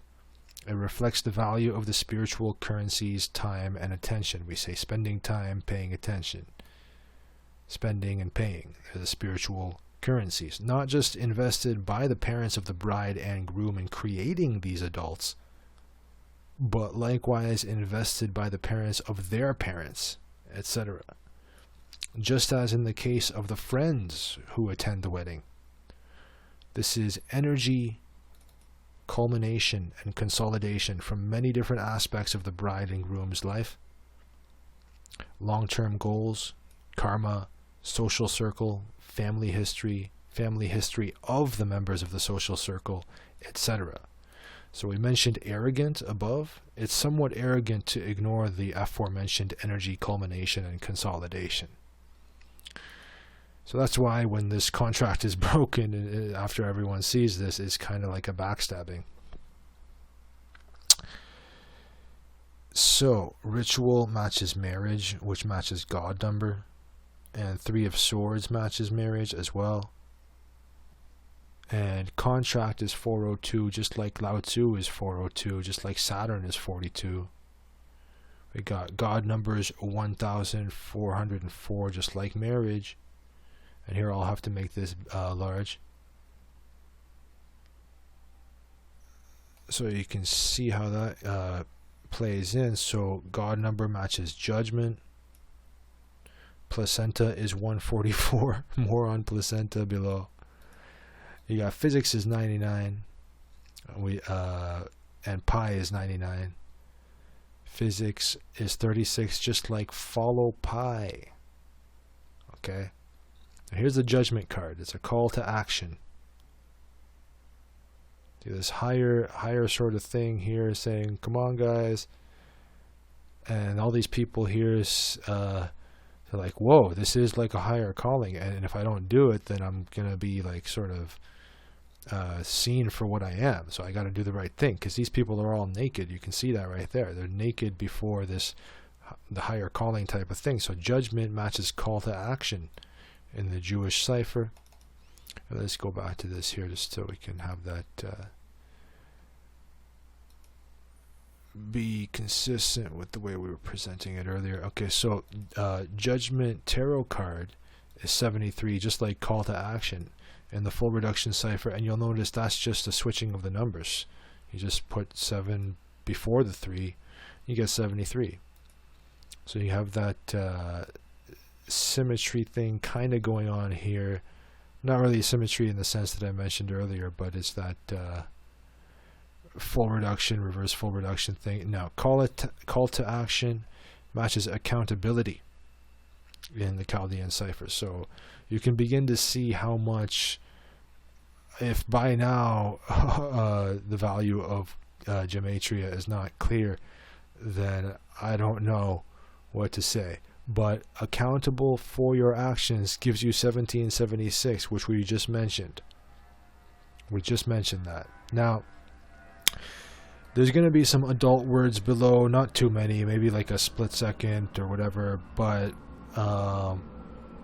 so rushing matches 40. Rushing is 42, just like Saturn. I think we mentioned something similar to that earlier. Let's see, rushing. Where was that? Rushing is 122, which matches finality via 191. And here we're seeing rushing is 42, just like Saturn. Right? So when you enter this physical world, it's in a rush. Yeah, the actual birth might take a long time, but you know, the insemination is going to be usually something that's happening in like an instant, right?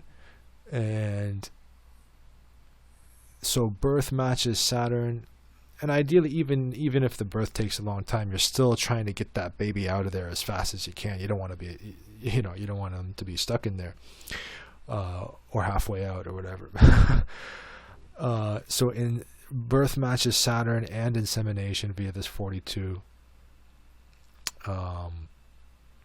And you remember Saturn is 21 and 21. And so again, this points to time because 2 + 1 is 3, and that relates to birth, life, death. That's 3 things. Beginning, middle, end. Those are 3 things. You think about how you must lose track of time if you want to have good sex or love making, right? So we're this concept of time, Saturn. Well, Saturn matches good sex. They're both 38. And here's the part where I have to like sort of censor this just so I don't get dinged or something by YouTube for, you can pretty much guess what's in here, right? You cannot inseminate if you are too concerned with time, such as when being concerned with something like, am I taking too long to? And then you can imagine what goes in there. Rhymes with dumb. Now, Saturn, you know, I was debating whether to even put this on here, but I'm a Scorpio sun, and Scorpio rules the genitals, so I figured whatever, do it. Saturn is 93, just like childbirth. And do we have sufficient time for sexual relations is 188, just like we said earlier, all the different things about 188, but you know, there is an agenda to make you forget what is good is 188. And here we find that lovemaking involves attention on your partner, not on time. So that gives you 227 in full reduction. Wedlock gives you 318 in the Satanic cipher. Again, 7 divided by 22 is 0.318. Making love is 511 in reverse Satanic and 511 in Saturn. I mean, in the Jewish cipher brings you Saturn. So making love matches Saturn. Mathematics of the circle gives you 666. And remember we said 6 + 6 + 6 is 18, and that equals love. So here we have, and I think that does it for the dirty talk or whatever. So so you have pregnancy is 46, just like 9 months is 46 via the keypad cipher. And you could say babies are relatively uncorrupted and are hence said to be closer to God. Right? So we said placenta is 144, just like God number. We said mathematics of the circle is 144. Check this out. Organ that connects the developing fetus to the uterine wall is 227 in Chaldean.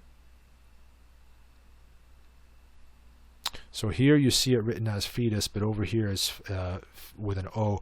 Both are acceptable. If you look it up, you'll find both are acceptable. But that's really interesting that the definition of what a placenta is sort of matches the actual placenta. The 144, God number, mathematics of the circle, organ that connects the developing fetus to your uterine wall. So you guys can read that. If I'll leave that there, and if you want to pause.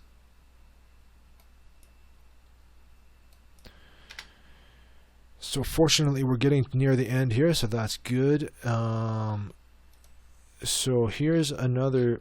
Oh, why is it doing this? Okay, so here's another screen. This is a screenshot from Marty Leeds. I don't know if this channel is still up, but I think he's on Marty Leeds Live now or something. So he had a whole lecture on 666, and he pointed out the first 144 digits of pi sum up to 666. Isn't that interesting? Now here we find some information about the malachite stone. It has a strong vibration within the heart chakra, which aids the health of the heart. This stone stimulates your imagination and aids synchronicity and coincidence to help you achieve the right outcome. So, synchronicity. Remember we mentioned heart, Saturn, Earth. We mentioned that thing about if you change heart, you can rearrange heart into Earth, and that whatever sentence that was yielded 666. Well, here we have Carl Gustav Jung is 666, as we mentioned earlier. Healing the heart is 666. Synchronicity is an ever-present reality for those who have eyes to see. We mentioned that earlier. That's 666. And malachite matches heart vibe. So, and if you look at the Amir's Gematria Adventures Part 1, you'll see rose quartz. I think I mentioned that earlier. Rose quartz matches heart health. Yeah, we said that about the Capricorn, etc. And the first 3 digits of pi are found in malachite. So, in the Frank Baconis and reverse Frank Baconis, you find those 3.14 via the 143 and the 341. Same digits.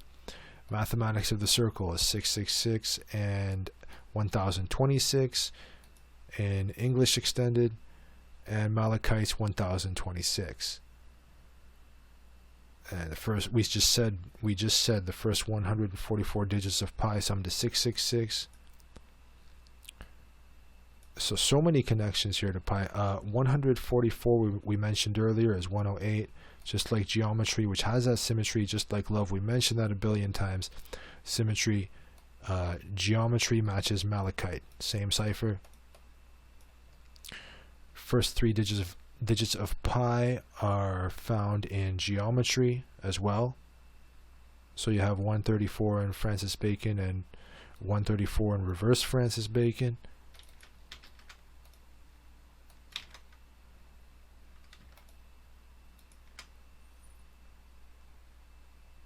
And pi is approximately 22 divided by 7. So heart, again, we mentioned that.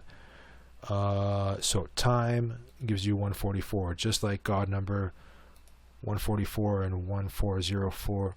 God numbers 303 and 33, just like Saturn is 303 or 303. Looking for love is 666. Sharp-minded is 666. Using the septenary cipher, we find the number of the beast in the name of Jesus. That gives you 1069, that statement. and the reverse Francis Bacon cipher, which takes into account capital letters. We mentioned synchronicity is 169. And here is what I'm talking about when we say using the septenary cipher we find the number of the beast in the name of Jesus. This is another screenshot. Oh, why does it do that? Okay, so another screenshot from an older Marty Leeds video, which was on Freeman Fly's YouTube channel, and here we have that pyramid giving you that 432. And of course 432 from Jesus' name, and we find 666 via the S and the U and the S. No time to cover this stuff. Now Saturn, we mentioned, was romantic, just like energy, and energy matches Messiah, which matches ruler, and Lucifer, and tarot, and Gematria, and occult. And we mentioned birth, childbirth being connected to Saturn, and birth of a beautiful new baby is 88 and 1088. And this new baby could be revolutionary. And that same 1088 cipher via Satanic, we find that's 1470, so you get that 147 again. And we mentioned the sciences, right? Higher education. We mentioned, so hold on, I'll copy this.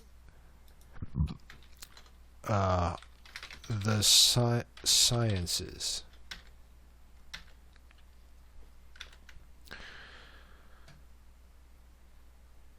So we mentioned that. And hold on. Where was I here? 147.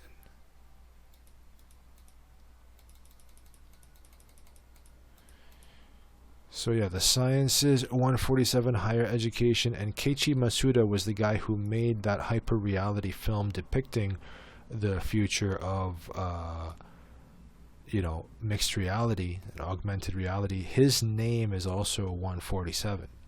And remember, we said it took 188 backers to bring his Kickstarter campaign for his short film to life. So, romantic is 119, just like Saturn, from a different cipher here. We mentioned the definition of romantic, or let's say the definition of romantic is readily demonstrating feelings of love. So here's some interesting stuff. Love backwards is evil. It almost sounds like evil. And people can sometimes do evil things to fight for what they love. If they love money and power, they will stop at nothing to keep it, for instance. It's like a routine.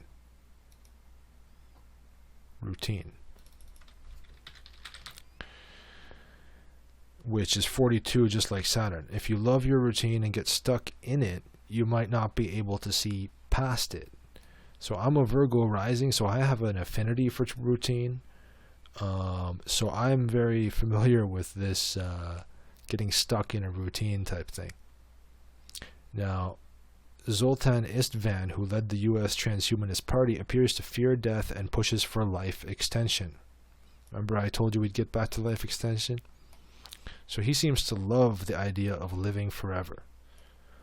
I personally think it's almost evil to try to replace nature. It's a little heartless, but, and remember there's that word heart again, but he has an article, and I believe, what was it? One of the people from Truthstream Media mentioned this article recently, but I had already had my eye on it before I heard it from them. And I have not actually read the whole article, I'll tell you, but here's an interesting excerpt. Now, this is by Zoltan Istvan. And just look at the title of the article. Environmentalists are wrong, nature isn't sacred, and we should replace it. Right? So he wrote, I don't believe in evil per se, but if there was such a thing, it would be nature. Okay, I'm just going to grab some water here. See, even right now when I grabbed the water, it was 1 hour, 3 minutes, and 31 seconds. So there's your 1331. Again, I did not plan it like that. You see how when I'm in the flow, the synchronicities just don't stop? Like, this is just ridiculous. But anyway, and this was from the latest, instance of the recording, because I mentioned even like back when I went to the washroom just a while back, I guess it would have been an hour and 4 minutes back. That's when that thing happened with the computer again, where the lock screen came on, forcing me to press stop on the recording and record another segment. Anyway, let's read this again. He wrote, "I don't believe in evil per se, but if there was such a thing, it would be nature. A monster of arbitrary living entities consuming and devouring each other simply to survive. No omnipotent person would ever have the hate in them to create a system where everything wants and needs to eat, to sting, eat, and outdo everything else just to live. And yet that's essentially what the environment is to all living entities. Environmentalists want you to believe nature is sacred and a perfect balance of living things thriving off one another. Nonsense. It's a world war of all life fighting agony and loss, of fight or flight, of death today or death tomorrow for you and your offspring. It's time to use science and technology to create something better than an environment of biological nature." So this part right here reminds us a lot of the David Livingstone quote we read earlier. But anyway, he wrote, moving on, he said, "This begins with admitting the green do-gooder environmentalists are philosophically wrong, and the coming transhumanist age will usher in a world with far less suffering, death, and destruction, even if we have to harm the planet to first get there. Humans must cast off nature, and then they will finally be free of its ubiquitous hostility." Remember we mentioned that word hostility? Misery and fatalism. Remember? Okay, so hostile was 88, just like Saturn, 88. And while I'm at it, Virgo, as I mentioned in the last video, matches analysis. So let's see here, via the septenary cipher 24. And did I mention routine matches Saturn? Yeah.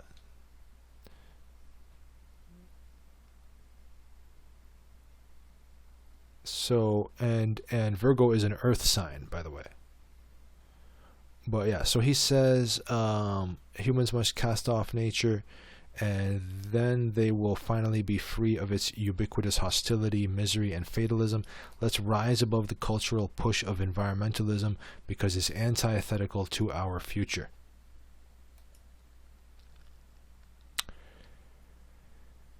So it's like, wow. And then you find out, and I'm trying to be respectful here. I mean, I've tweeted some of the articles, some of the interviews with this person, hashtag transhumanism, and he retweeted them. I'm trying to be respectful, but I don't have the same worldview, and I think when you read this kind of thing, you can see why some people would call this a religion, because it's a very you could say extreme idea.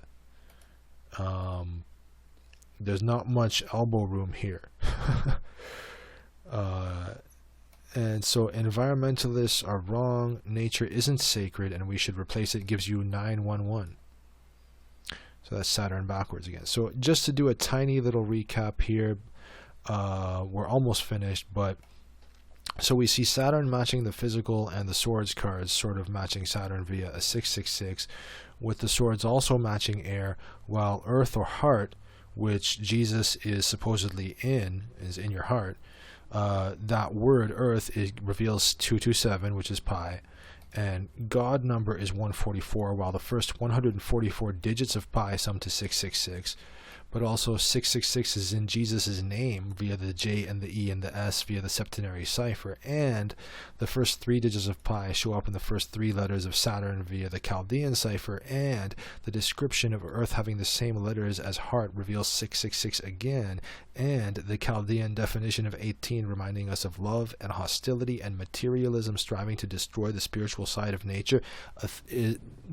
That's a theme which we see surrounding the transhumanist movement. Materialism striving to destroy the spiritual side of nature. Like, what else could you say about this? What else could you say about this right here? I mean, like I said, I haven't read the whole article. Maybe I'm getting this part out of context, but I somehow doubt it. Now, checking out another part of Lara Ray's Guide to Multidimensional Universe, here's what she would say about, or here's what she might say about something like this, because it seems to fit, right? So, conflict and wars are a normal and necessary part of life. As a matter of fact, many in 3D cynically believe that the only way for humanity to develop is through wars and conflict. This is true from the standpoint of 3D, where polarization and ejection of another half of the yin-yang Khan circle is a norm. Okay, I've highlighted Khan there. We mentioned yin-yang earlier. We're talking about the mathematics of the circle. So moving on. Wars and conflict are the manifestation of the imbalanced 3D's yang, aggressive, extroverted side. On the yin, introverted, depressed side, the imbalance manifests through fracturing and isolation. On the global level, this process manifests through the fracturing of states and isolationism. Cooperation in 3D is recognized as a necessary evil, a necessity for survival's sake only. If there is such necessity, humans find a way to unite against a bigger common enemy while still hating each other's guts. Cooperation may be abandoned as soon as the survival isn't threatened anymore, and a new stage of conflict ensues. So, again, let's check out one more David Livingstone quote from Global Mind, Transhumanism, Freemasonry, and the Internet as God.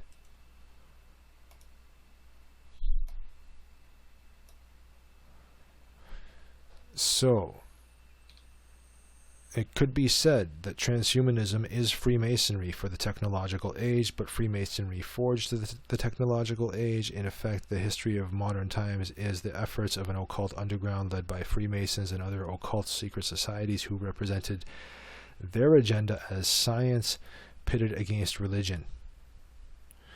So, that's also, we mentioned, that was reminiscent of, where was it here?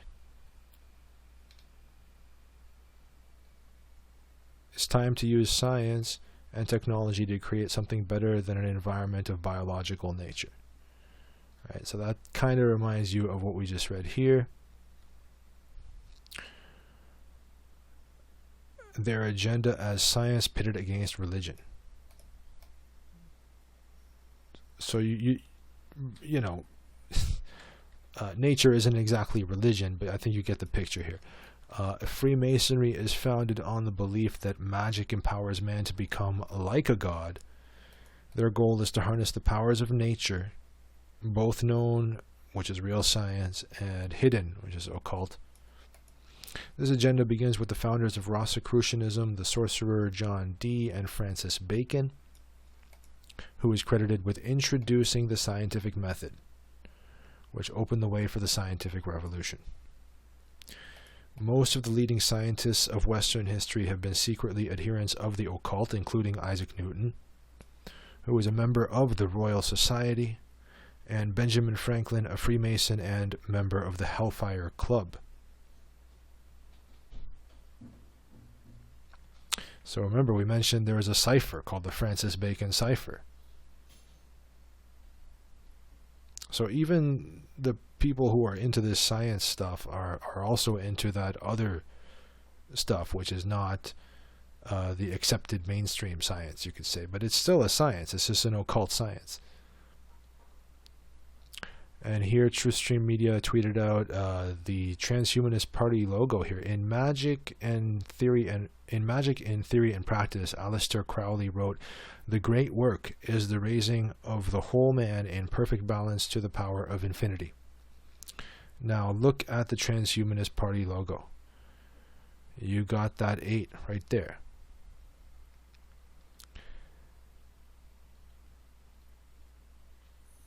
So 8 is the number of Saturn via both Chaldean and the Pythagorean school of numerology.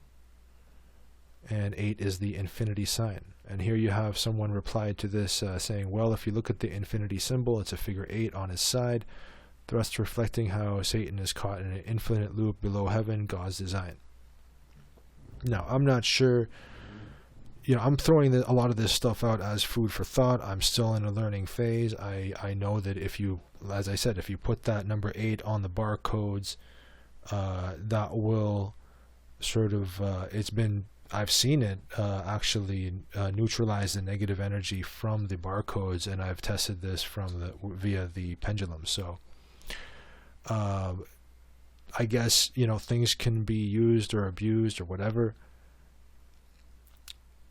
So this here is also worth looking at. So 8 would be like creation and destruction, and the 8th tarot card is like the strength card. So it's about like what you use your strength for, I would imagine.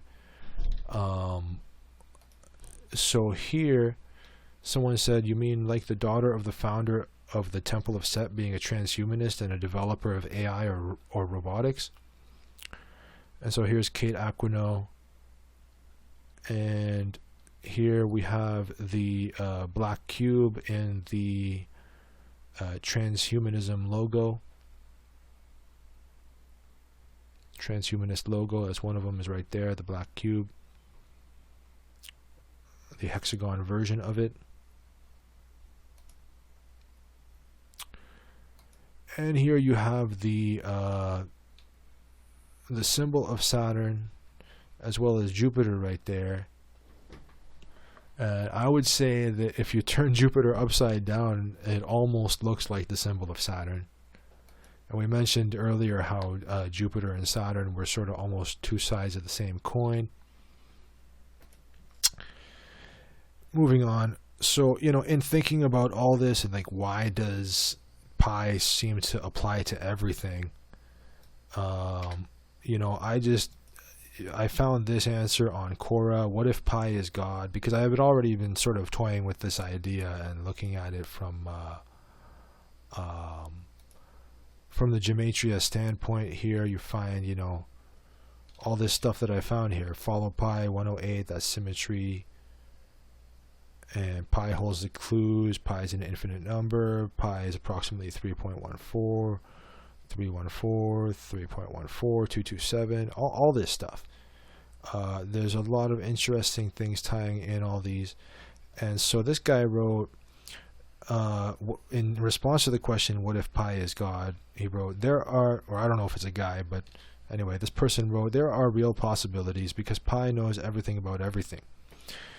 Just think about this. Your name, address, your past life, your personal details, and every detail of you could be collectively encrypted into number format. Agreed? Well, and before I move on, I'll even say even the numbers on your house will inform the vibe in your house. Okay, so it's not just that numerology informs your special skill in life and all this. It's pretty much almost anything. Even if you use a pseudonym or a nickname or whatever, the numerical value of that's going to impact how that thing plays out. If you get a divorce and you change your name, you're going to change. I've seen it happen. But so he wrote your name, address, your past life, your personal details, and every detail of you could be collectively encrypted into number format.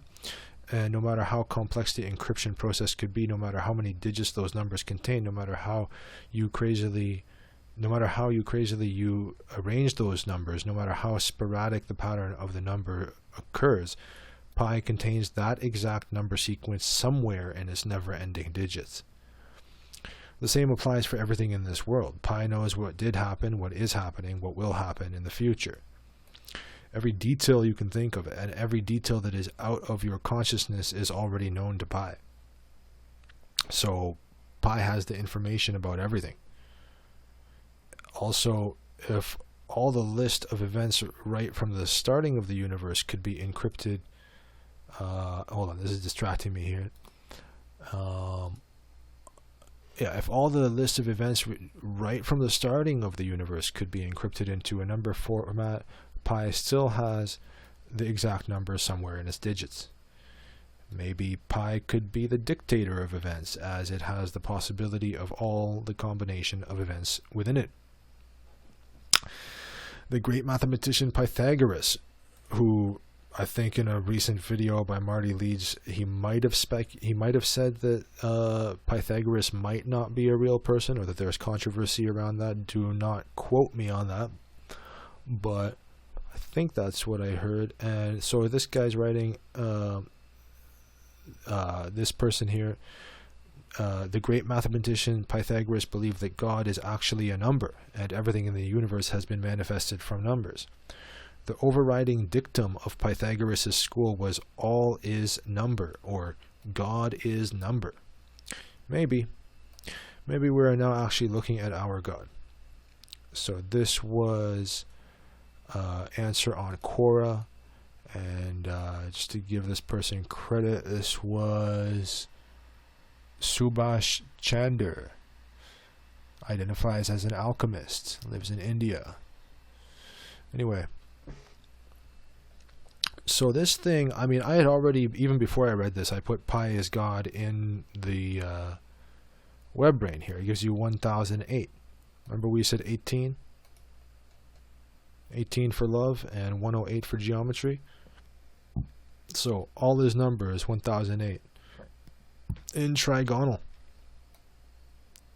And I think we did trigonal earlier, but just in case, this is the trigonal cipher. And pi is God is 1008 in the reverse trigonal, which would be, hold on a sec, reverse trigonal. There you go. And we mentioned earlier, God is 55 in reverse ordinal, and Satan is 55 in English ordinal. So, you know, you could say two sides of a coin, right? I guess Satan is at war with God, right? So God is number gives you 55. So that's what we just saw here. God is number, all is number. And I had written you are numbers, and I found that was 1044 in reverse English Sumerian, whereas God number is 144. So we're pretty much at the end of the presentation now, and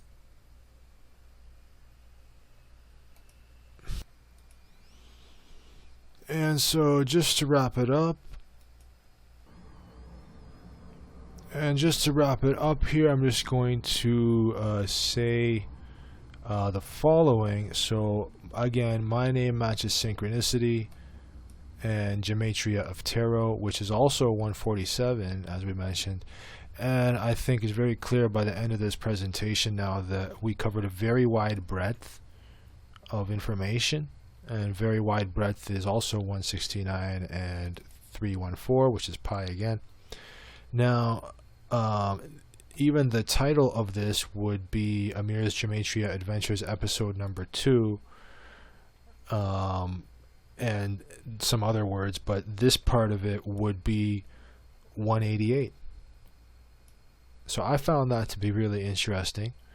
And we said pi is God is 188 in reverse Francis Bacon. Now, I recently put out a video where I did some energy work where I fixed a flickering light by using my mind. And this was not a synchronicity so much. I think I did check out the title before I released that, and I did find it was 188, and that sort of solidified my choosing that title. So I will admit that. And when I came across this as well, if you add energy work in front of it, which was also in the title, that would give you 227 as well. So 188, 227. So that is synchronous. And energy work, the kind of energy work I was doing, some could associate it with Reiki. Apparently the guy who discovered Reiki, his name was Mikao Usui. I don't know if I'm pronouncing that correctly. And his name is 38. And I believe Gematria is also 38. So Reiki, as we mentioned here, 38 in reverse full reduction. Mikao Usui, 38. So anyway, there you have it. And I'm interested in archetypes. I'm interested in everything.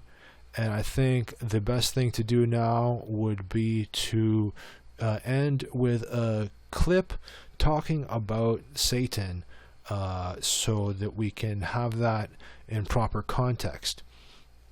And it's going to be from, interestingly enough, from a mix titled Youngsta with Spec, Monday 21st of August 2017. And we already said that Saturn equals 21. And before I show that clip, I'm just going to say, if you enjoyed this presentation, if you'd like to see more stuff like this, please do not hesitate to donate via Bitcoin or PayPal. You just go to the top of potentnews.com, click donate, or you can find it on the right side. You can find both the QR code and the PayPal donation link on the right side of the regular website, or click donate at the top menu, which will bring you here into the support us section. Or you can right now, you can just scan that QR code right there. I'll make it a little bigger for you. And let's put that there. And thank you so much for having the patience to sit with me during these multiple hours of this recording. This has been a long time coming. I am passionate about this work. I do want to do more of this. And again, it's Mercury retrograde, so if I got anything wrong here, I reserve the right to update my opinion later. That's how you grow. Please feel free to correct me in the comments section. And I know there's lots of other people out there that are into these esoteric studies, and I believe esoteric studies also is what was it, 191, and that was 119 as well. And so 119 is Saturn, and Esotericism is 188. We might have mentioned that earlier, but if not, there it is. So again, if you enjoyed this, if you want to see more stuff like this, do not hesitate. Do not hesitate. Don't think that sending me $1 is an insult. Send me anything you can send. I will take any of it. And I do want to continue to do more of this. So without further ado, let's check out this clip right here and play us out via this music by Booker's Finest. We come to the place where we joke about the idea of the devil, with the horns and the tail and all that. But that is Satan's lie, to distract us from the reality of who he is. He is no mask in a Halloween store. He is not what you see in the movies. He is an active, violent, anti-God personal reality. And as much as we refuse to admit it, he lives through us. He uses us to carry out his unspeakable deeds. For we are his pawns. We are his demons on earth. We satiate his hunger. If you have the slightest bit of greed in your heart, he will turn it into an avalanche. he will slither into your soul.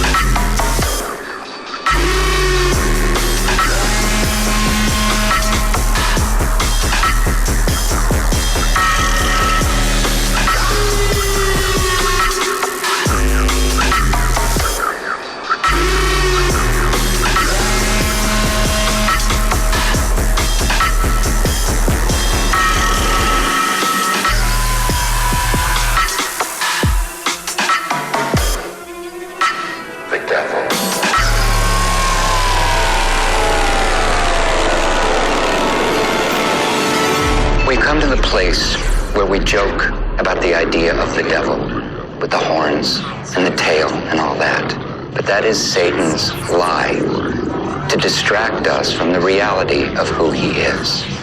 He is no mask in a Halloween store. He is not what you see in the movies. He is an active, violent, anti-God personal reality. And as much as we refuse to admit it, he lives through us. He uses us to carry out his unspeakable deeds. For we are his pawns, we are his demons on earth. We satiate his hunger. If you have the slightest bit of greed in your heart, he will turn it into an avalanche